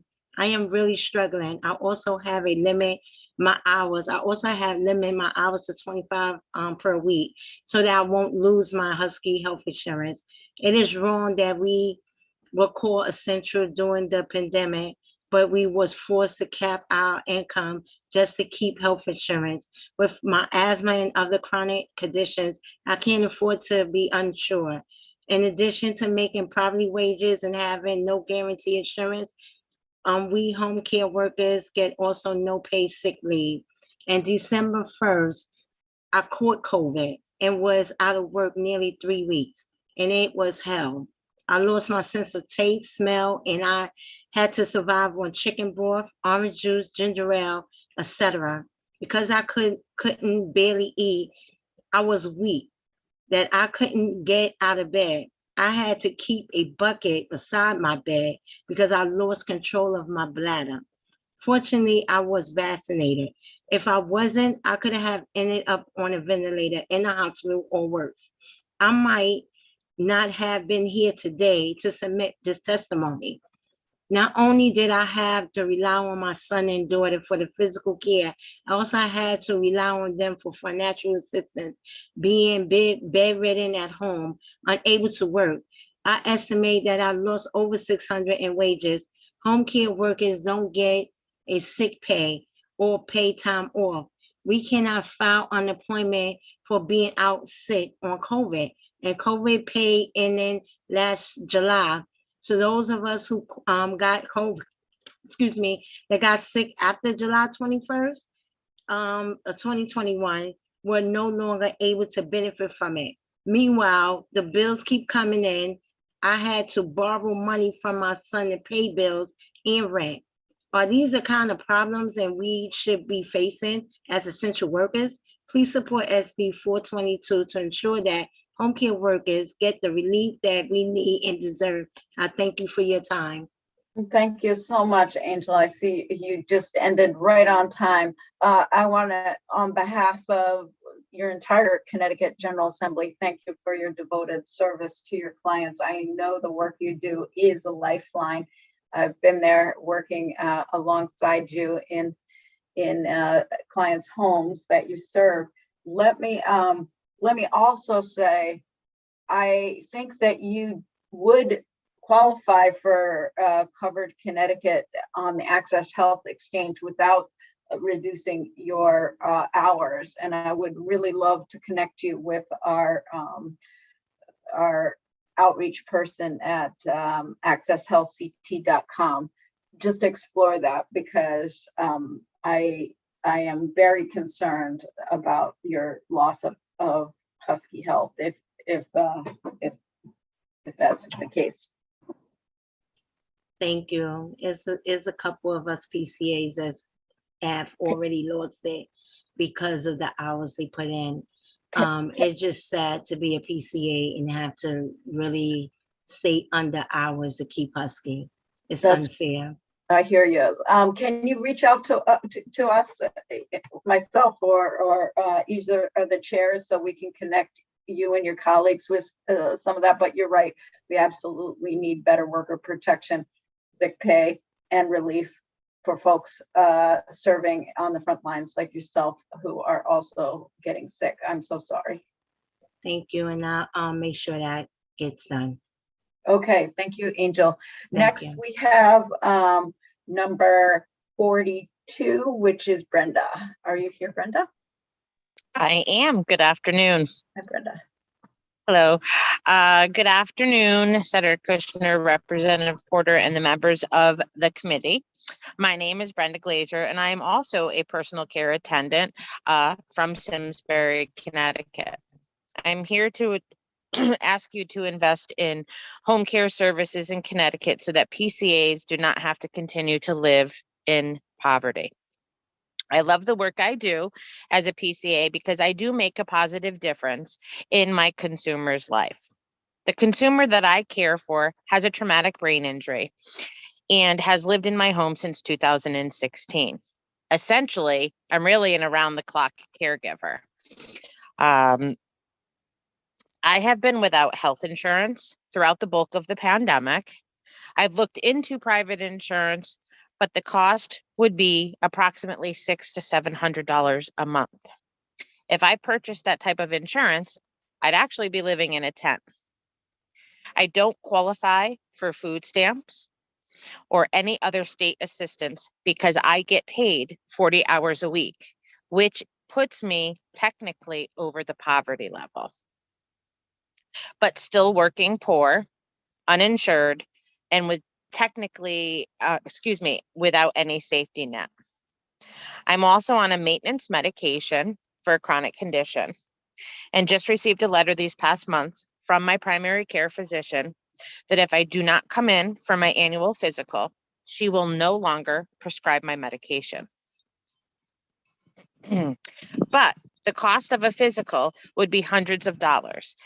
And as I speak this testimony, I legitimately only have $1.68 in my checking account. I did get COVID last month, and the anxiety of worrying about what would happen to me if I needed emergency medical care was overwhelming. When I was having severe leg pain during COVID, I had to put a plan together because I myself in the past have had a blood clot, which I thought would maybe what was happening to me at this time. I knew that if I needed emergency care, I would need to call 911 because that would be my only option to not get denied of care. To add insult to injury, in addition not being able to afford proper health care and medicine, I also had I see COVID. your time is almost up. Can you please summarize? Thanks. Yes, I will. And I'm not able to apply for unemployment and or disability, and we could not take the COVID pay as of July of last year. Please do what is right and support SB 422 to ensure that home care workers get the relief we need and deserve. Thank you so much for your time. Thank you so much, Brenda, and I echo what I said to your colleague Angel. Thank you so much for your service. I am so sorry you got sick, and let's see what we can do to get you some sick pay, relief pay, and better protections as a PCA worker. That is so vital. I'm so sorry. Thank you very much. You're welcome. I don't see any other questions. Paul Angelucci, number 44, you're next, and followed by Diane Lauricella. The floor is yours. Thank you. Good afternoon. Excuse me. Good afternoon, Senator Kushner and Representative Porter. My name is Paul Angelucci. I'm the president of the SBFT, which represents the 1,200 teachers on technical high school system. I'm here in support of Bill 5445. I did submit my testimony, but I do just want to speak to the commitment we make to our high school students in our system, and specifically the auto refill on red line positions, which I believe we used to have. I made the analogy in my testimony, you know, when an English teacher is out sick, your child goes to school and has a substitute for 50 minutes a day and gets their other subjects. When a shop teacher is out, your child goes to school and gets a substitute for 6.5 hours a day. And the state has made a fabulous commitment to our district. And you won't find a bigger fan on this call today than myself. I'm a proud graduate, 1982 of Bullet Havens. I owned a Nutmeg Fire Protection for 25 years and came back to teach. I was in the shop for 12 years, teaching plumbing and heating. And we're getting close to breaking our promise. You know, the state's investing $100 million in these new schools. Shortly, probably in the summer or fall, will be ribbon cutting at the brand new Platt Tech in Milford. I attended the ribbon cutting last year at Grasso Tech in Groton. But the commitment we make, especially for all our licensed trade school students, you know, when they graduate from us, they receive 720 related theory hours, and that's all they need towards their state apprenticeship. They also can earn up to 1,500 OJT on the job training hours. So the issue is with unexpected illnesses and retirements, the amount of time to fill these, we have kids going, you know, and the commitment's there, right? The buses show up every day with the kids, the brand new school's built, but it's bureaucracy which slows down getting a license. Like I'm a master plumber and heater, and we're hard to find. These positions aren't filled instantly. So the least we could do with the auto refill on red line positions is critical. We're getting close to breaking our promise with kids, and you know, I guess I could pose it as the question is, why don't we have it? Or why did we ever lose it on some of these positions? But you know, I appreciate your time, and I'd be happy to answer any questions you have. Thank you, Paul, for your service to our students and a pipeline for a really critical VOTEC, you know, career pathway. Very, very viable, and I wish we had you in every school. Thank you. I don't see any other questions. Thank you for your testimony today. Diane, you are up, followed by Greg Farrar. Nice to see you, Representative Hughes. Thank you, co-chairs, vice chairs, ranking members, and all distinguished members of the Labor and Public Employees Committee. My name is Diane Lauricella. I live in Norwalk. I've been there for over 30 years, and I'm here today to give testimony in support of two bills. I'm an environmental management professional, a member of the Connecticut Green Building Council and the wonderful Connecticut Energy Network, but today I'm speaking as a private citizen. First bill is House Bill 5445, related to state staffing levels. I just felt I needed to say a few words as a former Connecticut DEP hazardous materials management investigator. I left state service back in the 80s when it was still just DEP to work in the private sector, but I've kept in touch with many of my fellow employees, many of whom are getting ready or have already retired. I ask again and again over the years, please adequately staff and fund qualified staff in a time of climate and waste crisis at the DEEP and related departments like the Department of Health, which looks at toxics. As a private sector professional, I need to make sure that permits that my clients have will be reviewed on time, but properly. I, as a citizen, want to make sure that the state has enforcement staff that are adequate and properly trained. So I'll leave it at that. My main focus is, of course, my enthusiastic support of Senate Bill 423 related to indoor air quality. I have just a couple of minutes left, so I'm going to skip around. I'm so happy that this bill requires communication about reports and helps protect those who have complaints regarding air quality and those that speak up about poor air quality. The sense of urgency is now at the crossroads of the climate crisis, the pandemic, and the need for our children to succeed in the new world. This bill requires appropriately certified and qualified persons to do the work to assess, maintain, and construct those repairs. I have seen at times Board of Ed staff who struggle to install, for instance, special filters, but they don't often understand how important it is to properly rotate them and keep record keeping. And that's not fair both to the parents that send their children to our schools, the staff that has to sit in the schools with the children for 6 to 8 hours a day, but also it gives the citizen a false sense of security that their children and staff are protected. We want to provide a comfortable learning environment. This bill also gives us an opportunity to take a look at net zero waste school planning. This is something that we must take a look. It's an opportunity in a climate crisis. Fabulous cost-cutting energy planning, which supports the use of renewables, as well as reducing air leaks. And that's what makes your schools uncomfortable. The drafty windows are not just for cold air, but also for the leakage of hot air in the summer and spring and early fall. Diane, your time is up. Can you summarize? I will. The state needs to help with adequate communication. The EPA indoor tools for schools should be used. It's free. Lastly, this bill, as the written testimony of the Plumbers Association stated, promotes green workforce development for well-paying jobs that I know this legislature cares about. Thank you for your time and service to the residents.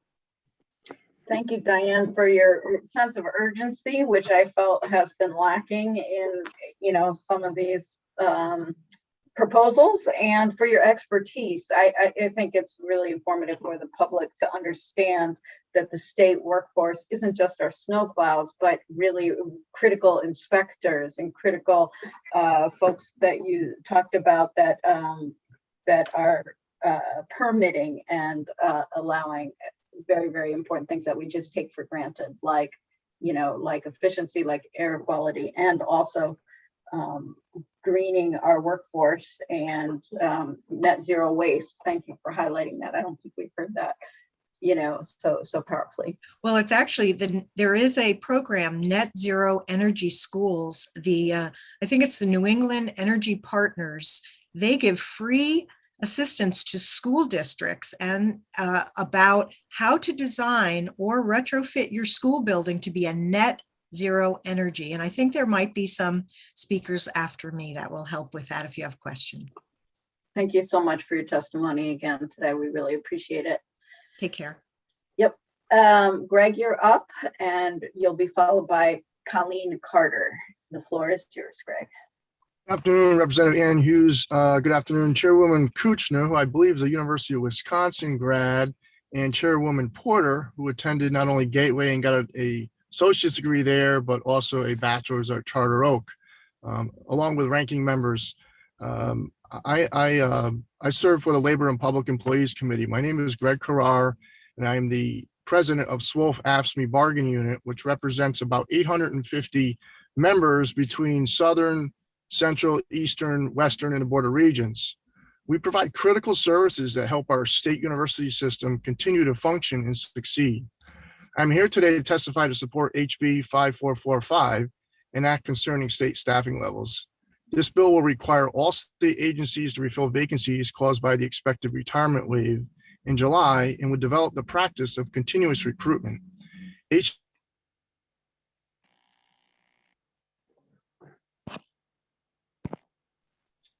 Oops, I think you froze or muted yourself, Greg.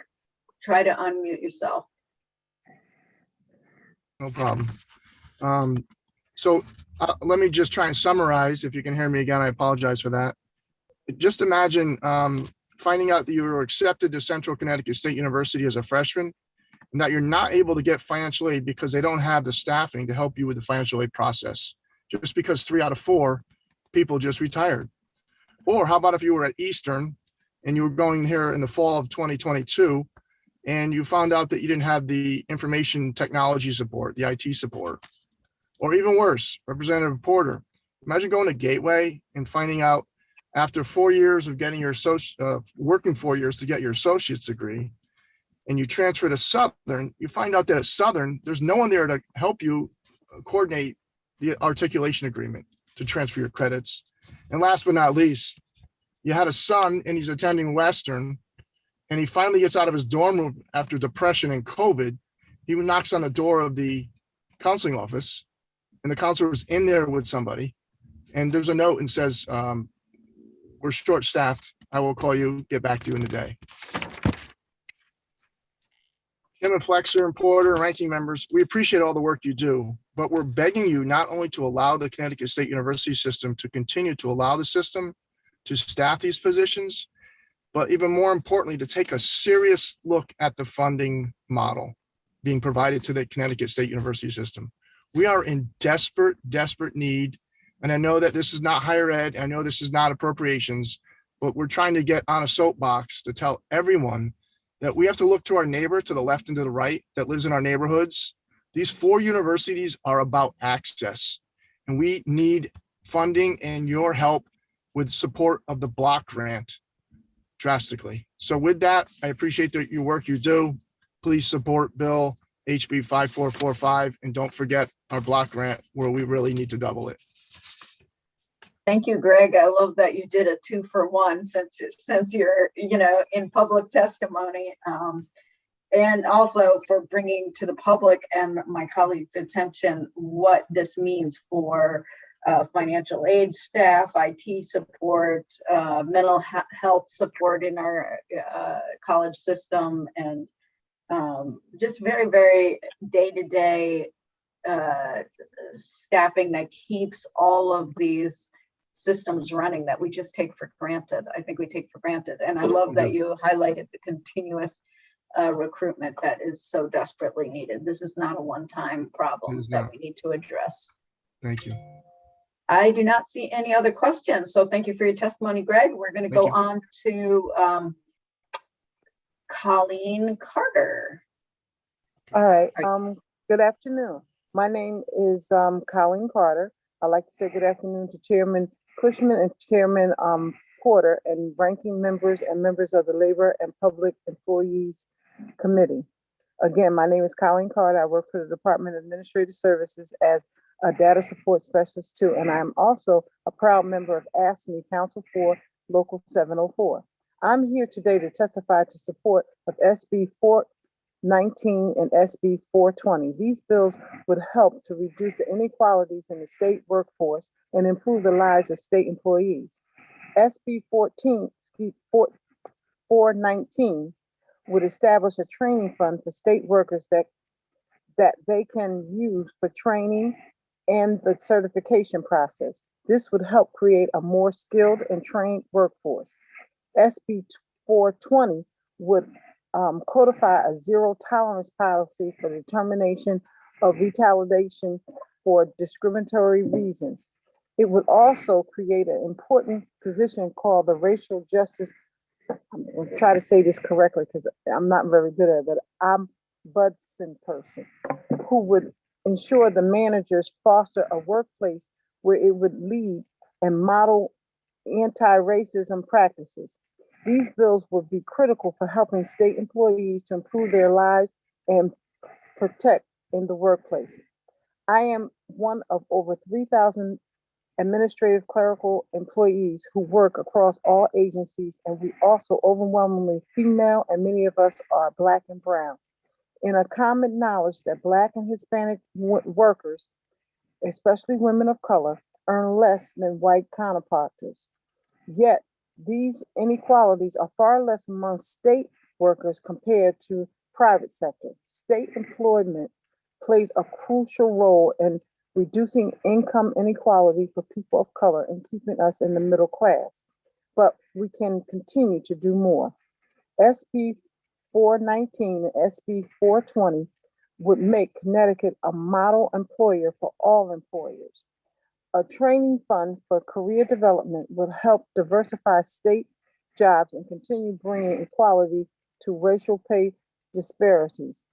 A zero tolerance policy would be crucial to reducing and critical to recruiting and retaining workers of color to ensure their protection from discrimination. And I urge the committee to support both of these SB 419 and SB 420. If you have any questions, let me know. Thank you, Colleen. That was excellent, excellent and thorough. Did you have anything to add about your concern about retaliation and your lived experience I'm sorry, I forget what you said that you're. I'm a data support specialist. Yes, right. We do have that, and it's still live and doing well. Sometimes, and they used to consider this the old boy network. Mm-hmm. It's still the old boy network, but we have some of the old girls there too doing just the same. We need to find a mechanism to make the state look like it's supposed to look. And what I mean by that is it's supposed to look like it's equal all around. We need to make sure that everyone that wants employment can be employed and that they're not working at the bottom end of the spectrum, but actually work their way up to the top. And I think Connecticut, the state of Connecticut can do that. It just needs to look inside itself and realize the things that we need to do and things that needs to be done to improve that. Thank you, Colleen. I think we need to listen to folks like you who have the experience and can give us the solutions to how we can do that better. So thank you for your testimony. I don't see any other hands. So thank you and have a great day. Next up is Margot Jones, followed by Maribel Augusta. Margot, the floor is yours. Thank you. Good afternoon, Chairwoman Porter, Chairwoman Kushner, ranking members, and members of the Labor and Public Employee Committee. My name is Margot Jones, and I am a member of AFSCME Local 704. I am currently an office assistant for the Department of Revenue Services in Hartford. Today, I am here to speak in strong favor of House Bill 5445, an act concerning state staffing levels. This bill is crucial for state service as it will help fill positions faster with continuous recruitment so that when a position becomes available, it would eliminate the waiting period it takes for someone who's qualified to pick up where we left off. In all facets of life, prevention is crucial. Bill 5445 will allow the great state of Connecticut to serve our citizens while promoting economic growth by providing vital resources needed for our bureaucratic functions and processes to continue without interruption. Bill 5445 brings hope and prosperity to state workers who believe in the success of this great state. Public service is our legacy. To ensure the future of my generation and generations after me who have the task of filling the shoes of our predecessors, I implore you to look at Bill 5445 with an open heart and knowing that when you say yes to Bill 5445, you are saying yes to Connecticut's future. The state of Connecticut and the people whom you serve in this beautiful state need to be provided with adequate and efficient services on a daily basis. This bill will allow state workers to continue to be the eyes, the ears, and the hands of public service, helping to fulfill the needs of your constituents without barriers or time constraints. Thank you for allowing me to testify today to express how crucial this bill is to have it passed. Thank you. And thank you for taking time out of public service to testify on our behalf. And I see Representative Porter, the co-chairwoman, has a question or comment. Thank you, Madam Chair Hughes. Thank you so much, Margot. I mean, your testimony. I know you said you are an office assistant at DRS, but I think you might be in the wrong field.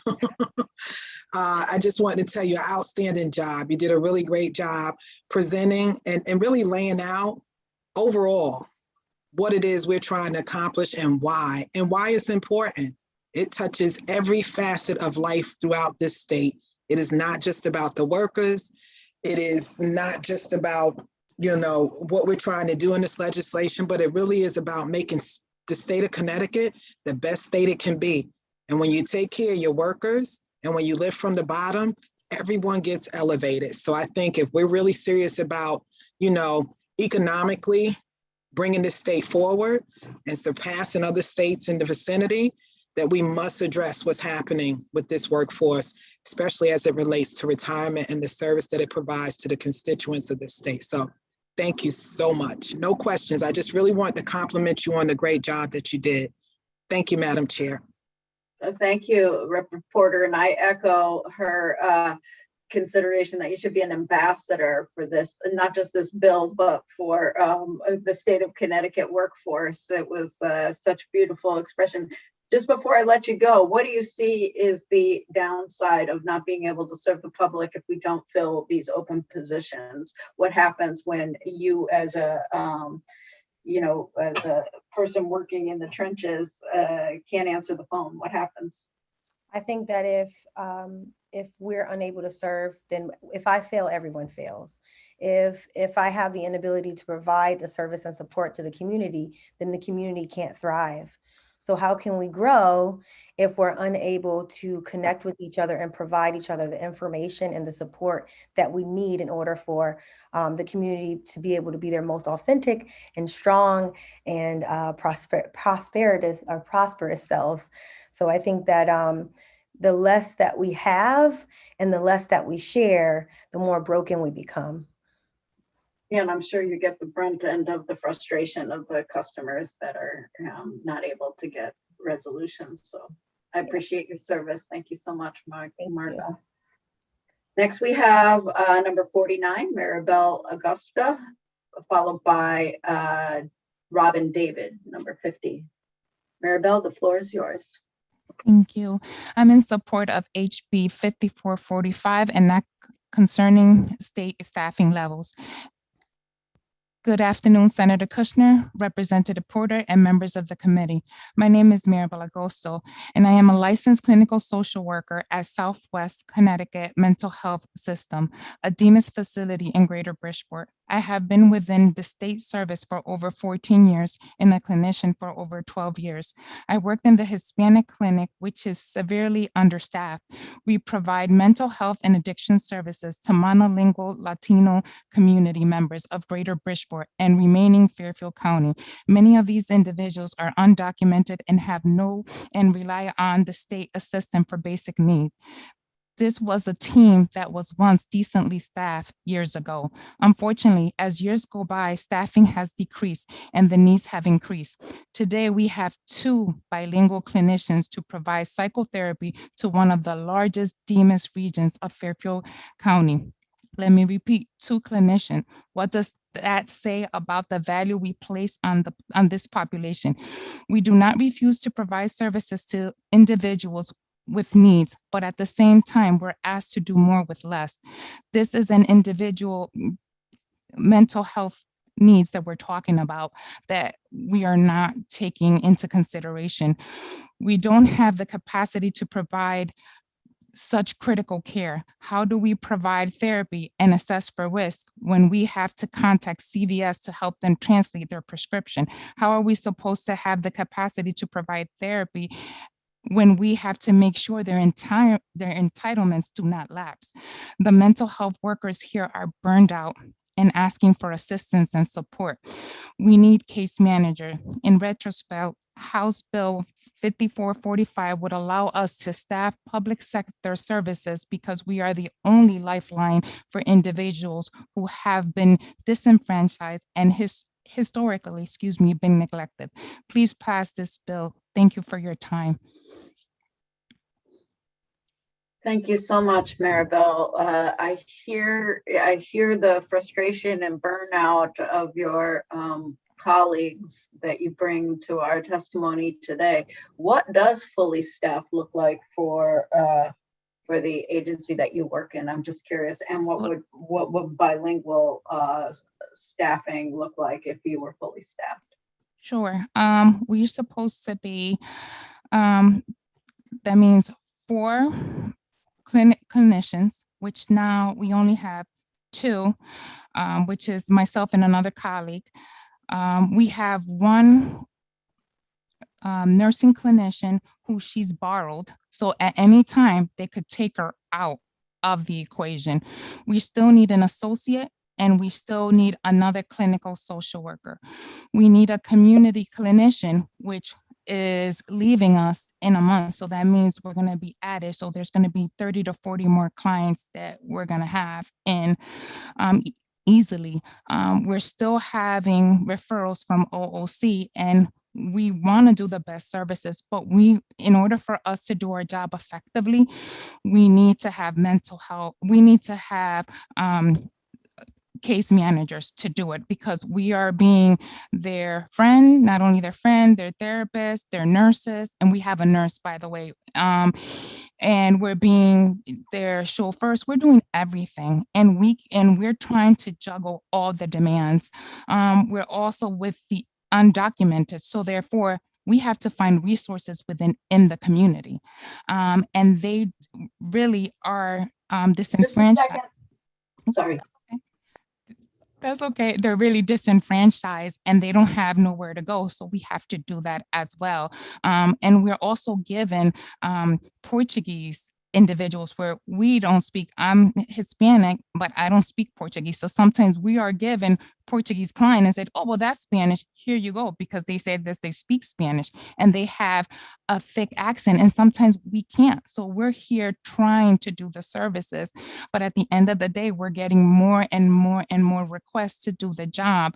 And it's just frustrating because we went to school to help individuals and we want to empower them. But how can we empower them if we're short in staff? And we got to make sure that we don't get burned out ourselves, because then if we're not good to ourselves, then we're not good to anyone. So we're imploring you that we were asked to be in the front. We did. We were called essential. We did. We never have been asking anything else, but we are asking for your support, Representative Porter and Kushner, because we need it right now. And this agency needs it, and everyone is going to be crippled, and we need each other more than ever to make America how it used to be, because we used to be together, and together we stand and together we fall. And right now, half of us are together and half of us are not, because we're so crippled and we're trying to move forth. So if you guys could please help us to ensure that, we could get the services that we need, because this could be our family member 5 or 10 years down the road. And I want to give them the best quality of care, no matter who are coming into these doors. But we need to protect the Hispanic team and all the other teams, because if not, they're not going to have a voice. And if we don't get the funds, then we're not going to be giving them the support that we've been giving them, and the less hospitalization and the less crime rates. So this is what we've been doing to avoid so that the public could be safe. Thank you very Thank much you. for your time. Thank you, Maribel. Thank you so much for your testimony and for identifying those multiple upstream interventions that can be so cost saving, but also life saving. And thank you for your service. I really appreciate it as a fellow social worker. Thank you. I appreciate you guys. I'm going to turn this chair back over to co-chair Senator Kushner, and Robin David, you will be next. Thank you.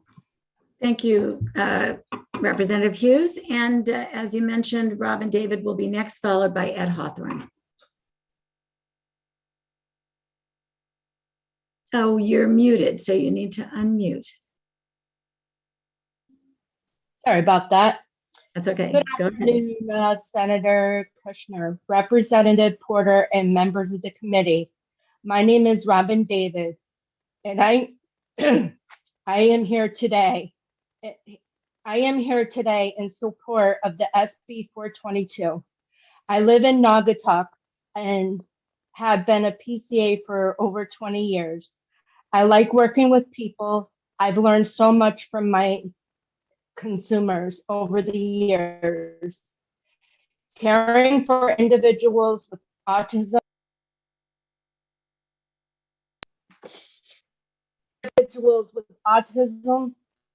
or Alzheimer's disease has taught me so much more than I could ever learn from a textbook. Over my two plus decades as a caregiver, I've cared for total care patients with quadriplegia, dementia, and in patients experiencing with sundowners. I've even cared for a Holocaust survivor. I currently care for 3 consumers. And as you know, you can only imagine what these Holocaust survivors had gone through. We don't have any paid sick days. I have severe osteoarthritis, which periodically debilitates me to the point that I have severe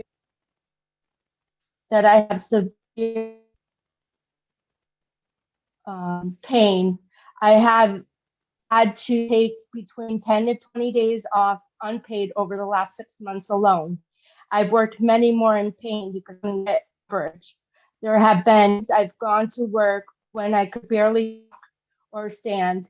In addition, I have also had to miss work because of multiple exposures to COVID. My clients have been exposed and gotten sick, and each time I get exposed, I have to quarantine until I get test results back and lose 2 or 3 days of work as a result. I worked in a facility and for a company where we had to answer questions and have a negative result before we can go to shift. If we answered yes to even one question, we would have to miss work for a day, regardless of whether or not we've been recently tested. Additionally, I have an immune compromised client who absolutely cannot afford to get sick. I estimated I've lost about $500 in wages in COVID pay ended in July. I am agitated and upset about our home care system that leaves us as workers high and dry, while we have provided nothing less than the best of care for our consumers. Please hear us and support the SB 422 so home care workers like myself can get COVID relief. Thank you so much for listening. Well, thank you for your testimony today, Robin. And this is an issue that we're aware of. Certainly COVID brought this to the forefront, but unfortunately workers in your position have gone without paid sick days, without health care for a long time. And so hopefully this session we can address it, because I think when we saw, the important work that you're doing that you talked about in your testimony, there's no excuse for not providing sick days and health care for people doing work as important to our society as you are. So thank you for the work you do, and thank you for coming to testify here today. Thank you. You're welcome. And as you heard from some of my other colleagues, like Angel Bailey, we have to cap our hours as well to get Husky, and it's very expensive to get private insurance. And so there's many things that we have to go without in order to survive, with health insurance through the state. Absolutely. Well, we really appreciate everything you're doing, and we're going to try and fix at least some of that this session. So thank you. Oh, thank you. Next up, we have Ed Hawthorne, number 52, followed by Kevin Kasbarian. Good afternoon, Senator Kushner, Representative Porter, and distinguished members of the Labor and Public Employees Committee. I'm Ed Hawthorne. I'm proud to represent over 200,000 working men and women as the president of the Connecticut AFL-CIO. Thank you for the opportunity to provide testimony today. I'm here on several bills. All of them are listed in my written testimony. I'm going to go over a few orally here as well. So the first one I'd like to start with is SB 418, Enact concerning wage theft. We stand in strong support of that bill as the Connecticut AFL-CIO. The task force for the study of barment and limitations on awarding of contracts. It submitted its report to the General Assembly on January 31st, 2020. It details the obstacles the Department of Labor faces when debarring irresponsible and unscrupulous contractors who have been awarded public contracts. You heard from Brother Joe Toner and Sister Kim Glassman earlier. It's been 20 years since the agency has sought a court ruling on debarring contractors. They don't refer these to the state's attorney's office. It's just not an agency practice. It really limits the enforcement mechanism of those. All they're asking to do is add a further deterrent there by increasing the minimum from a $2,500 fine to a $5,000 fine, and to refer them over to the Attorney General in order for debarment proceedings to commence. Providing the Attorney General with such an authority to enforce and recoup unpaid wages and civil penalties. It's extremely important. It puts us in line with Massachusetts, New York, and Pennsylvania, and they've realized great success doing it. Having a law in the books without any enforcement is not any good to anyone. This levels the playing field for responsible contractors, and that's something we all want to reward, is those responsible contractors that put in actual real bids and don't try to steal money away from their employees. Next, I'd like to just highlight SB 423, Enact improving indoor air quality in public schools. The ramifications of COVID-19 continue to affect the way kids learn, in the way that everyone, our teachers and our paras teach. With no enforced air quality standards in place, there's been an increase in workers' compensation claims, lost school days, closures, high numbers of sick days taken by students. We can't ignore the lessons we've learned over the past 2 years. We must establish specific standards for indoor air quality and air temperatures in our schools. This bill will do just that. It provides clear guidance. We need to give more leeway to use construction funds to support the HVAC system and the repairs that are necessary in order to maintain that high quality, or in order to maintain some quality of air quality within the schools. And SB 422, Enact concerning the Essential Workers COVID-19 Assistance Fund. I mean, you just saw a perfect example of that from the last person that testified. She's working without any sort of sick time. All we're asking is that we extend the great work that you did establishing this fund and move it further out. It's all detailed in my testimony. I see the timers there. I'd also like to note support for HB 445, Enact concerning state employee staffing levels, which has been testified to multiple times today, and also an act concerning the standard wage, SB 421. Thank you. And I'd be happy to answer any questions. Thank you, Ed, for your testimony. And I know we rushed you through when you got so many bills that you're supporting. We have had a lot of testimony on these bills today. Let me call on my co-chair, Representative Porter, because we read each other's minds. And so we sort of take turns who's going to ask the question. Go ahead, Rep. Porter. Thank you, Senator Kushner, Madam Chair, and thank you, President Hawthorne, for your testimony. I know that your testimony is expansive when it comes to the bills that you're supporting and opposing, and you did talk about bills that you're supporting, but I know in your written testimony, you report that AFL-CIO is opposed to House Bill 5442, which is an act concerning the unemployment insurance experience rates. And I just wanted to know if you could explain your position on that for us, please.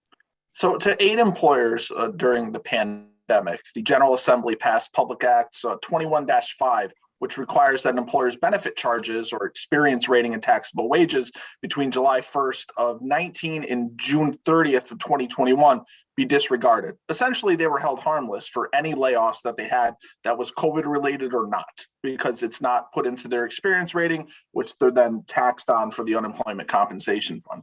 In addition, the General Assembly allocated $155 million in ARPA funds to be deposited in the unemployment trust fund. Given the work that the General Assembly has already done, and we believe it's unnecessary to take away resources from the Workers' Compensation Commission, which this bill would do. And I find it rather, I guess, troubling that they would take away funding from the Workers' Comp Commission in order to put money into the Unemployment Compensation Fund, seeing as though they're two different entities and that they serve two different populations, really. Wow. Well, thank you for making that poignant point. And that just takes me to a second question for you. Didn't Connecticut employers also get millions of dollars in PPP loans during the pandemic? And didn't that also reduce their overall burdens? They absolutely did. And, I'm not going to sit here and say that employers didn't suffer during the pandemic. They did. Prior to coming here, I did unemployment compensation appeals hearings. I heard both sides of it. I did. But, when you keep having it and asking for more, at a certain point, you have to say no. I got two young girls, and trust me, the bedtime tries to get later and later every single night. So, this is merely, I think, a step too far. I think enough has been done to help support the fund and support employers at this point, and just really taking away money from Workers' Compensation Commission to put it in the Unemployment Compensation Trust Fund is not something that I think would benefit the state. Well, I thank you for your perspective on that. And I do agree, employers certainly did suffer. All businesses, especially small businesses, suffer. And I believe that we've gone to, great measure to make them whole in the best way that we can. And it really should be a concentration on getting that done for employees, because without employees, you don't have a business. And this is the thing I keep stressing. We must take care of our workers, because if we don't have workers, we don't have businesses. Businesses can't make profits, and these businesses have made some extreme profits throughout this pandemic. And I just would like to see some of those profits coming back into research and development and back into the workers who made those profits possible. So thank you so much for taking the time to be with us today. And I do appreciate you expounding on those two bills. Thank you, Madam Chair. Yes, if you wanted to respond, that's fine. I'm sorry. No, you said it. You said it great. Thank you so much, Representative Porter. You're welcome. I just didn't want to cut you off. Back to you, Madam Chair. Thank you. Thank you. And thank you for that question, Madam Chair, because I think it is an important issue that you raise, Ed, about the Workers' Compensation Commission shouldn't be need to spend their resources on a study about the unemployment trust fund. And I think I get that concern. I think if you could maybe address some of the testimony we heard earlier today on that subject. What we heard from one of our state reps is that he had a constituent who laid off a very small business, laid off one worker in 2019. And then in 2020 and 2021 had no layoffs. And because he had that one layoff, there was no smoothing effect of the 3-year look back that normally would take place. So I think what he was suggesting is that that those employers who would have had a reduction in their rate had they been, if there was that smoothing out over the period, that those folks be recognized and not have that doubling of the unemployment rate. I don't know if you heard his testimony, but I thought it was interesting. So regardless of the study issue and how workers' comp fits into this, because I agree with you, that doesn't make a lot of sense. We need to, really reconfigure this. Could you address that problem that some small employers may have experienced.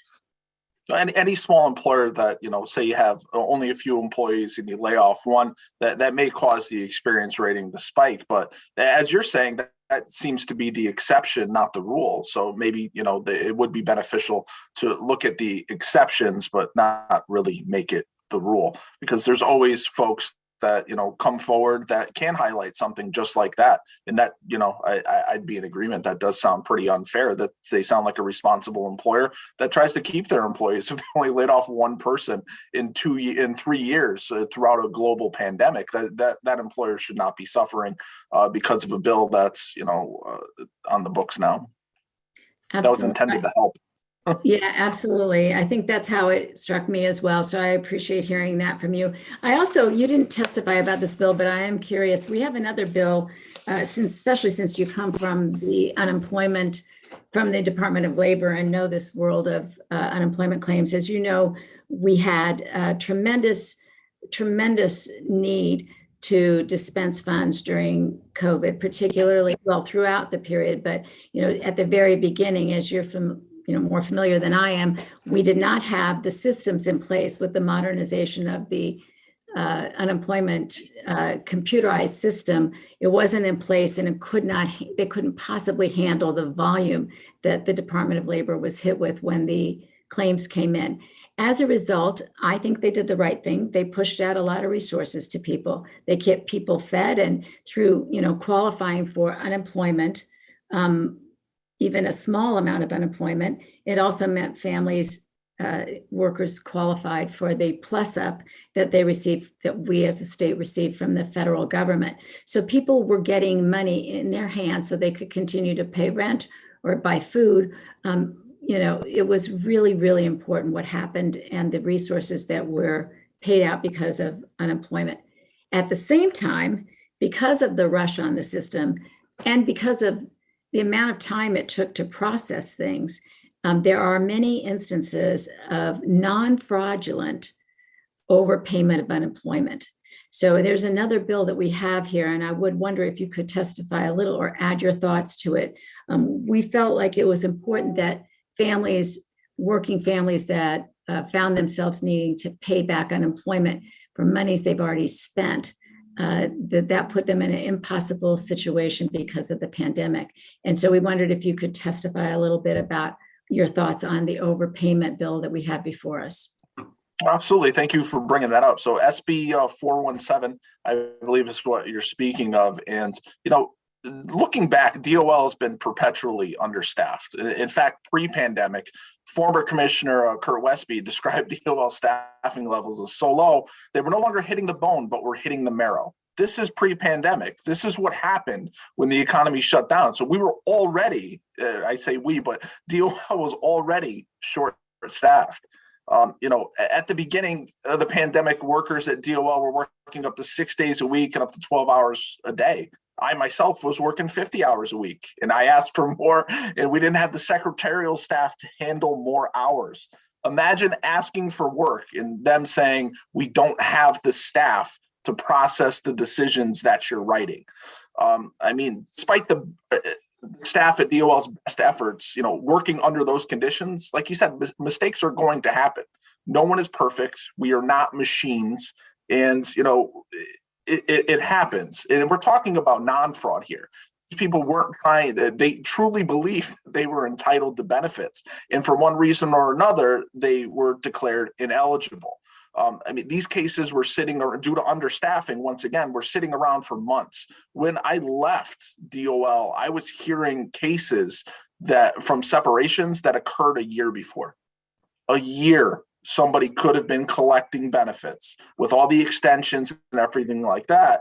And through no fault of their own, the whole time they thought they were entitled to benefits. And they had every right to think that because they received an initial determination that said, you're all set, you're eligible, but only to take a closer look and maybe they become ineligible. This is not their fault. And this is a great way to say that these funds were intended to prop up the economy when everything was shutting down. And if we take it away from them now, it's only going to further hurt the economy. So in order to fund this bill, I think is a great great way to use our resources in order to support working families.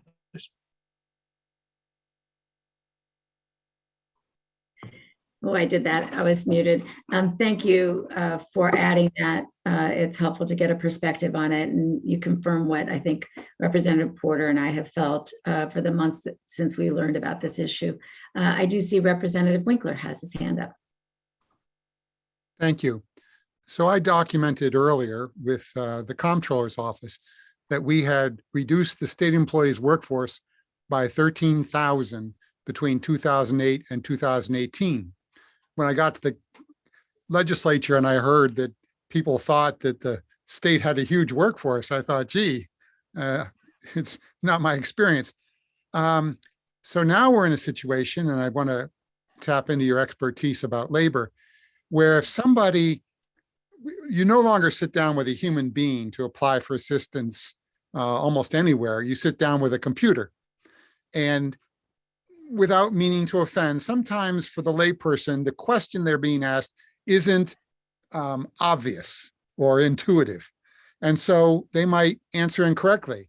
The minute they answer a particular question incorrectly, they get kicked into a pile where somebody has to review that, eyeball it literally by a human being. And in the absence of human beings, that person can wait a long time. And we set up a cottage industry where we would reach into the agency and grab a human being and say, please look at this. The whole thing was sad on one level. Now I hear from the tax department that they're no longer going to print their instruction sheets or print even forms. They are going to count on people to do it with their own printers and their own computers. And they're no longer going to have people available for counseling. It seems like everybody is being pushed onto computers. What do you see as the future for unemployment? Do you think that humans will make a comeback at some point? Or do you think that everybody who doesn't understand how to have a computer, how to use a computer, or doesn't have a printer is just going to be out of luck and will be winnowed out by some process of natural selection? So that's a great question. Does the system need to be modernized a little bit? Yeah, of course. I mean, you can always be better, but you can't go overboard with it. There's no substitute to speaking to a person, especially in a time of crisis. If you're filing for unemployment compensation, chances are you really, really need it, and you need some help. And most times it's something that's completely foreign to you. So to not have the opportunity to speak to someone would really be a great disservice and trigger more of these non-fraudulent overpayments, which take people on the back end in order to process, recoup, judge on forgiveness. I mean, I'm a big proponent of, hiring people at the front end to take care of a problem before it occurs. And, a lot of this automation that we talk about, I know I'm one of the people when I call, anything I want to speak to a person on the phone, I'll end up saying operator into the phone a bunch of times or hitting 0 until I get to someone. And I don't think that's anything that we want our state service to be. I mean, you alluded to it earlier. We're staring at a retirement cliff in July. And, I want to make sure that, if we do have all of these people leave, that we replace them with a warm body rather than a machine that is going to give that quality service that you expect, and not only expect, but we pay for in our taxes, and that we deserve when we are in crisis, such as the unemployment compensation system. I used to do DSS phone trees for a living, and I always refused to put people in endless loops or dead ends. And I'm not criticizing DSS, but I feel that things have changed since I left state service because I've been caught in dead ends and loops. So basically there should be a human out for people who don't understand computers, people who may have intellectual or developmental disabilities, maybe blind, whatever. There should always be a human out at some point. And yet 4 years ago in the legislature, we had to pass a bill that a particular phone number would always be answered, because we knew that if we didn't pass that bill, that it probably wouldn't be. And it's just gotten to a sad state. And I hope that some compromise is possible between the land of computers and the land of the living. Thank you, Madam Chair. Thank you. Thank you for that question. And thank you for that answer. I think you saw all of us sort of start laughing when you talked about yelling into the phone operator. I think it's good, but you really do remind us all of how difficult it is to navigate systems without a real live voice on the other end. In the beginning of the pandemic, it took months before a contact center could be stood up. Once that contact, I know from my experience as a legislator that once that contact center was stood up and there were more people staffing phones, then a lot of the concerns that were coming to us to help with began to be addressed, as you said, up front before there was a problem. And I just hope that legislators really remember what it was like, because I know, and I'm sure Representative Porter would agree with me, we were getting, all of us, every legislator was getting desperate calls from our constituents that were in need of unemployment benefits. And it was I don't know that there was a single legislator who did not have their hands full with these issues and these problems. I hope everyone remembers how chaotic it was, how desperate people were, how in need people were for resources to pay their bills, to keep their lights on, to keep their food on the table. This was desperate time. And now asking those same people to pay back this overpayment, non-fraudulent overpayment, to me would set back the recovery that we so desperately need for everyone in the state, not just for those that made a lot of money during the pandemic, and there were those, but for the people who really suffered. We need to make sure we're not going to continue that suffering by not addressing this question of overpayment. So I really appreciate your, sort of your insight on that, having been there at that time. And by the way, we should thank you for the service, for the many, many hours you put in as a person in that division of our state government.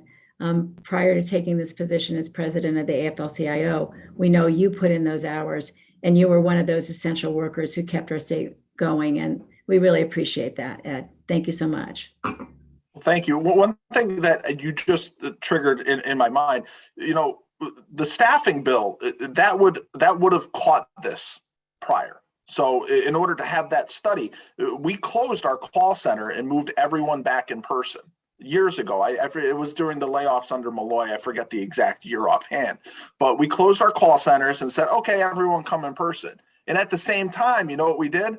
We closed a bunch of our outposts and we consolidated all of them into just a few in the state. I remember arguing about closing our Torrington outpost and saying, there's no way for someone to get on public transportation from Torrington into Waterbury, which was the closest one. And in order to get these people up to speed during crisis mode, these people in the contact center, as you say, had to be trained. So we had to take someone away from answering phones and have them train these people in order to give correct advice so that they wouldn't trigger an overpayment, which would then take more people on the back end, like I said before, to examine, is it fraud? Is it non-fraud? Is it waived? Is it not? And go through that whole system. If we just fully staff our state workforce on the onset, it alleviates a lot of problems that come along with the understaffing. So now you've just triggered something. I have another question because you mentioned the waiver. So one of the aspects of the bill that we're working on now is that there would be sort of like an amnesty period for taxes where people who missed that window of opportunity, because it is a limited time after you're made aware of an overpayment, you have limited time to file for the waiver. We think that a lot of people also didn't realize, even though it's on the form that you get, there are people who, it's hard to read all the forms you get. You see, you got a bill. There may be people who said, well, it's $1,000. I don't have $1,000, but I'm going to pay it back. I'll borrow money to pay it back. They might not have applied for a waiver that they might have been entitled to. And those waivers would forgive not just the state amount of money that is owed, but also the federal dollars that were given out. So we came up with, through some help from your agency came up with the idea, or your previous agency, I should say, we came up with the idea of a period of time, say 6 months, where anyone who either didn't apply for the waiver, they would, or didn't appeal a denial for the waiver, would have a new window of opportunity, so we can make sure that whatever is justifiable under the current waiver system is taken care of. Do you think that's something that would help go a long way to helping families and to helping solve the problems? Oh, absolutely. I believe you have to appeal it within 21 days, and that's the date that it was mailed to you. So we all know what the mail is like nowadays. You might not get it for the first 10 days, and then afterwards, maybe a kid takes it, puts it on the counter. You don't see it until the last second. And by the time you get done reading the decision, you may get so discouraged that you don't want to read it anymore because it is so upsetting that you owe back that amount of money. There are multiple advisements in the decision, but it's at the end. It's in bold. We make it bigger. We underline it, everything. But a lot of people, just telling you from experience, they get so discouraged by reading the decision, they don't read that last part, and then they fail to file an appeal. And then what they sometimes do to recoup some of these funds, it happens more with the fraud than the non-fraud, is they'll actually take your tax return away from you and recoup it that way. So we used to get a lot of appeals in when somebody is expecting $2,000 in tax return, then all of a sudden it's going to pay down a debt that they have with the CTDOL.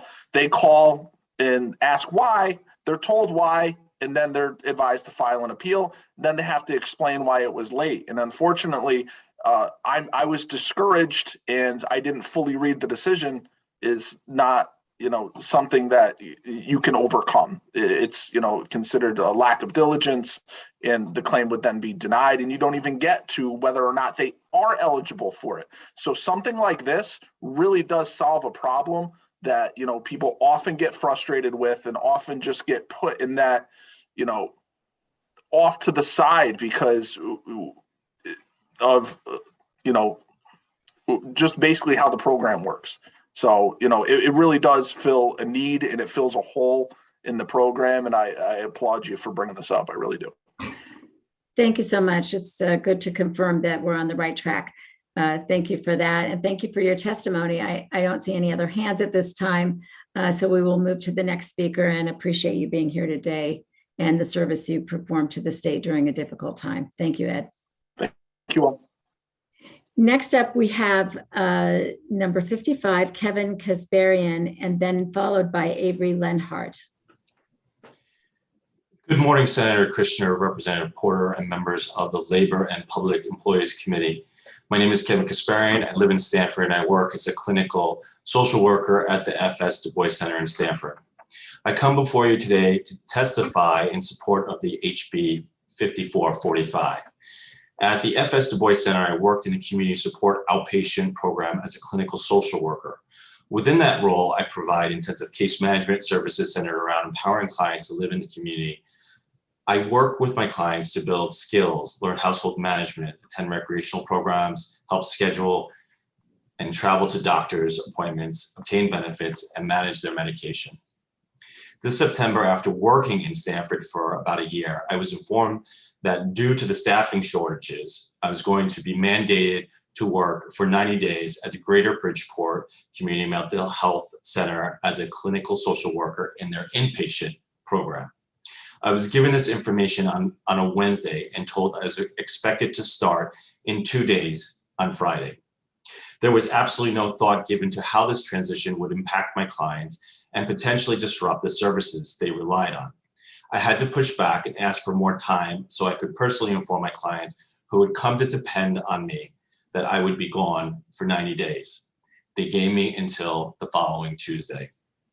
When I arrived in Bridgeport, I realized how dire the situation was. They had 3 vacancies for clinical social workers, and then 1 for their existing social worker left on maternity leave, leaving them down 4 social workers. Not only was this inpatient unit understaffed, but it was entirely different work from what I was doing in Stanford. Outpatient social work is night and day from inpatient social work, and I was simply expected to hit the ground running without any training. It was an absurd expectation, and one that left me increasingly stressed and struggling with burnout the entire time. What really frustrates me is that during the bulk of those 90 days that I was mandated to work in Bridgeport, they never posted the position that I was temporarily filling. They finally posted the position the last few days of my mandate. And so when I returned to Stanford outpatient program, Demas immediately mandated me to return to the Bridgeport inpatient program. Demas can move mountains to mandate an existing staff member, but takes forever to post a position online, let alone filling those positions. While this is a horrendous way to administer service and leave staff burnout, it is the clients who suffer the most because of this failure to properly staff Demas facilities. When I was mandated to leave Stanford, that meant that my supervisor then needed to take on my caseload in addition to her existing caseload. While in Bridgeport, it took nearly the entirety of my mandate stay to really learn the job, and by that point, I was returning to Stanford. All while the continuity of care the clients receive is what suffers. Understaffing in Demas must be addressed. This is a disservice to clients, quite frankly, and it is incumbent upon the state to do something about it. Please pass HB 5445. Thank you for your time. Thank you, Kevin, for your testimony.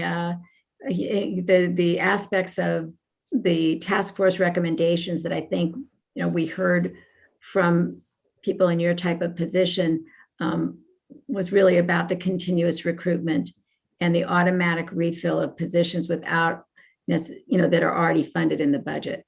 And I guess the question to you is, do you think if we had if those recommendations were in effect, would that have provided an easier pathway for Demas to fill positions? Absolutely. Absolutely. Yes. Yeah.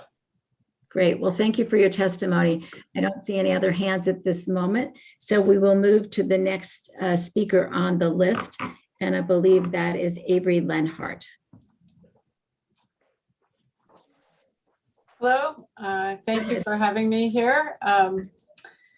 Senator Kushner and Representative Porter and distinguished members of the Appropriations Committee, thank you for hearing my testimony today in support of raised Senate Bill number 422, an act concerning the Essential Workers COVID-19 Assistance Program.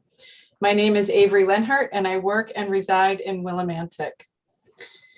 As the executive director of an emergency shelter serving the Windham community, I speak for all of my colleagues across the state who are part of the homeless response system in asking for you to pass bill number 422 and recognize that we are all essential frontline workers. People who work with the homeless have no choice but to maintain in-person relationships with the clients they serve throughout the pandemic. Emergency shelter staff people do not have the option of working from home. Outreach workers cannot provide outreach services from the safety of their own homes. Navigators and case managers are severely limited in the level of services they can provide if they are trying to work with their clients from home. Many of our clients do not have working phones or access to computers. COVID safety precautions are taken seriously in a shelter environment, but a shelter environment is not conducive to protecting staff and guests from the spread of COVID. Our shelter consists of one large room where people sleep and 3 small offices for client services. Our workers must check bags for contraband items and use a metal detecting wand less than 6 inches in proximity to each client every time they come into the shelter. Workers also change bed linens daily and handle personal items of the clients we serve. Navigators, housing specialists, outreach workers, and case managers all meet regularly with our clients in small office spaces, as many of our clients do not own working phones and must meet in person. People experiencing homelessness are in crisis and are less likely to be concerned about COVID safety protocols, such as hand sanitizing and masking when they are living in a shelter or outdoors. Shelter staff and those who work with the homeless often work in environments that do not have the same level of safety equipment, staff education, or personal protection as other essential and frontline workers. Shelters are often located in older buildings and are less likely to have adequate air circulation or touch-free doors and switches. Homeless service providers are frontline essential workers, and I urge you to recognize this by adding them to Category 1C. This bill is essential for the safety of the employees of homeless response workers and their families. Please support this bill. Thank you so much. Thank you for your testimony today, Avery. We were quite concerned when we learned that shelter staff were not included in the bill that we passed last year. And, you know, we worked with these large categories of essential workers, 1A, 1B, these all came out of the CDC, and we thought that we were capturing the group we intended to cover and provide for.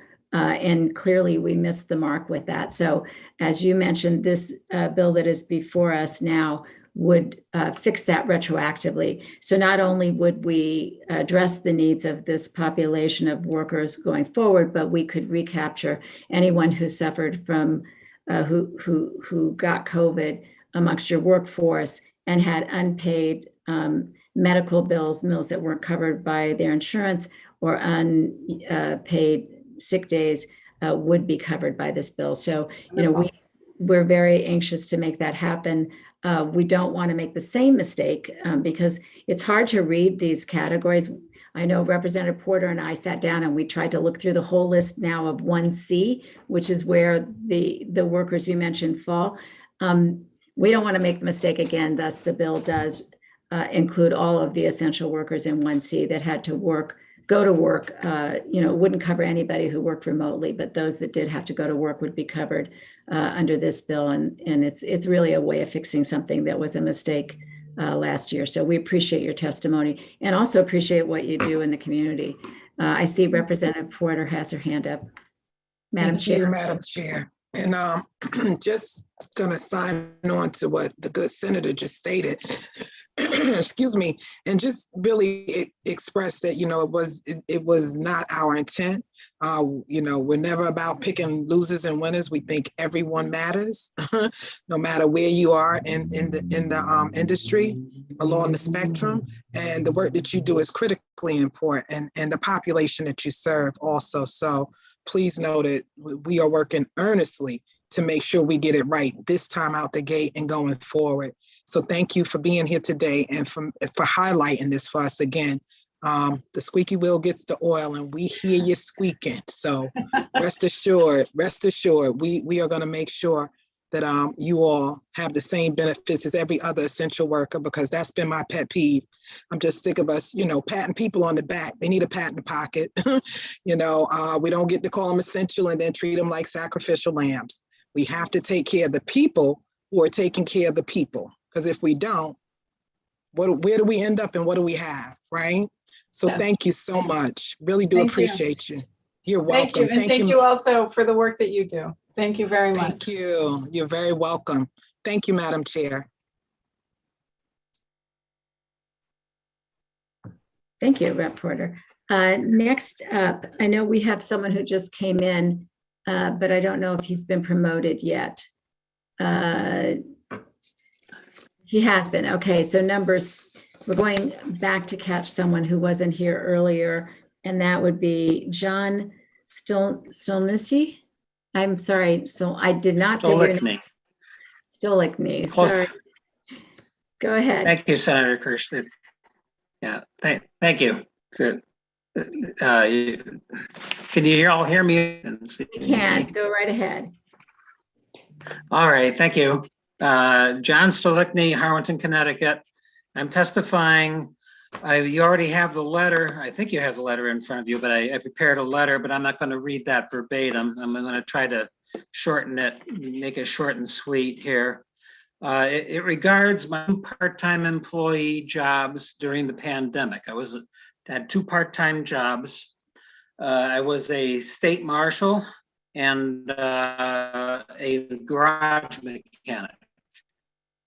The garage mechanic is essential jobs where you had to stay open and keep people going.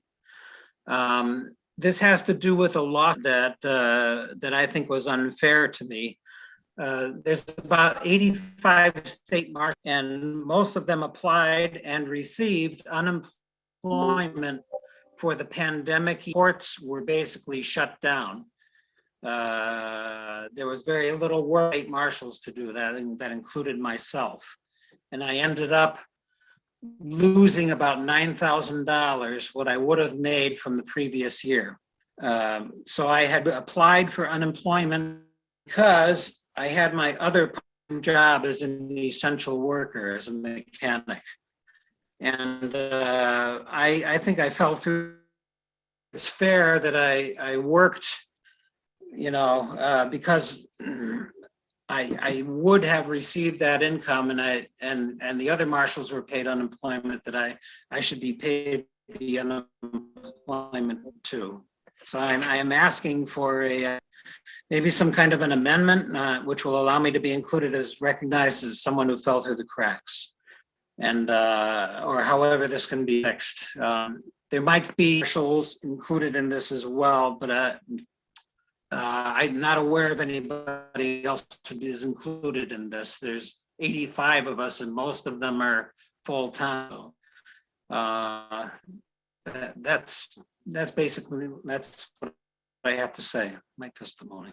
So, I hope you heard me okay. I have a bad connection here. I did hear you, and I am familiar with I'm familiar with the kind of case that you describe, but also of other cases like this. We did have a number of people who did not qualify for unemployment because they had a second job that provided some amount of income. So under the under the state traditional unemployment laws, they then did not qualify for unemployment. So, and conversely, we had a number of full-time employees who continued their full-time employment, but might have had a part-time job that was paying, some, really keeping food on the table. We saw this happen with teachers, with state workers, all kinds of workers who don't make enough to pay the bills, so they get a second job. Because they had that other income, they were not considered eligible for unemployment. So it did happen quite a bit to really a large segment of the population. I know that this issue came up. I don't know that we can address it, but we certainly can check in with the Department of Labor and see if they have any advice for us on this matter. They would not have gotten many of the funds, as you know, I'm sure, were reimbursed by the federal government. Even, at a certain point where we got to a certain level of unemployment, then the federal government started kicking in. And so I'm not sure that we're in a position to actually be able to do that, given federal rules as well. So it may not be a state issue. It may be also dictated by a federal law, but it's something we should definitely find out more about it and get back to you with that. I think we have your contact information. Yes, you do. And thank you, Senator Kirshner. Sure, of course. That's okay. I didn't say your name right, so you don't have to say my name right. Thank you so much. Thanks for being here today. So now we're going to go back. I appreciate it. We'll go back to the order. And I believe next up we have, and there's no number there, but I think Michelle Condorino. Yes. Condorino. Thank you. Go ahead, Michelle. Yes, thank you. Thank you, Senator Kushner. Thank you, Representative Porter, and distinguished members of Appropriations Committee. I'm going to add my squeak to the same wheel that Avery spoke about, which is support of Raised Senate Bill number 422, Enact concerning the Essential Workers COVID-19 Assistance Program. Again, my name is Michelle Condorino. I work in Danbury. I'm sorry, I work in Norwalk. I used to work in Danbury as the executive director of Open Doors. I'm a resident of Reading here in Connecticut. This is about homeless service providers being included and really asking that they are, I think it has been said, but I will repeat the heroic efforts of those who work in the homeless service system through the COVID pandemic, and having those efforts recognized for how truly heroic they were. We were open. We never closed our shelter. I know some places fully closed their shelters and went into hotels in certain points of the COVID pandemic. We actually stayed operational in both sites. We had a hotel and operational in our shelter to ensure that we could shelter the most amount of people that we could. And the staff were absolutely phenomenal, and they put themselves at risk, and they knew they were putting themselves at risk. And they did it anyways, because they wanted to make sure that our most vulnerable members were safe. And just asking that be recognized and honored the way it should be. So, thank you very much for taking this under consideration and for this bill. We really appreciate, the support of our communities and our legislators as we've made it through this pandemic. I really have to say that the people who work in this field are truly amazing and deserve respect. So thank you. Thank you. And thank you for everything you did. And we are very optimistic that we're going to be able to make this adjustment. So thank you for being here and including your testimony in our consideration. I don't see any hands. So next we will go to Zachary McCune from CCM. Zachary. Hi, good to see everybody. Thank you. I'm here to testify on SB 423, Enact Improving Indoor Air Quality in Public School Classrooms.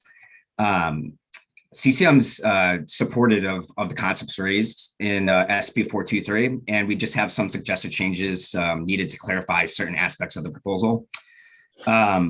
Just for a little bit of background, CCM has been a leader alongside coalition partners in advocating for ARPA dollars funding to be included in HVAC repairs needed for local public schools across the state.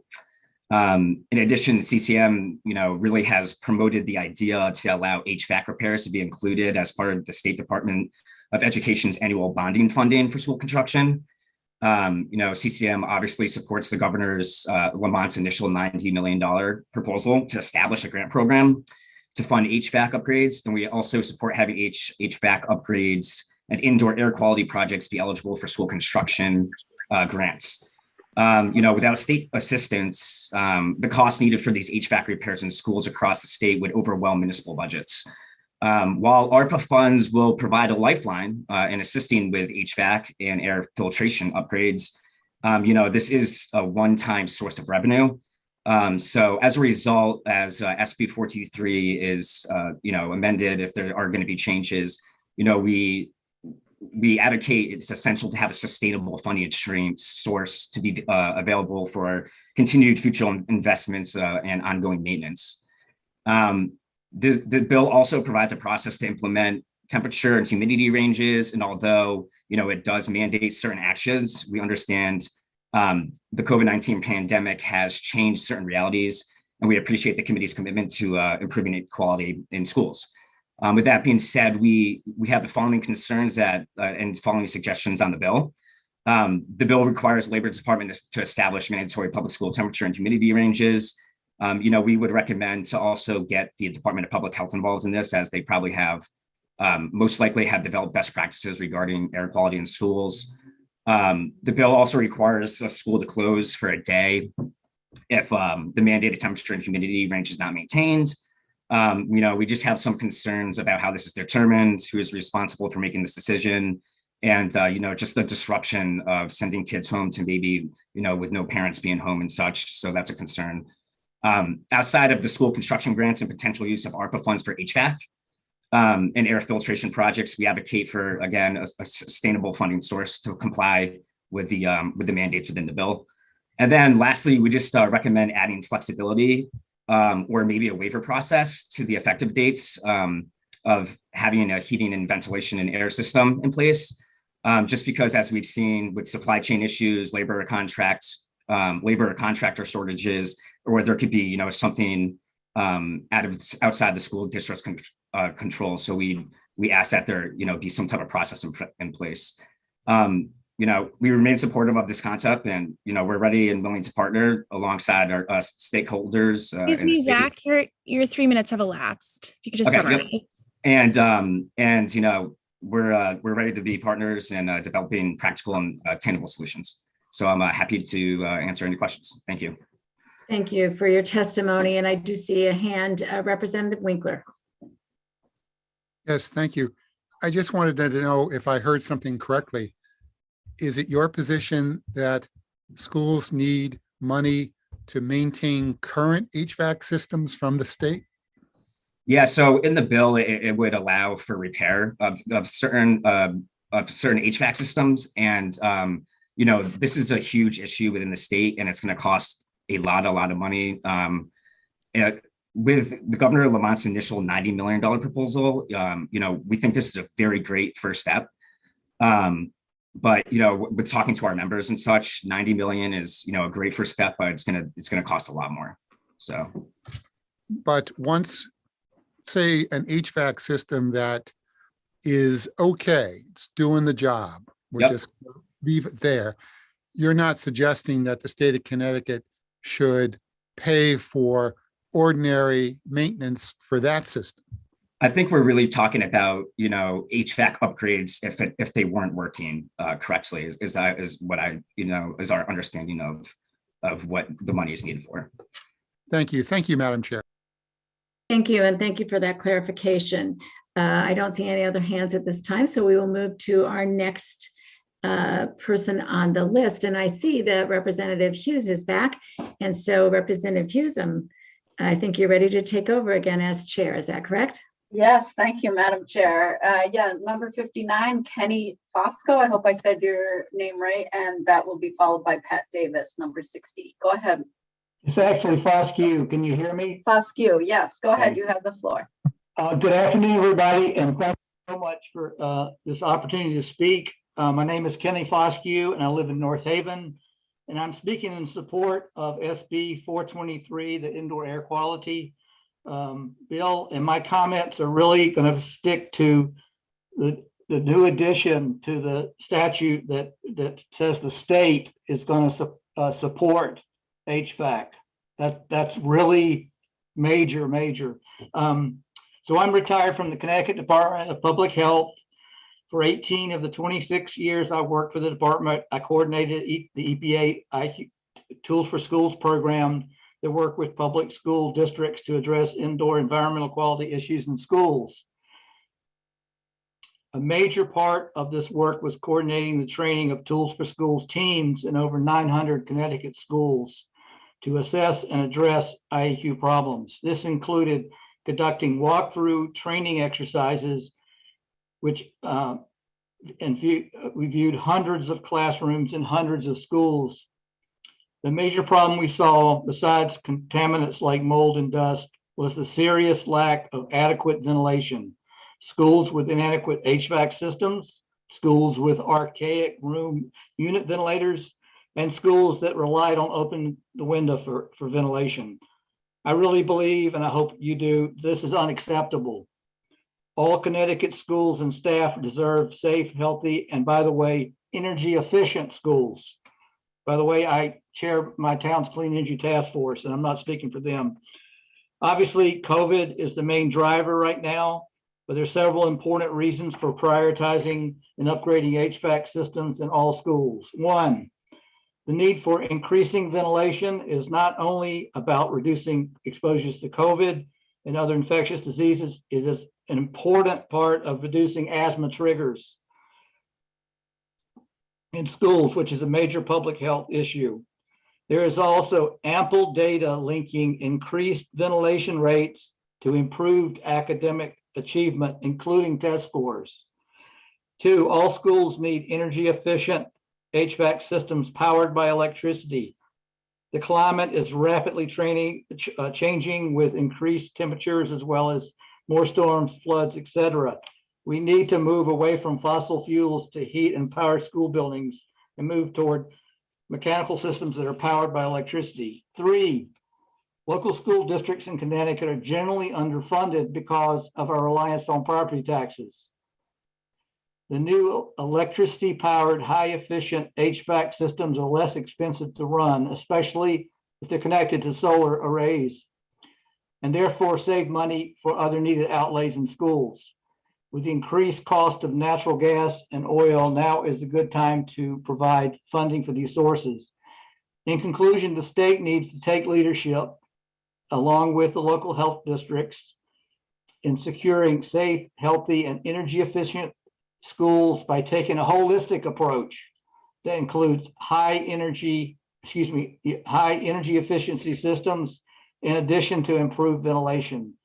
This is a great start. This legislation, along with the governor's $90 million for improving IEQ, but as Zachary said, that's just a start. So I challenge the state to seek out additional fundings, like money possibly from the American Rescue Plan and the infrastructure law. And I would let people know that schools are the second largest part of America's infrastructure. So I'd be glad to answer any questions. Thank you, Kenny. Thank you for your testimony and bringing up tools for schools. I'm so excited about that program. And also the intersectionality that you talked about, clean energy, renewable energy, energy efficiency, and healthy HVACs that supports, good academic performance. That all of that impedes not only health but our academic performance. My apologies. I don't see any questions. So thank you for your testimony and thanks for being here and bringing this to our attention. Pat, you're up next, Pat Davis. Thank you very much. Can you hear me okay? Can you hear me okay? Okay. Good afternoon, Chairman Kushner, Chairwoman Porter, ranking members and members of the Labor and Public Employees Committee. My name is Patricia Davis. I'm the president of AFSCME Clerical Local 318, and I have worked for the state of Connecticut, the Department of Corrections since 1995. I'm here today to testify in favor of multiple bills that will be of great help to the residents of Connecticut. On behalf of the hardworking clerical members of the AFSCME Council 4, I'm testifying in strong support of House Bill 5445. This bill would require every state agency to refill vacant positions caused by the upcoming retirement wave and would adopt continuous recruitment policy. I also strongly support House Bill 5441, the recommendations provided by the task force to study the state workforce and retiring employees. I've proudly worked for the state of Connecticut for over 27 years, and I've not seen a staffing crisis of this magnitude in all my years of service. Across all the clerical locals in the state, up to 40% of the clerical workforce has the ability to retire by June 30th of this year. Clerical workers are the backbone of every agency. While the task we do in each agency is varied, one thing is a common denominator. We're the glue that holds the processes together. I have many employees who work for DMV, DOC, Department of Labor, and their work is vital to public service. When their departments aren't properly staffed, the citizens of Connecticut are the ones who suffer the most. Right now, they're all short-staffed, and the situation will only get more dire by June of this year if something isn't done. As a proud Black woman, I want to point out in strong support the section of House Bill 5441 that established an Equity Advisory Committee. This is critical in addressing racial and gender disparities that exist in our state workforce. I am also here to support Senate Bill 419 and Senate Bill 420. The state of Connecticut must be a model employer when it comes to equity. We need fair and equitable training opportunities for all state workers, regardless of the color of their skin. to aid in promotion and employee growth, and to ensure that there are no barriers that prevent that from happening. Lastly, we cannot be an anti-racist employer if we do not establish a zero tolerance policy against retaliation when it comes to discrimination. I heard Executive Director Hughes this morning. I've been on the call all day, the hearing, and I'm very impressed. And I know that we will be able to count on the support of the committee. But I heard her mention that there are mechanisms in place that CHRO has, but it's not working. It's not working. We have to do something better and different. We can't keep doing everything the same way and think it's going to change. That's insanity. At this time, we have an opportunity to make some changes and address those issues, because as many speakers that come before me earlier have noted, there is an issue that we need to work on and address seriously. In every facet of state employment, we must be proactive and anti-racist and pro-equity. In order to make that happen, we need an boss person to steer the ship. Equity is critical to having dignity and respect in the workplace. I urge the committee to support all 4 of these bills. And I thank you for your time. I know it's been a long day, and I've been on the call, and I do appreciate everything, every support and the feedback that we've gotten for all of us that have made public hearings today. Thank you so much. Thank you, Pat. Thank you for your testimony, but thank you for your witness about what it's like in the trenches and what's needed. You said this is the worst staffing crisis that you've seen in your 27 years. Is that correct?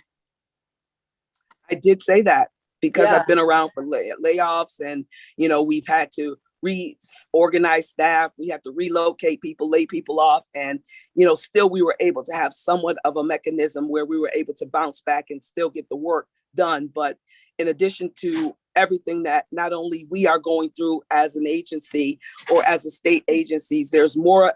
Everybody is being impacted from the pandemic, from heroes pay not being received, the ARPA funds not being properly dispersed, people in unemployment. As you have heard from so many testimonies today, we are in dire straits. And now with this wave of people that are expected to retire, it's just going to be a hard pill. And one of the guys mentioned earlier that DAS is in a position, you know, they just don't adhere to what the needs are, you know, without approving it. And I think he wanted to include something where some of those positions are approved without the agency having to actually apply.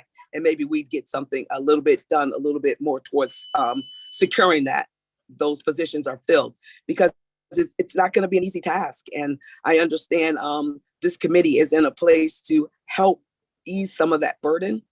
So we're looking to you, and we're coming to you as public servants, so that everyone that's left here and remains here are able to do their job with a little bit of leniency and support, help, especially from my end as the clerical bargaining team.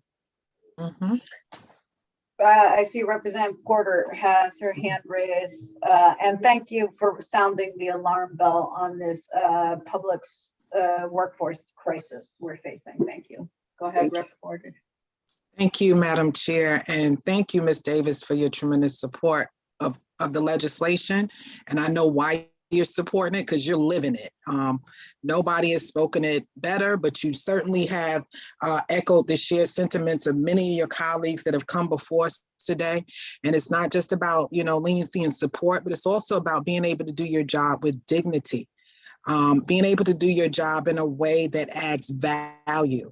Doing your job in a way that doesn't tap you all the way out. There's nothing left for when you get home, right? That is what we are looking and striving for.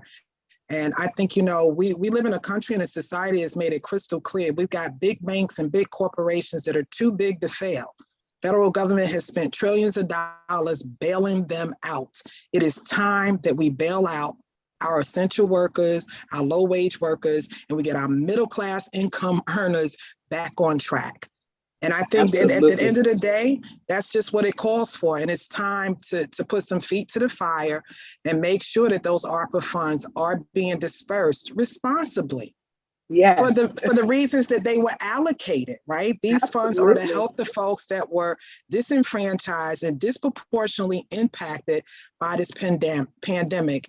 And we have seen, we've continued to leave out some very important people, the folks that we love to call essential workers now, you know?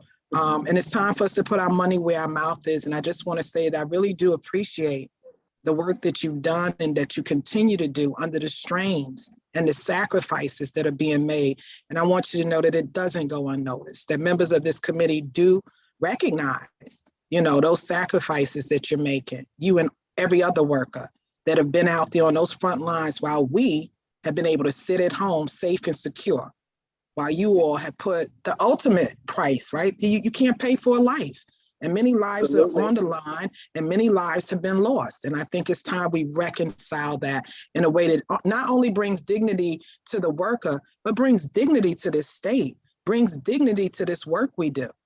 And it's talk is cheap. We keep saying you're essential. We keep calling you heroes. Yes. Well, heroes deserve to be paid because, rent and mortgage is not free. Food is not free. Everything's going up except for wages. So we need to find ways to make people whole during the most desperate times of their lives. So I just really want to applaud you for waiting and hanging in there with us because it has been a long day, but we do appreciate your dedication to this cause. Thank you, Madam Chair. I just want to echo and say again how much we on this call today appreciate the work that you all are being charged with, and know that, from the responses that we've received or I've heard today, which I said I've been on most of the call all day, I know that we can count on your support. And it's not an easy task for any of us, but as one of the public speakers said earlier, if we pull it together, we can get it done together. But it's going to take all of us to do our part. And, we have to depend on you all to do your part in order so we can make sure that we do our part. And I appreciate it. Thank you very much for your time. Absolutely. Together we win. And it's going to take more than just the committee members on the Labor Committee. This is something that you need to be lobbying every legislator on, making sure that they support these bills, making sure that they co-sponsor these bills, and making sure that they're prepared to debate these bills when they hit the floor, because there's power in numbers. And the more people that we have in the building that can do that, the more effective we will be in getting it done. Thank you, Madam Chair. Thank you. I see Representative Winkler's hand is raised. Representative Winkler, go ahead. Thank you. Thank you, Ms. Davis, for testifying. I have 44 years as a state employee, being much older than you. And this is the worst I've ever seen. And it's bad for a reason.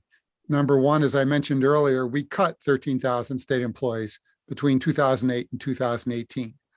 And number two, every time we negotiate retirement benefits, and this is, I think, the fifth time, we cut retirement benefits. Retirement benefits have been cut in every negotiation since 1984, and that was the first.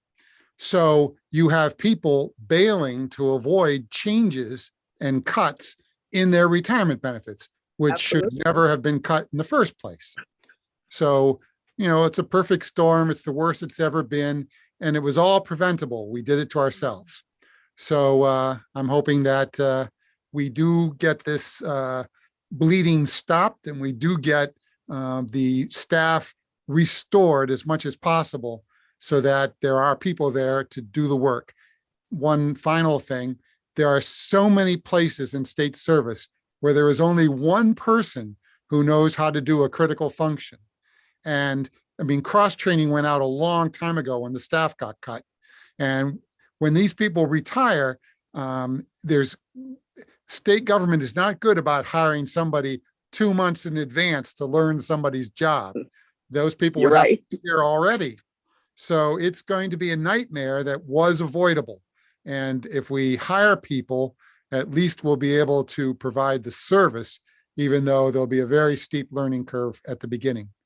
Thank you. Thank you, Madam Chair. No, thank you, Mr. Representative Winkler, for reminding us that this is an avoidable crisis. It's deliberate in terms of cutting staff and cutting retirement. And for Pat, for your testimony, which really speaks to we are exploiting as a state those of you who are serving loyally and continue to serve and not retire or quit. We are exploiting you because we are not, we're forcing you to do the work of your colleagues of an understaffed agency.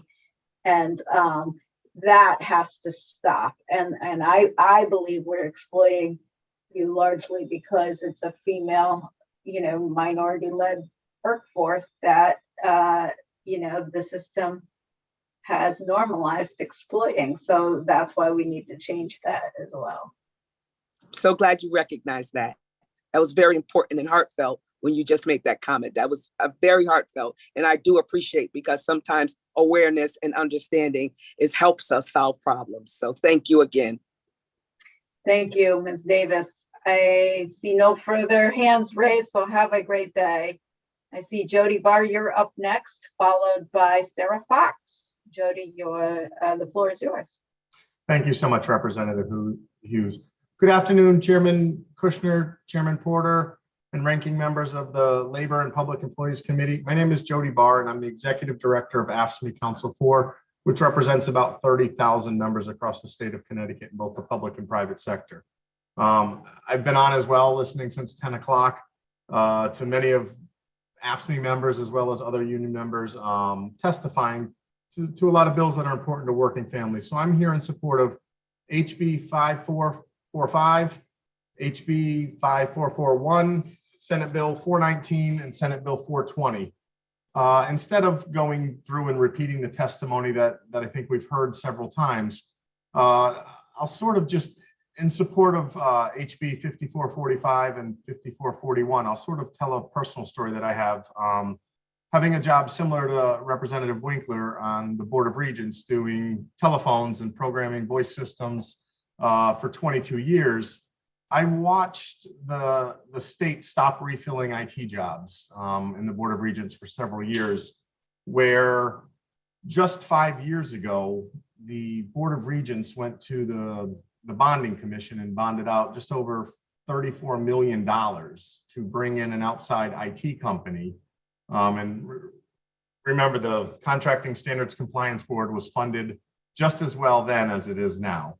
So they brought this company in to basically do the work of what our workers were doing for quite some time. After 5 years, this company is still there. Now, mind you, most of the work it's a company outside of Connecticut. Their workers are outside of Connecticut. Oftentimes night services are sent to India. And these are services, as Allie Sexton was testifying earlier, and we were going back and forth, this costs the state money. You're paying the employee plus the company to do the work that state employees could be doing. So here we are, 5 years later, our members are rusty, in IT because they haven't been doing the work. So what's the resolution? Outsource it again, continue the process. So this is costing taxpayers tons of millions of dollars, you know what I mean? And it's happening again and again and again. Now, this was intentional outsourcing. What we're talking about with these bills is it could be unintentional outsourcing. If we don't hire and recruit and continue to retain state employees, we will not be able to provide the services to the residents of the state, and we'll end up outsourcing them, which then takes the state tax dollars and sends them out of state to out-of-state businesses, to people that aren't buying foods at our local grocery stores, that aren't taking their kids to things in the community. It's a bad investment from the bottom up if you're not using the state employees to do our work. So with that, thank you for your time. Thank you, Jody. Are you referring to the governor's consulting firm's recommendations, P&G? I'm sorry, you cut out at the end, right? Oh, I think the consulting firm was P&G of how to deal with the state workforce shortage. Yes, Boston Consulting Group. B&G, yes, BC, whatever. Yeah. Are you referring to that in your testimony about unintentional outsourcing and intentional outsourcing? So first, very familiar with BCG. They're one of the companies that have taken millions of dollars out of Connecticut. I'm not a firm believer of a lot of the recommendations that they've put forward and how they've done it, including closing some facilities and trying to save money on buildings. We're not a big fan of a lot of their proposals, but I was more referring to specific IT companies that are, out of state, New York, Boston, that are hired to come in and do IT within the state. Thank you for that clarification. I see Senator Kushner has her hand raised. Go ahead. Thank you. I just wanted to really let you know how important it is, your testimony and the testimony of your members today. I think there are so many of us who are not aware of the complexities of the work that's performed by our state workforce. And, you read in the newspapers, we're overpaying people, we have too many people, all kinds of stuff that doesn't really tell us what people do. And I think your members and you today have really served the public well by letting us know how important the work is. And if we don't have state employees, then we can't get the job done. And so what happens is people hire contractors because you have to get the work done. And then we pay a penalty for that. We pay a high price for that. So I really appreciate your testimony here. And President Barr, I just really want to tell you how much we appreciate everything you do for the state employees and making sure that their interests and their needs are met, especially since they do so much for us. So thank you. Thank you. And from our heart, we're so passionate about what we do, and getting to hear what the members, Margot, Patricia, even Ed Hawthorne, right, was one of our members. There's just so much that they do, and it's really, it compels you to just shake your head sometimes when things aren't working right. And it's common sense. It's cheaper to do it in-house and have your own people do it than to just write a checkbook. It's frustrating. Yeah, absolutely. Well, we appreciate your testimony here today and hope we got it right with these recommendations and with some of the things that have been brought to the fore today with some changes. We hope that we'll be able to get this done this year. Thank you. Thank you all. Thank you, Senator Kushner, and thank you, Jody, for bringing up the talent pool that we're supposed to be developing in state. Especially, we could be an IT corridor, we could be a science bio destination for a workforce, but not if we're outsourcing some of the basic functions of our systems to deliver, and that makes no sense to the economic development that we're supposed to be striving for. So thank you for pointing that out. I see Sarah Fox is up next. Thank you. Have a great day, Jody. And Sarah, you're on deck. I'm sorry, I actually have my hand up, Madam Chair. Sorry, I didn't see that. And it's just 2 seconds. It's nothing long. I'm just really glad and appreciative of Jody being with us today. And I just want to echo the sentiments of my co-chair and really salute you all for the work you do and how you keep our workers uplifted during times when they could very well just throw in the towel and give up all hope. So thank you. We see you and we appreciate you, Jody. Thank you, Representative Porter. You're welcome. Thank you, Madam Chair. Oh, thank you for interrupting. Sarah, the floor is yours, followed by Travis Woodwards, number 65. Thank you, Representative Hughes. Greetings, Senator Kushner, Representative Porter, and distinguished members of the Labor and Public Employees Committee. Thanks for hearing my testimony in support of raised Senate Bill 422, an act concerning essential workers COVID-19 assistance program. My name is Sarah Fox. I am Chief Operating Officer of the Connecticut Coalition to End Homelessness. I'm not going to read to you my testimony. You have it before you today, but I'm going to say I truly believe that the homeless response workforce has been left out of the essential workers COVID-19 assistance program. The workforce and the shelter and homeless providers that my organization represents, they have been and showed up every single day during the pandemic, providing essential services whether it be case management, setting up quarantine and testing sites. They put their lives at risk every single day, and they put their families' lives at risk as well. I have 2 sick children home with me today, and I thought to myself, you know, how lucky I am to be able to be here with them and protect them. And I know that the workforce that I represent doesn't have that luxury, and they need to be, they're recognized as the heroes that they are, compensated as such, which is another hearing day. But to be provided with these benefits would be a strong first step, and something that they definitely deserve. But they've put their heart and soul into serving our neighbors who often live with very complex needs, who they're meeting their needs during times of crisis. And we, as a state, need to stand beside them and grant them access to these essential benefits. So thanks so much for hearing my testimony, and for your continued support. We at CCH will help to do anything we can to move this forward. Thank you very much. Thank you, Sarah. And I do see Representative Porter has her hand raised. Go ahead. Thank you, Madam Chair. Thank you, Sarah, for being with us today. We have you all to thank for bringing this to our attention. We really do appreciate the work that you, Sonia, Luz, have done in making sure that this doesn't happen again. And as I've stated before with other folks that have come before us to testify on this bill on behalf of homeless workers, it was an oversight on our part, but nothing intentional. And we do intend to make sure that all essential workers are taken care of in a way that is equitable. So just wanted to say that and wanted to thank you for your patience today. I know you've been hanging in there all day, and we really do appreciate that. And we also appreciate hearing from you today. Well, thank you. You're welcome. Thank you, Madam Chair. Thank you. And I see Senator Kushner also has her hand raised.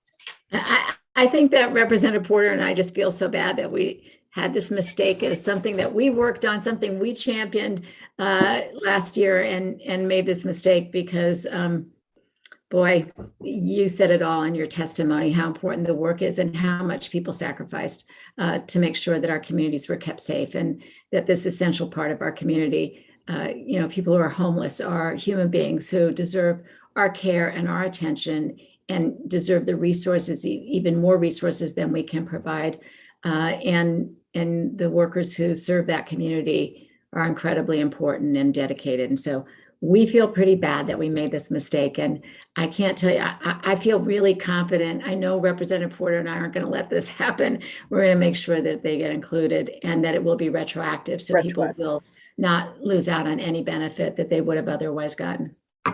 Well, I can speak on behalf of at least, well, CCH and the Reaching Home membership, that we truly appreciate. We appreciate you and all the work that this committee is doing. And we will stand alongside you to just, not only lift up the voices of these workers, but to ensure that that they're able to receive these benefits. So thank you very much. I appreciate the committee. Thank you. Thank you. And Sarah, because of your advocacy, the folks that you serve, they're seen and heard and at the table today. So thank you for your witness. Certainly, thank you. Next up, we have Travis Woodward, followed by Azucena Santiago. Travis, your time is yours. Okay. Good afternoon.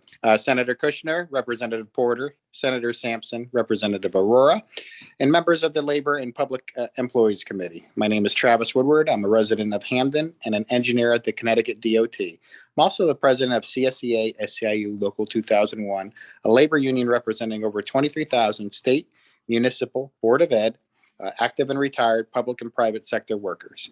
I offer the following testimony in support of Senate Bills 419, 420, 422, 423, House Bills 5441 and 5445. And I'm going to skim over my written testimony just for the sake of time.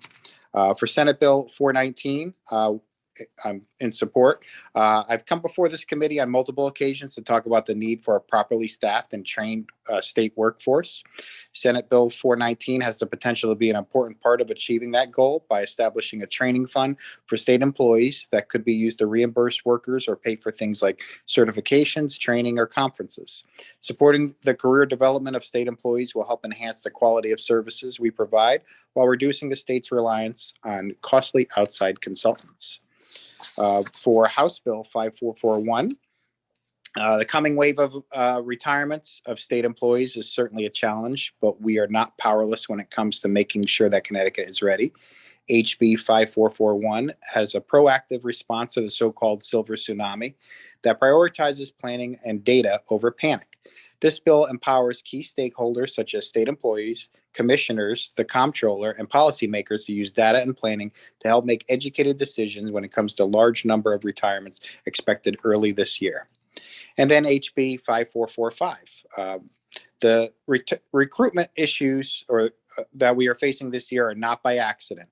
Our state has a history of staffing up drastically and then ignoring staffing levels until it's too late.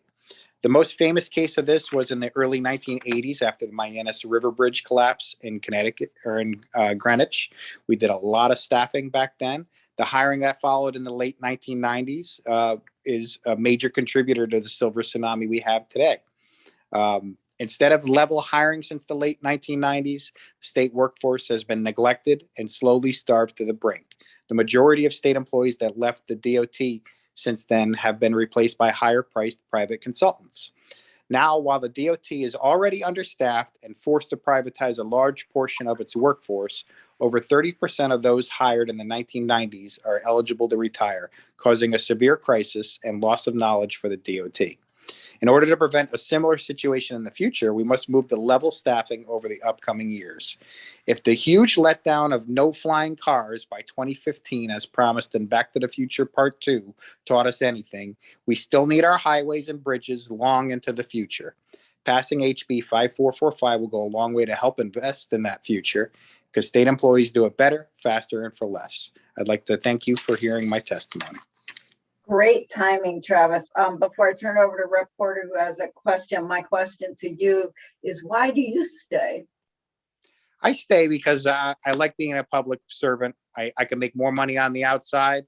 I got my PE license back in 2006. I could almost make double working for a consultant, but I'm a family man. I like the continuity of all. I like staying in Connecticut. I don't like being a worker for hire or to jump around to other states and jump around to these mega projects. I enjoy being a public sector member, and I want it to stay that way.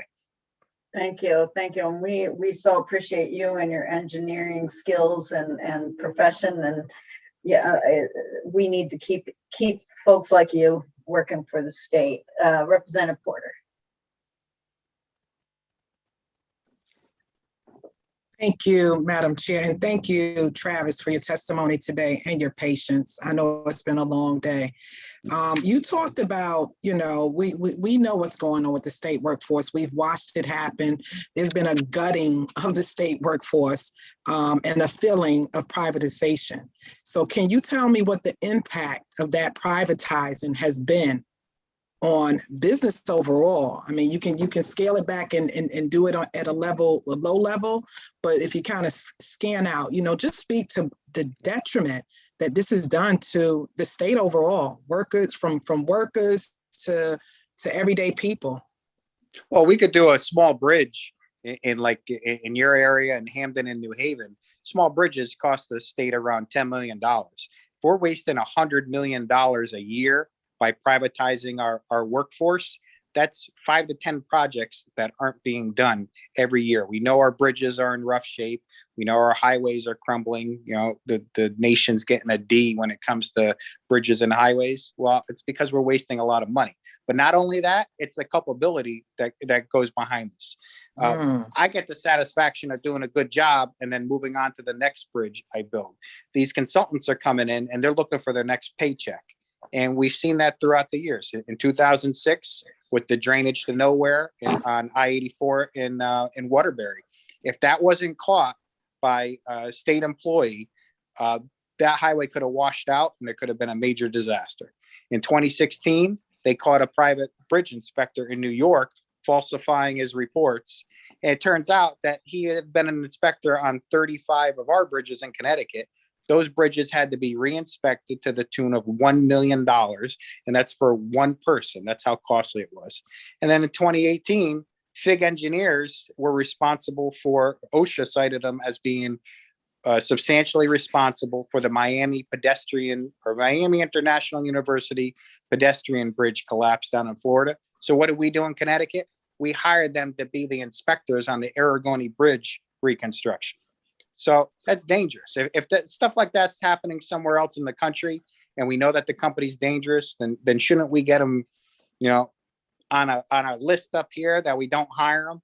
But we're starving for engineers. We can't hire them fast enough at the DOT. Consultants pay more money and they scoop them right up.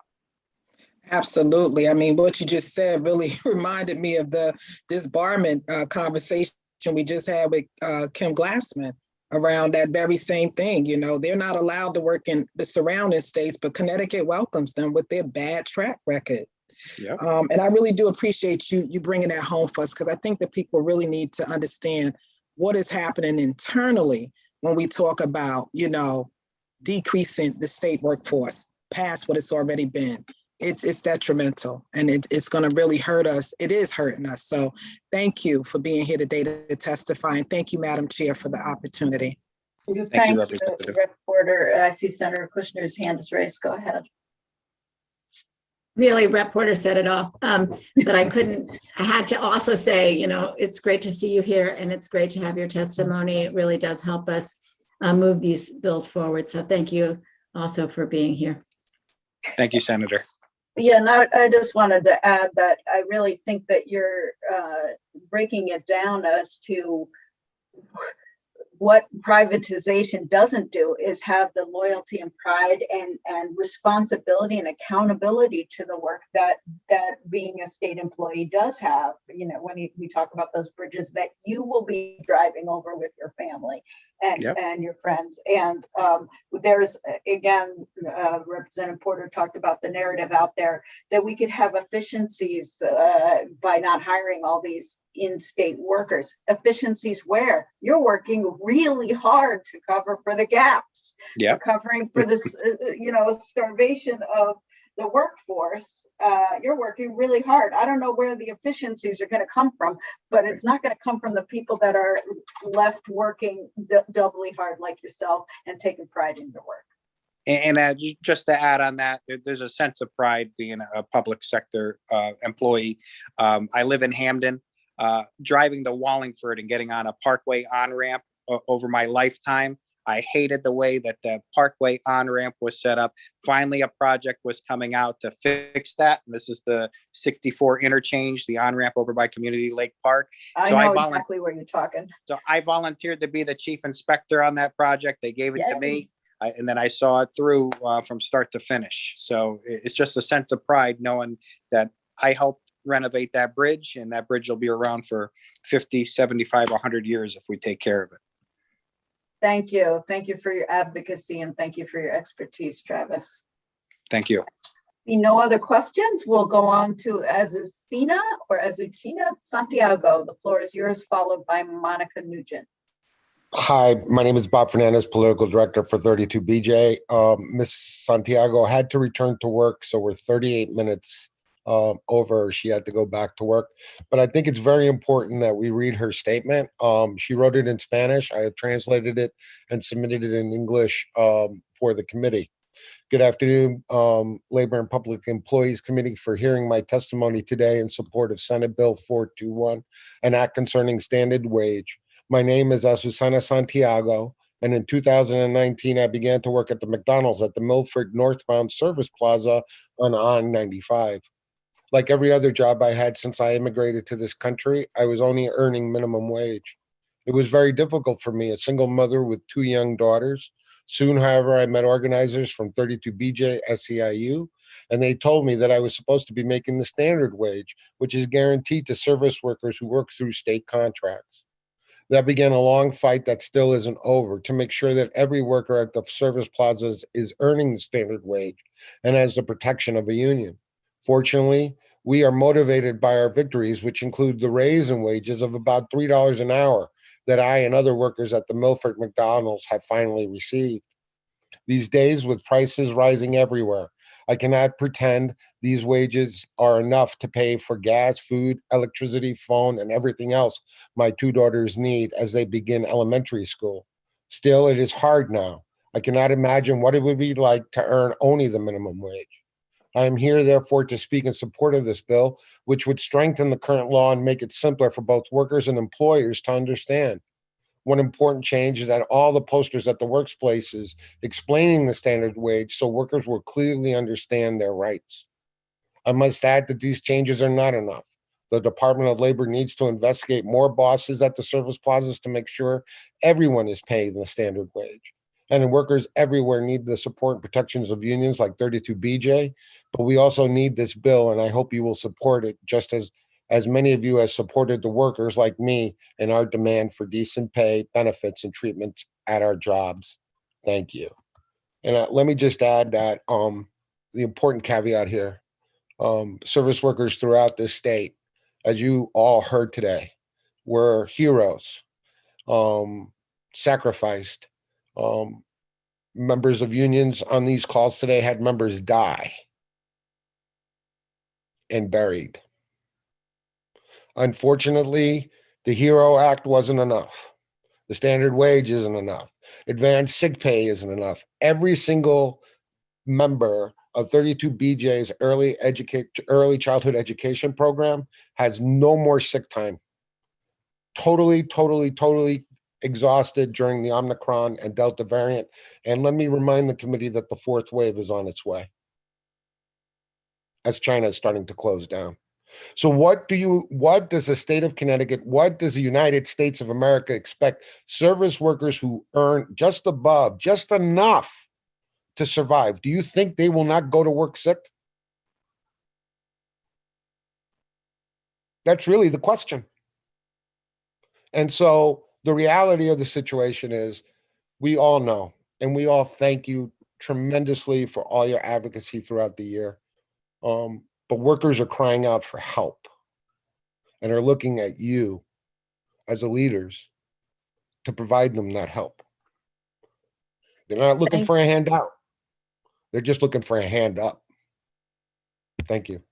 Thank you so much. And will you please extend our gratitude to Azucena for waiting for her chance to testify, and to you for testifying on her behalf and translating. It's really meaningful. I know exactly who she is and who her daughters are that are starting school, and thank you for advocating on behalf of all of the workers in her setting that are faced with potential retaliation, which we won't talk about because she's not here, but know that that's a very real concern.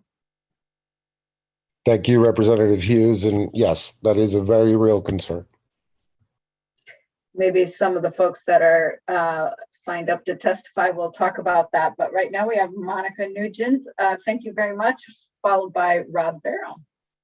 Hi, good afternoon. Thank you, Representative Hughes. Good afternoon, Senator Kushner, Representative Porter, and members of the Labor and Public Employees Committee. My name is Monica Nugent, and I am the president of Managerial and Exempt Employees United, an affiliate of AFT Connecticut. I am here to speak in support of House Bill 5441, which adopts the recommendations of the task force to study the state workforce and retiring employees. M&E was a supporter of the bill in 2021 to establish the task force, and then I had the honor to serve as a member of the task force. I urge the adoption of all of the recommendations, but strongly urge the adoptions of sections 5 and 6. This committee has been aware of the challenges that the state workforce is facing with the imminent retirements this year of large numbers of state employees. While the governor's administration has attempted to curtail some of the retirements, the situation remains unpredictable, and planning for a worst-case scenario is the best course of action. The recommendations within this bill will capitalize on a once-in-a-generation opportunity to rebuild a strong 21st century, diverse, and equitable state workforce. Of utmost importance to M&E are sections 5 and 6 of this bill. The provisions outlined in these sections will continue to work towards equity amongst the managerial workforce and continue to fix the inversion and compression issues that have occurred as a result of years of neglect from previous administrations to provide equal benefits and wages to the managerial workforce. Further, Section 6 would look at amending the definition of manager to better reflect the current duties of a manager in the modern state workforce, mirroring the definition found in the higher education statutes. Further, it seems that one recommendation was inadvertently not added into the final bill.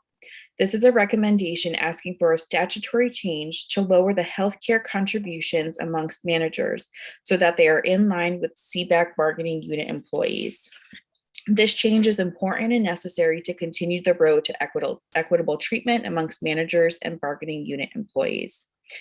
The task force that came up with these recommendations worked extensively gathering information, listening to several presentations, and discussing the important issues that came before it. These recommendations are the summation of that insightful work, and I urge the passage. Thank you for your time and attention. I will be happy to answer any questions you may have. Thank you, Monica, for your work on this task force. This is amazing. I see Representative Porter followed by Representative Winkler have questions.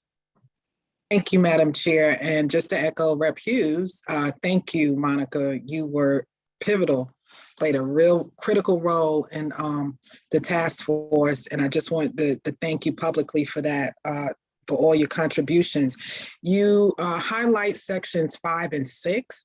And I just want to know if you could expound a little bit on the definition of manager and what that impact will be. Why is that so important? So the definition of manager right now has 4 prongs, and you need to have 2 of the prongs to be considered a manager. The reality of the reality of most managers is that they do meet at least 2 of those qualifications to be a manager, but we believe that a manager really has to have impact on hiring, firing, and employee review, as well as a major role in negotiations to really be considered a manager in the state, in the executive branch, specifically in executive branch agencies.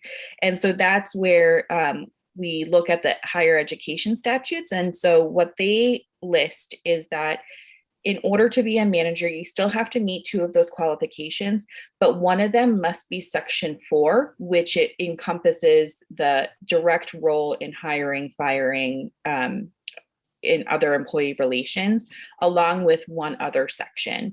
And we just think that that would further allow certain members who are considered quote unquote managers, but don't actually have managerial duties in order to be able to possibly put into either other bargaining units or to be able to collectively bargain, and that true managers would stay in that definition.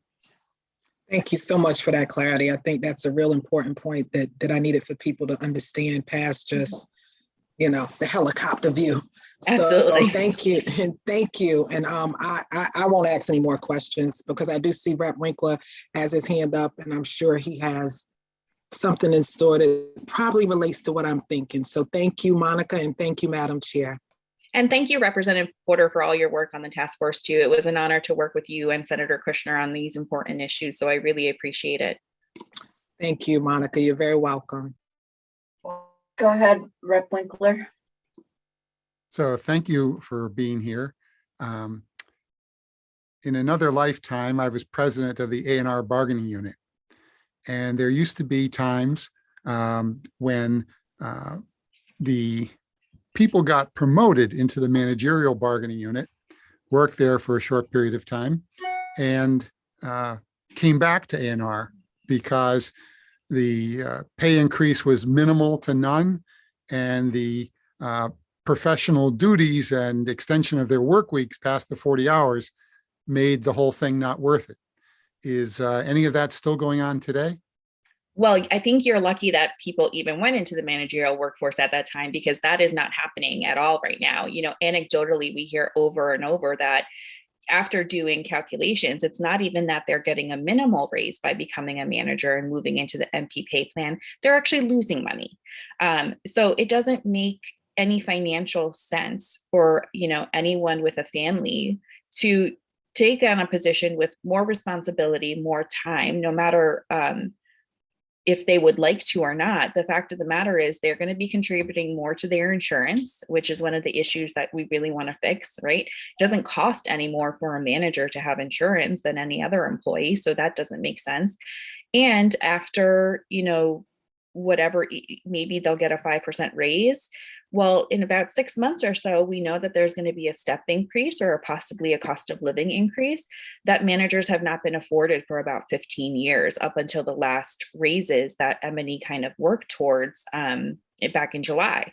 And that was the first time that we really kind of started to close that gap on compression and inversion, but it still exists.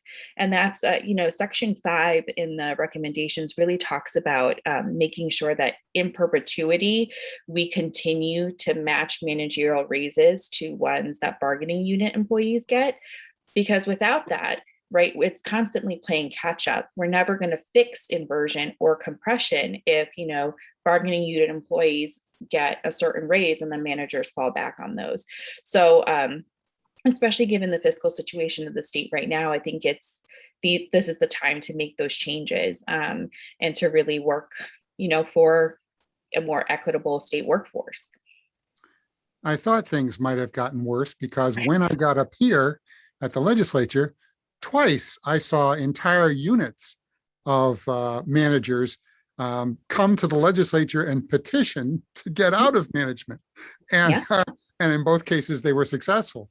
And I'd never seen that before. That was that kind of clued me into the fact that things might even be worse. Thank you. And thank you for your testimony. I'm a dyed-in-the-wool union person, but in this particular case, I support management. Thank you. Thank you, Rep. Winkler. I do see Senator Kushner's hand is raised. Go ahead. Yes, I'm sorry, Monica, I had to leave and vote in another committee meeting for a few minutes, so I didn't get to hear all of your testimony, but I'm confident that I'll have an opportunity to watch it on the video. But I know from the work that you've done on the task force that you've just been a tremendous asset to the work we're trying to accomplish here. And, there's no one on the task force who worked harder than you did to make sure we got all the information, make sure we lined up the speakers. You were incredible to work with. And it was it's such an important issue. And the insights that you brought to the committee were tremendous. So I really appreciate your service on the task force. And I hope that we can continue working on these really important issues. So thank you so much. Thank you very much. It was my honor. And just for final, before we let you go, the statutory change in line with CBAC about the health contributions, is that in the written testimony? Have we already included that in this bill, or where is that? So that was in the final recommendations that was approved by the task force. I just think it was an inadvertent mistake that it didn't get included in the final bill. So I believe that an amendment would probably be needed to be made to add that in. Substitute language. Yeah, okay. Substitute language. Yeah, I mean, it's crazy to pay more for health contribution as a manager. Why would that be? Yeah. This is not retaining the workforce we deserve. Yeah, I mean, it's definitely one of those issues where, when speaking to my members and other managers in state service, it's kind of one of those questions, same as you said, like why? It just doesn't make any sense. And it kind of adds to the low morale that managers have been feeling, because this is just another one of those areas where it seems like we're just getting unfair treatment and it just doesn't make sense. Thank you. We appreciate you bringing all of those important details to implementation. Thank you so much. Thank you everyone for your time. I greatly appreciate taking my testimony and being able to speak to you all today. Great. Thank you, Monica. Take care. Next up, we have Rob Barrel. The floor is yours. Good afternoon, Senator Kushner, Representative Porter, and all members of the committee, all of our friends on the Labor Committee. I'm Rob Barrel, president of SAU 1199. We represent about 5,500 state employees today who really perform essential safety net services for people in Connecticut, particularly communities of color, but I would say really for low-income folks of all colors in particular. Those are workers in Department of Public Health, DEMIS, DDS, and DCF, taking care of some of the most vulnerable people in our state. And so I'm here in support of a number of bills. House Bill 5445, an act concerning staffing levels, Senate Bill 419, Senate Bill 420, and House Bill 5441.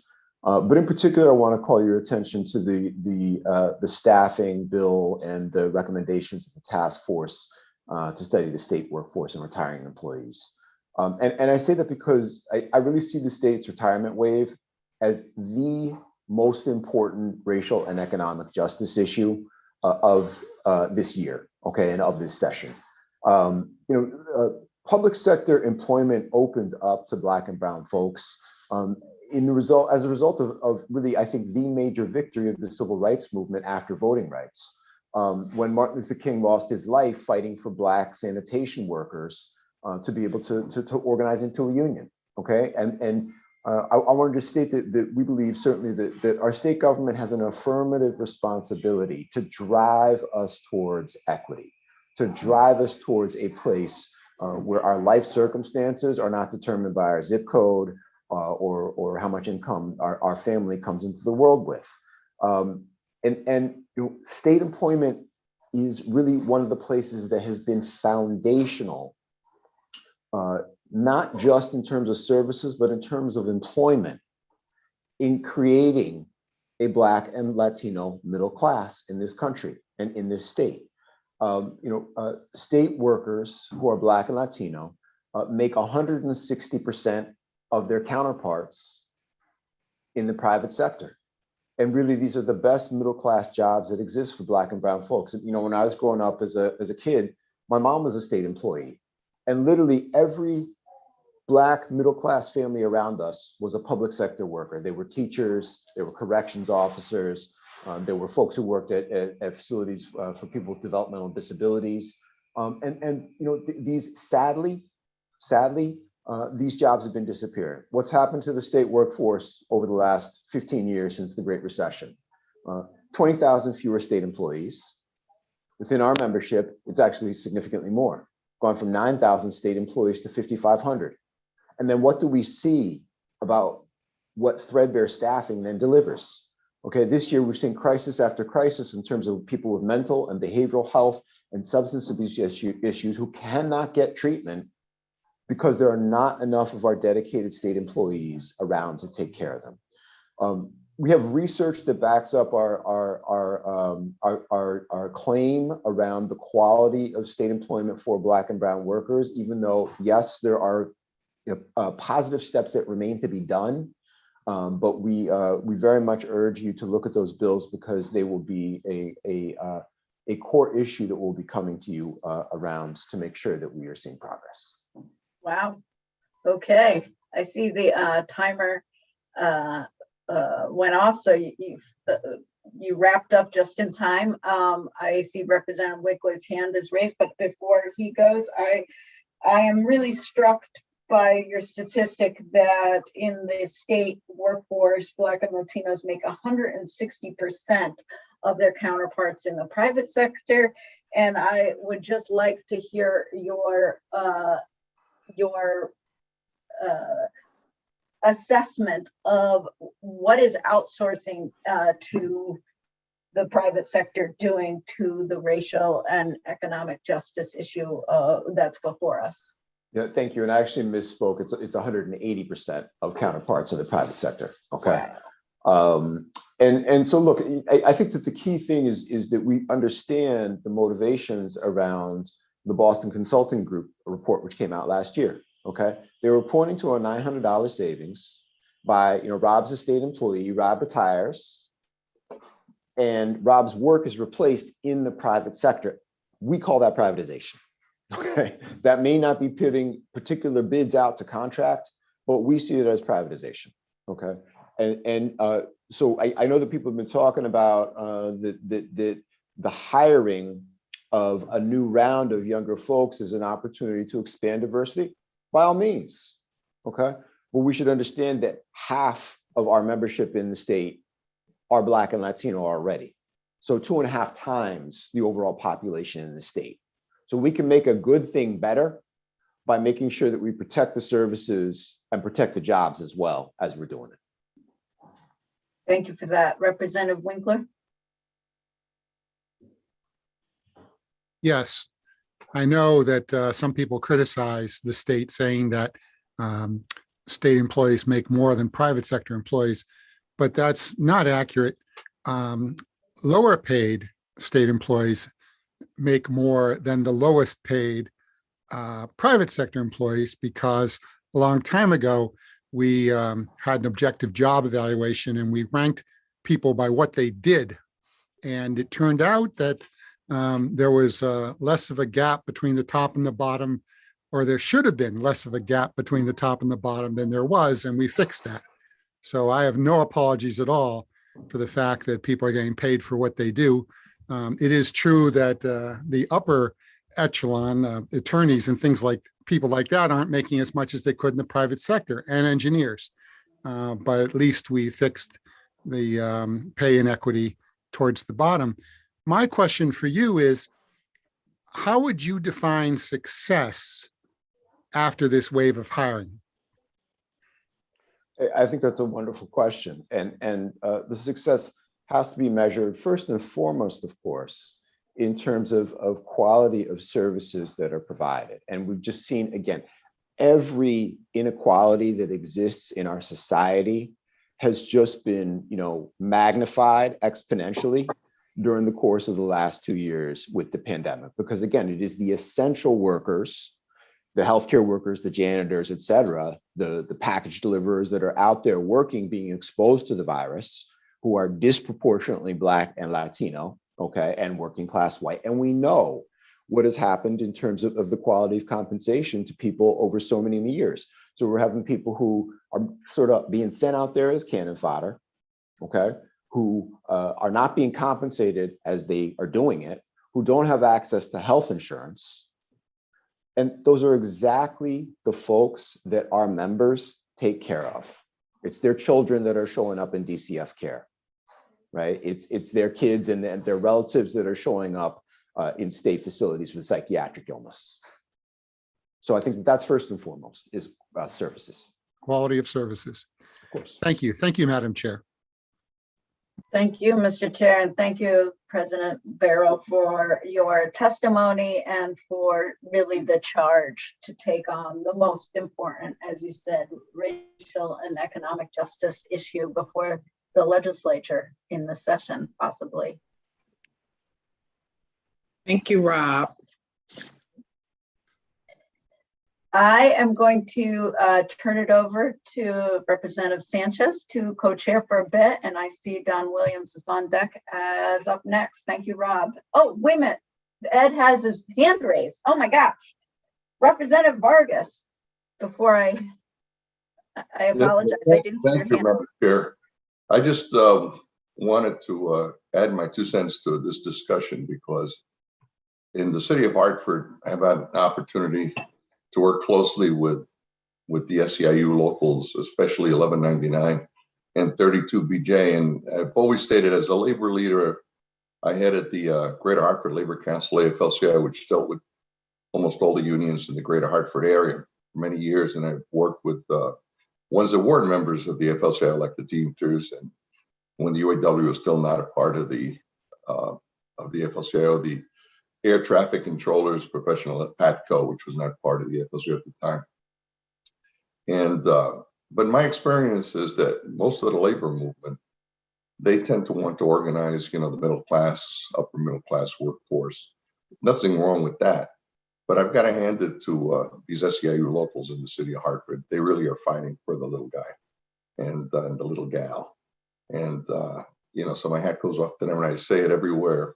Those of us that are in professional unions, like my own union, the American Federation of Teachers, AFSCME, and other unions that are representing professional workers, really should make an effort to expand their solidarity to these workers that are on the front lines. We call them the heroes during the whole pandemic, and they really put themselves out on the line, as we've heard in the testimony during this hearing. So I believe everything this labor committee can do, and I believe this labor committee does quite a bit. I want Rob Burrell to know that this labor committee is unafraid, and we tangle with our colleagues all the time over issues. And I can tell you that our 2 co-chairs are fearless. Senator Kushner and Representative Porter are fearless when it comes to representing the issues of the working people. So I'm proud to be part of this committee and proud to be able to support their leadership on these issues. But I thank Rob Burrell for his testimony and all the members of these unions for their testimony. Especially, I like to single out these two unions in particular because they're doing the kind of work that we all should be doing. They're looking out for the people that are the most vulnerable in our society. Thank you, Madam Chair. Thank you, Rep. Vargas, for your witness. We turn it over to Chair Sanchez. Thank you, Madam Chair. We have Don Williams next. The floor is yours, sir. Thank you, Mr. Chairman, and good afternoon, members of the Labor and Public Employees Committee. I'm Don Williams, the Executive Director of the Connecticut Education Association. Thanks for raising SB 423 concerning air quality in our schools, and also thank you for your dedication to worker rights and protections. The health of students and staff depends in large part on the quality of the air they breathe. Hot temperatures, high humidity, and mold make students and staff sick. It leads to higher rates of respiratory illness. Schools with no air conditioning see classroom temperatures rise into the 80s, 90s, and beyond in the months at the beginning and the end of every school year. High temperatures and humidity also undermine academic performance. A study at Harvard concluded that when temperatures rise into the 80s and beyond, student learning suffers. That should surprise no one. Schools in every region of the state are affected, but schools in urban areas and in distressed municipalities are often under-resourced and less likely to be air conditioned. By way of comparison, Connecticut does have temperature and ventilation regulations to protect animals in every Connecticut pet store, with specific temperature requirements between the 60s and 70s. However, there are no protections at present for students in Connecticut schools. SB 423 would fix this problem. It would require keeping schools at the same temperature range that OSHA recommends for office buildings, between 68 and 76 degrees. As CEA President Kate Diaz said earlier today, the temperature standard is critical or nothing will be accomplished. The bill also provides an equitable way to fund the air handling upgrades in the same way that reimburse cities and every town for fixing a leaky roof through school construction bonding funds. The idea that fixing a leaky roof is eligible for reimbursement, but fixing an air handling and filtration system is not, does not make sense. This change is long overdue. So with this committee's leadership, the legislature can ensure healthy air in our schools. It will protect the students and adults who spend hundreds of hours in our schools each year. They deserve no less. So thank you again very much for raising Senate Bill 423. And I'd be happy to take questions. Thank you, Senator. Any questions? Representative Winkler. Hello, glad to see you, Don. Hello, Representative Winkler. Good to see you. One question. There are some schools in perhaps asphalt jungles, I'll call it, that aren't able to keep the temperature of 76 for the whole month of June or the whole month of September for that. You know, the bricks bake, the asphalt bakes, and they just can't keep it at 76. We obviously won't be able to air condition all of them by September. So what is the short-term solution? Great question. The bill does not say we got to snap our fingers and have all this happen overnight or even by September. The full rollout of the bill, where it fully takes effect and every school needs to have this in place, doesn't take place until 2026. We want to make sure that schools and every city and town has the opportunity to evaluate their HVAC system, to get it assessed, check out what needs to be done in the replacements, apply for state bond funds, and then install it. And so we're not saying, you know what, you got to do this tomorrow. We understand this takes time. And many of the folks who've testified before today, including the Connecticut Conference of Municipalities, and I was impressed with their support. We've talked with them, worked with them, had a press conference about this last fall. We all realize that there's got to be some lead time in this because we want to do it right. Thank you. Thank you, Madam Chair. Thank you, Representative. Representative Vargas, I believe you have your hand up, sir. Thank you very much, Mr. Chair. And thank you, Don, for your testimony. One of the frustrating things representing the Hartford teachers was that many of those buildings that were built in the 1970s were built to be energy efficient. And what they did was they basically made schools where you couldn't open the windows. Very few windows, and the windows that were there, you couldn't open them at all. And the older buildings, they sealed the windows, so you couldn't open them either in the older buildings that had windows that could have been opened. They were nailed shut. So has that improved in any way as an interim solution that people are able to open windows, so at least they get some air while we deal with the HVAC issue?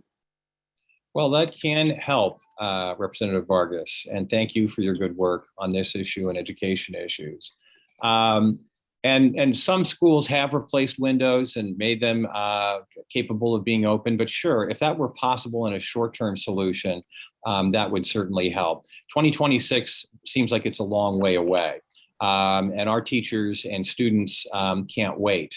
But we also know that it takes a little bit of time to get the HVAC installed. So whatever interim measures like that the districts can conduct, we're all in favor of. But we want to say, let's get the ball rolling. Understanding that this may take a year or two or three, let's not put it off any longer. Let's begin now. Thank you, Madam Chair.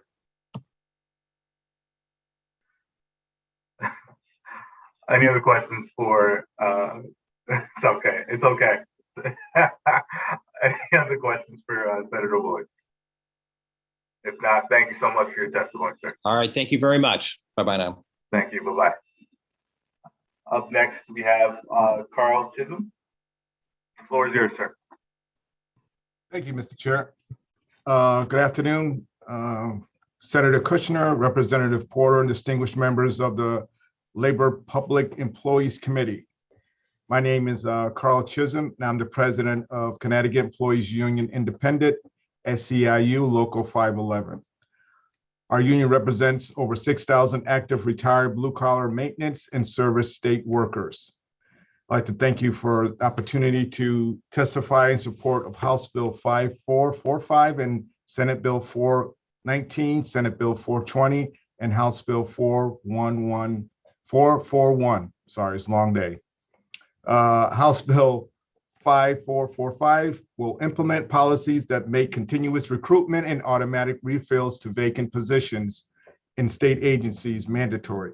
The importance of this bill for our members can not be overstated. CEUI represents over 1,500 highway maintenance and plow drivers, of which they are currently between 150 and 200 vacancies. The negative effect of this to the state of Connecticut when our state agencies are so desperately understaffed are numerous, yet our members continue to step up time after time, exhausted by having to work short during their shift and by extra hours it takes to make up for lack of adequate staffing. Coupled with the large number of impeding state employee retirements coming up this year, there has never been a better time than now to act on these issues.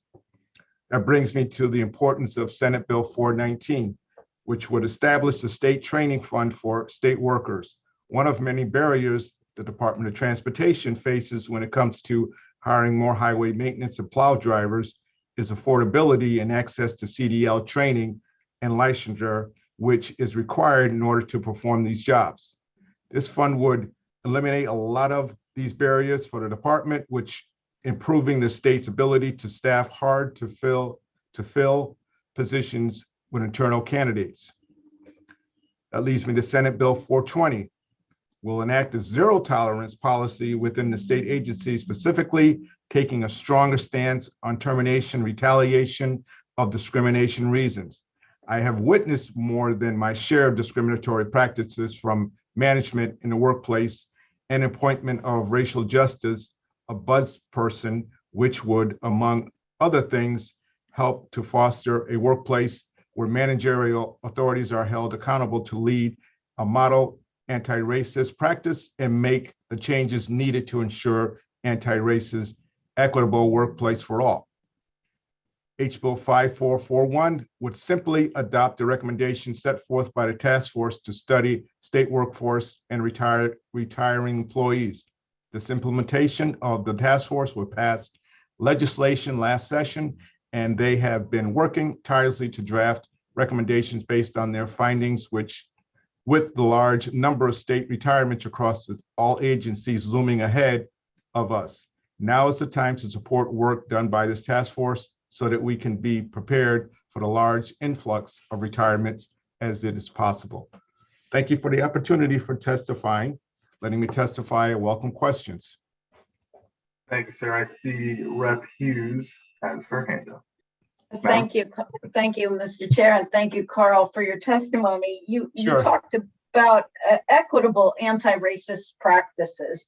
Tell me specifically what that would look like. Where are the gaps in your experience that are not being addressed, that would be addressed by this? When you talk about the model anti-racist practices, I'm really curious about specifically what that.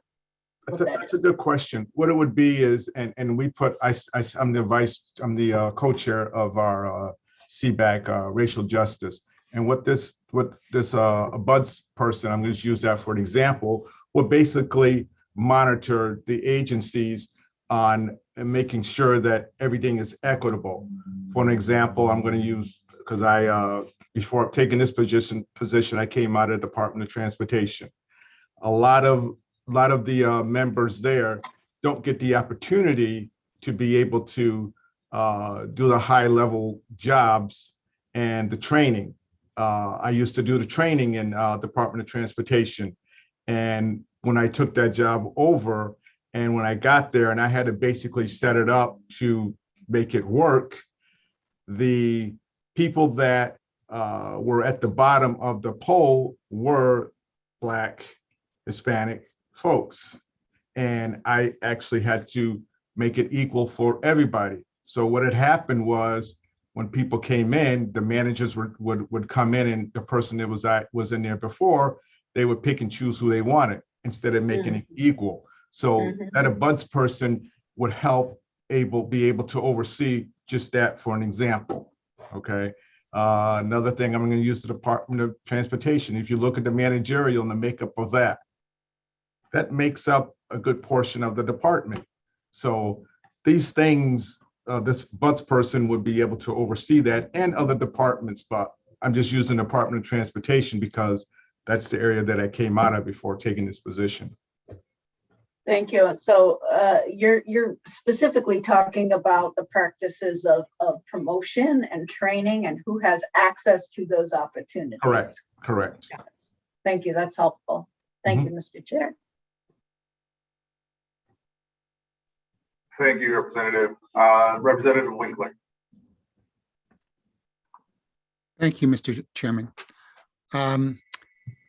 So trying not to put too fine a point on it, there seems to be some dissatisfaction with the current way of dealing with discrimination in state government, which I know to be a fact, or this bill probably wouldn't be here. And I'm not asking for any huge revelations. I'm just saying, if somebody said to you, why don't you just live with CHRO the way it is now, what would be your response? Doesn't work. I've my staff, and I don't get involved in the discipline to a lot of degrees unless it gets to a higher level. But when it doesn't work at the level of the union, we do tell folks to go to CHRO. And a lot of cases that I've seen in the last year, it's not working. It's just not, and it's unfortunate. I mean, even we're not going to even say CHRO, the discipline, it's just the disparity there.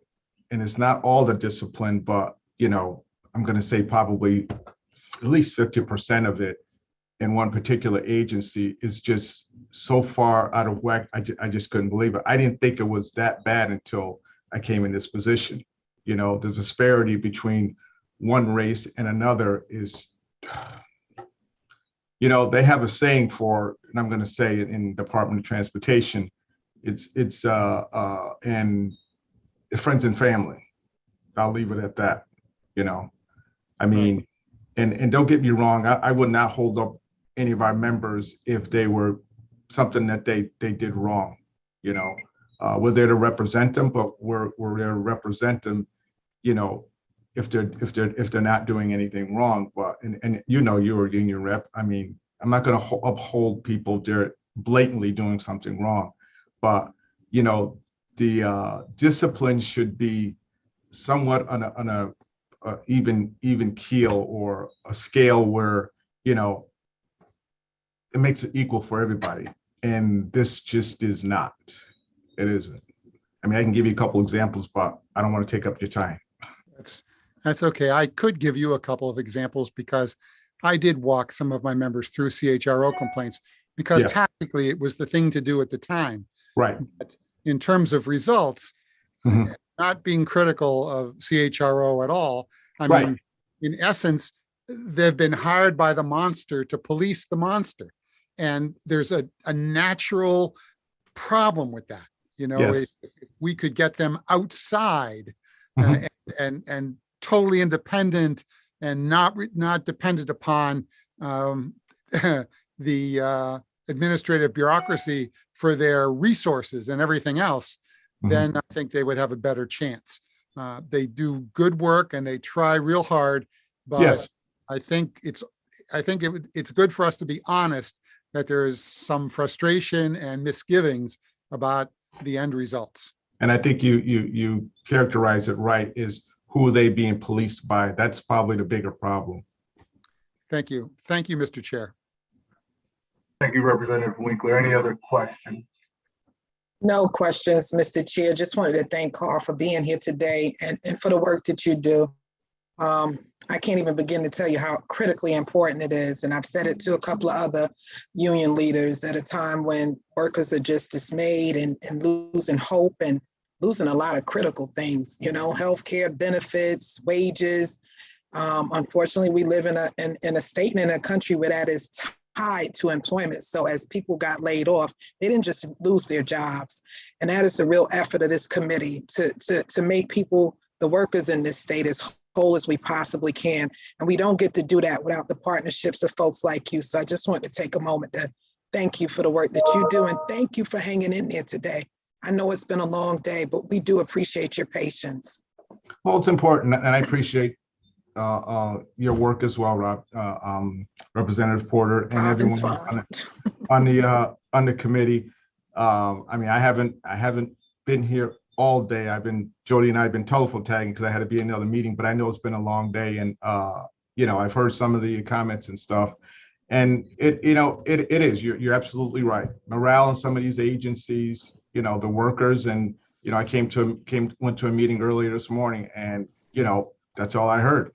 The morale is just terrible, and you can't get people to function like that when it's like, why, so it's tough. So but we're trying to work at it. But I appreciate your work. Appreciate your work as well. Thank you. Thank you, Mr. Chair. Thank you, Madam Chair. Senator Kushner. Madam Chair. I just had to jump in and say hello and thank you, Carl, for testifying here today and for all the work that you do on behalf of the public servants who work for the state. We really appreciate it. I'm outside because I'm at a rally about providing enough resources for childcare, something I know you really care about. It would benefit our community. But I couldn't resist coming on and just saying hello and thank you for being here. Well, I appreciate it, Senator Kushner. We appreciate your work as well. Thank you. Seeing no other questions, sir, thank you so much for your testimony and time. Have a great rest of your evening. Next, we have Marcial Torres. Hi. Good evening, Senator Kushner, Representative Porter, and members of the committee. My name is Marcel Torres. I'm a PCA from New Haven. Having healthcare is a very important benefit for me because I come from a family that has diabetes, has cancer. Currently, I do the best that I can to have a good diet and to be able to stay healthy as I work 60 to 80 hours a week. Right now, unfortunately, I work as a PCA, which means I do not receive healthcare insurance from the state and currently have no coverage. In fact, I worked 4 jobs between 60 and 80 hours, trying to ensure that I'm economically, my economic viability for lack of living wage and medical insurance in this state waiver program. Last fall, I sprained my ankle. I had a bill of over $2,000, but because at the time I was uninsured, I was able to receive a discount, but I still owe on that medical bill, which, you know, right now, since I did not have medical insurance, I still owe. And without paid time off, we're also left out in the code when we or our consumers get sick. In January, one of my consumers got COVID and I had to be hospitalized. I'm sorry, my client was hospitalized. I did not get COVID, but my clients did. And I was out of work and lost my income, about 75% of my income loss for the month of January. The only way I was able to pay through January was by getting into debt to be able to get through and pay for the bills. This is a reality for me and for a workforce of 10,000 other employees here in the state of Connecticut. Currently, I test weekly to prevent me from spreading COVID to any of the clients that are at high risk. If I were to get sick with COVID, I would have to take 5 or 10 days off or until my test says I'm free of COVID. And again, because all these clients are, each one is considered an employer, I will have to wait until they feel safe for me to go, to me not to show any symptoms.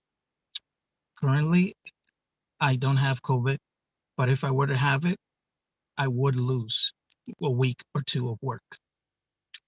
I should not have to live in fear of becoming sick because of our state calls us heroes, but treats us less than. Please support SB 422 to ensure that home care workers get the COVID relief we need and deserve. Thank you. Thank you for your testimony, Mr. Torres. I see a hand, Representative Madam Chair Porter. Thank you, Mr. Chair, and thank you, Mr. Torres, for your testimony. Thank you for your service to the most vulnerable people in this state. I'm so sorry that you're going through what you're going through personally, but you and many others are the reason why we do this work and the reason why we push legislation like this, policies like this, in an attempt, to answer your call for help in your time of need.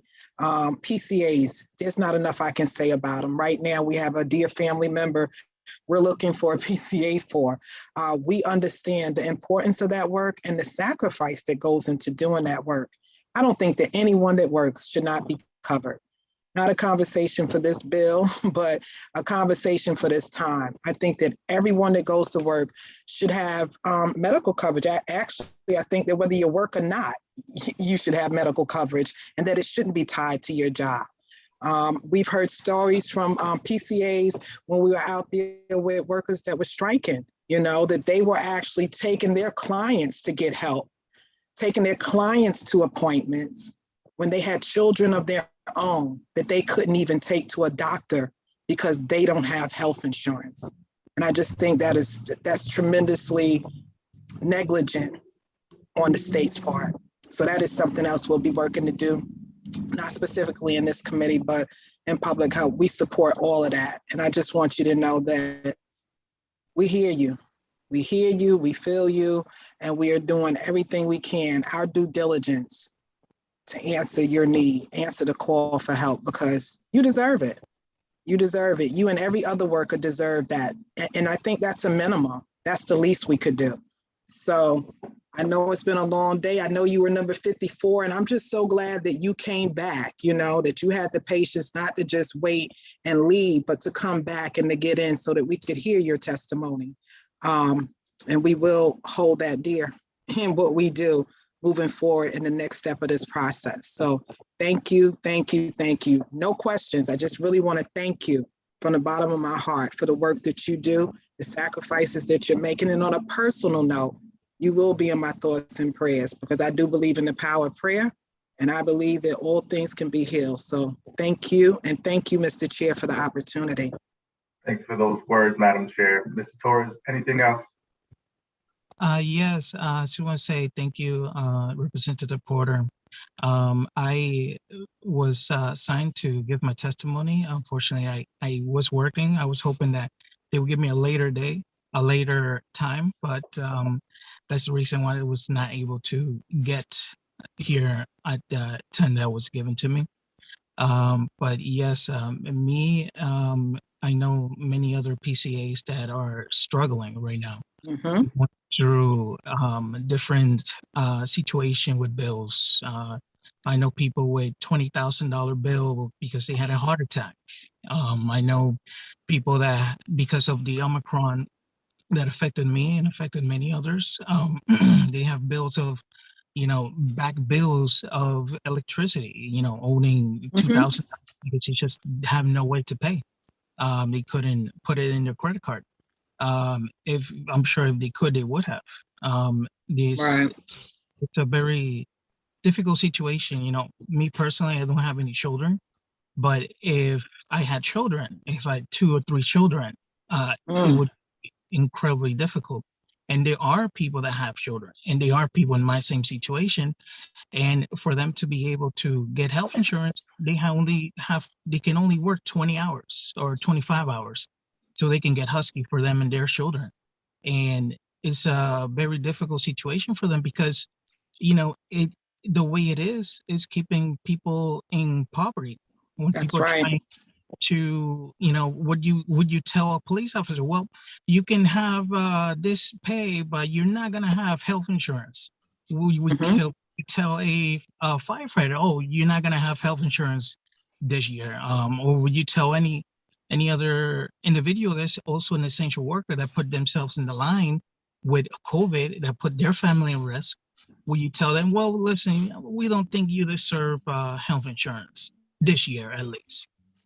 Would that be fair? That's something that is very unfair to us, the PCAs.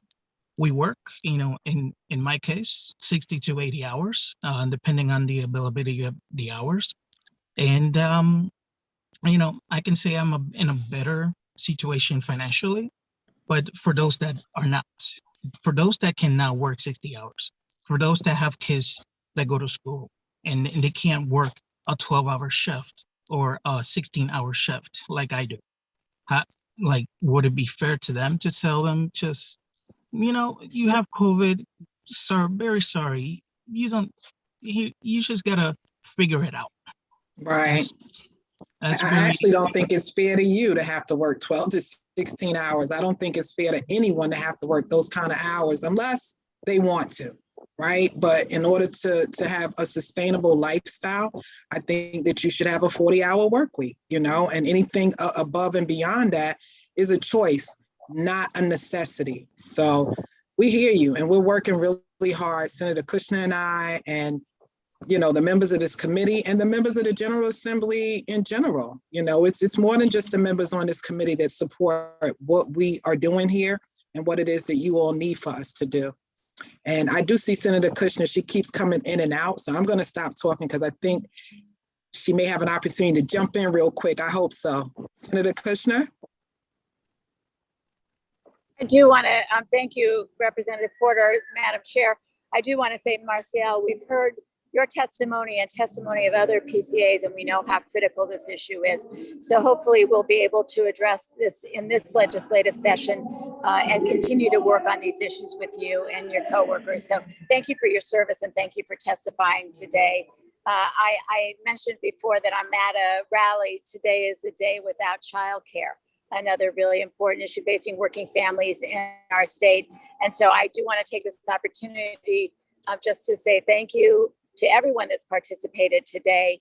It's been a very robust conversation, and I appreciate the opportunity to hear from the public as we have here today. So thank you, Madam Chair. Thank you to all the committee members. And I'm going to go back to the rally. I think you're our last speaker today, Marcial. So I look forward to working on this bill with you and with all of the PCAs and the other people who testified today. So thank you so much, Madam Chair. Back to you. Thank you, Senator Kushner. And I will say divine time and divine order. Number 54, you were assigned, but you were intended to be the last one to testify today. So thank you. Thank you. And have a great evening and know that we will continue to fight the good fight. All right? Thank you. Thank you. You're welcome. Thank you, Senator. Thank you, Representative. And thank you, members of the committee, for your time. You're very welcome. Thank you, Mr. Torres. And just checking in with our Madam Clerk to confirm that that is the last person that is available to testify on today. That is, we have no one left in the queue. All right. Well, thank you, Madam Clerk, to you and all your support, your team. Thank you to the overall team. I believe teamwork makes the dream work, and I thank you all for your participation. I thank the public for their participation, those that were able to testify and those that were able to witness the testimonies. At this time, we will go ahead and adjourn this public hearing with the next meeting to be announced. Thank you all and have a great evening.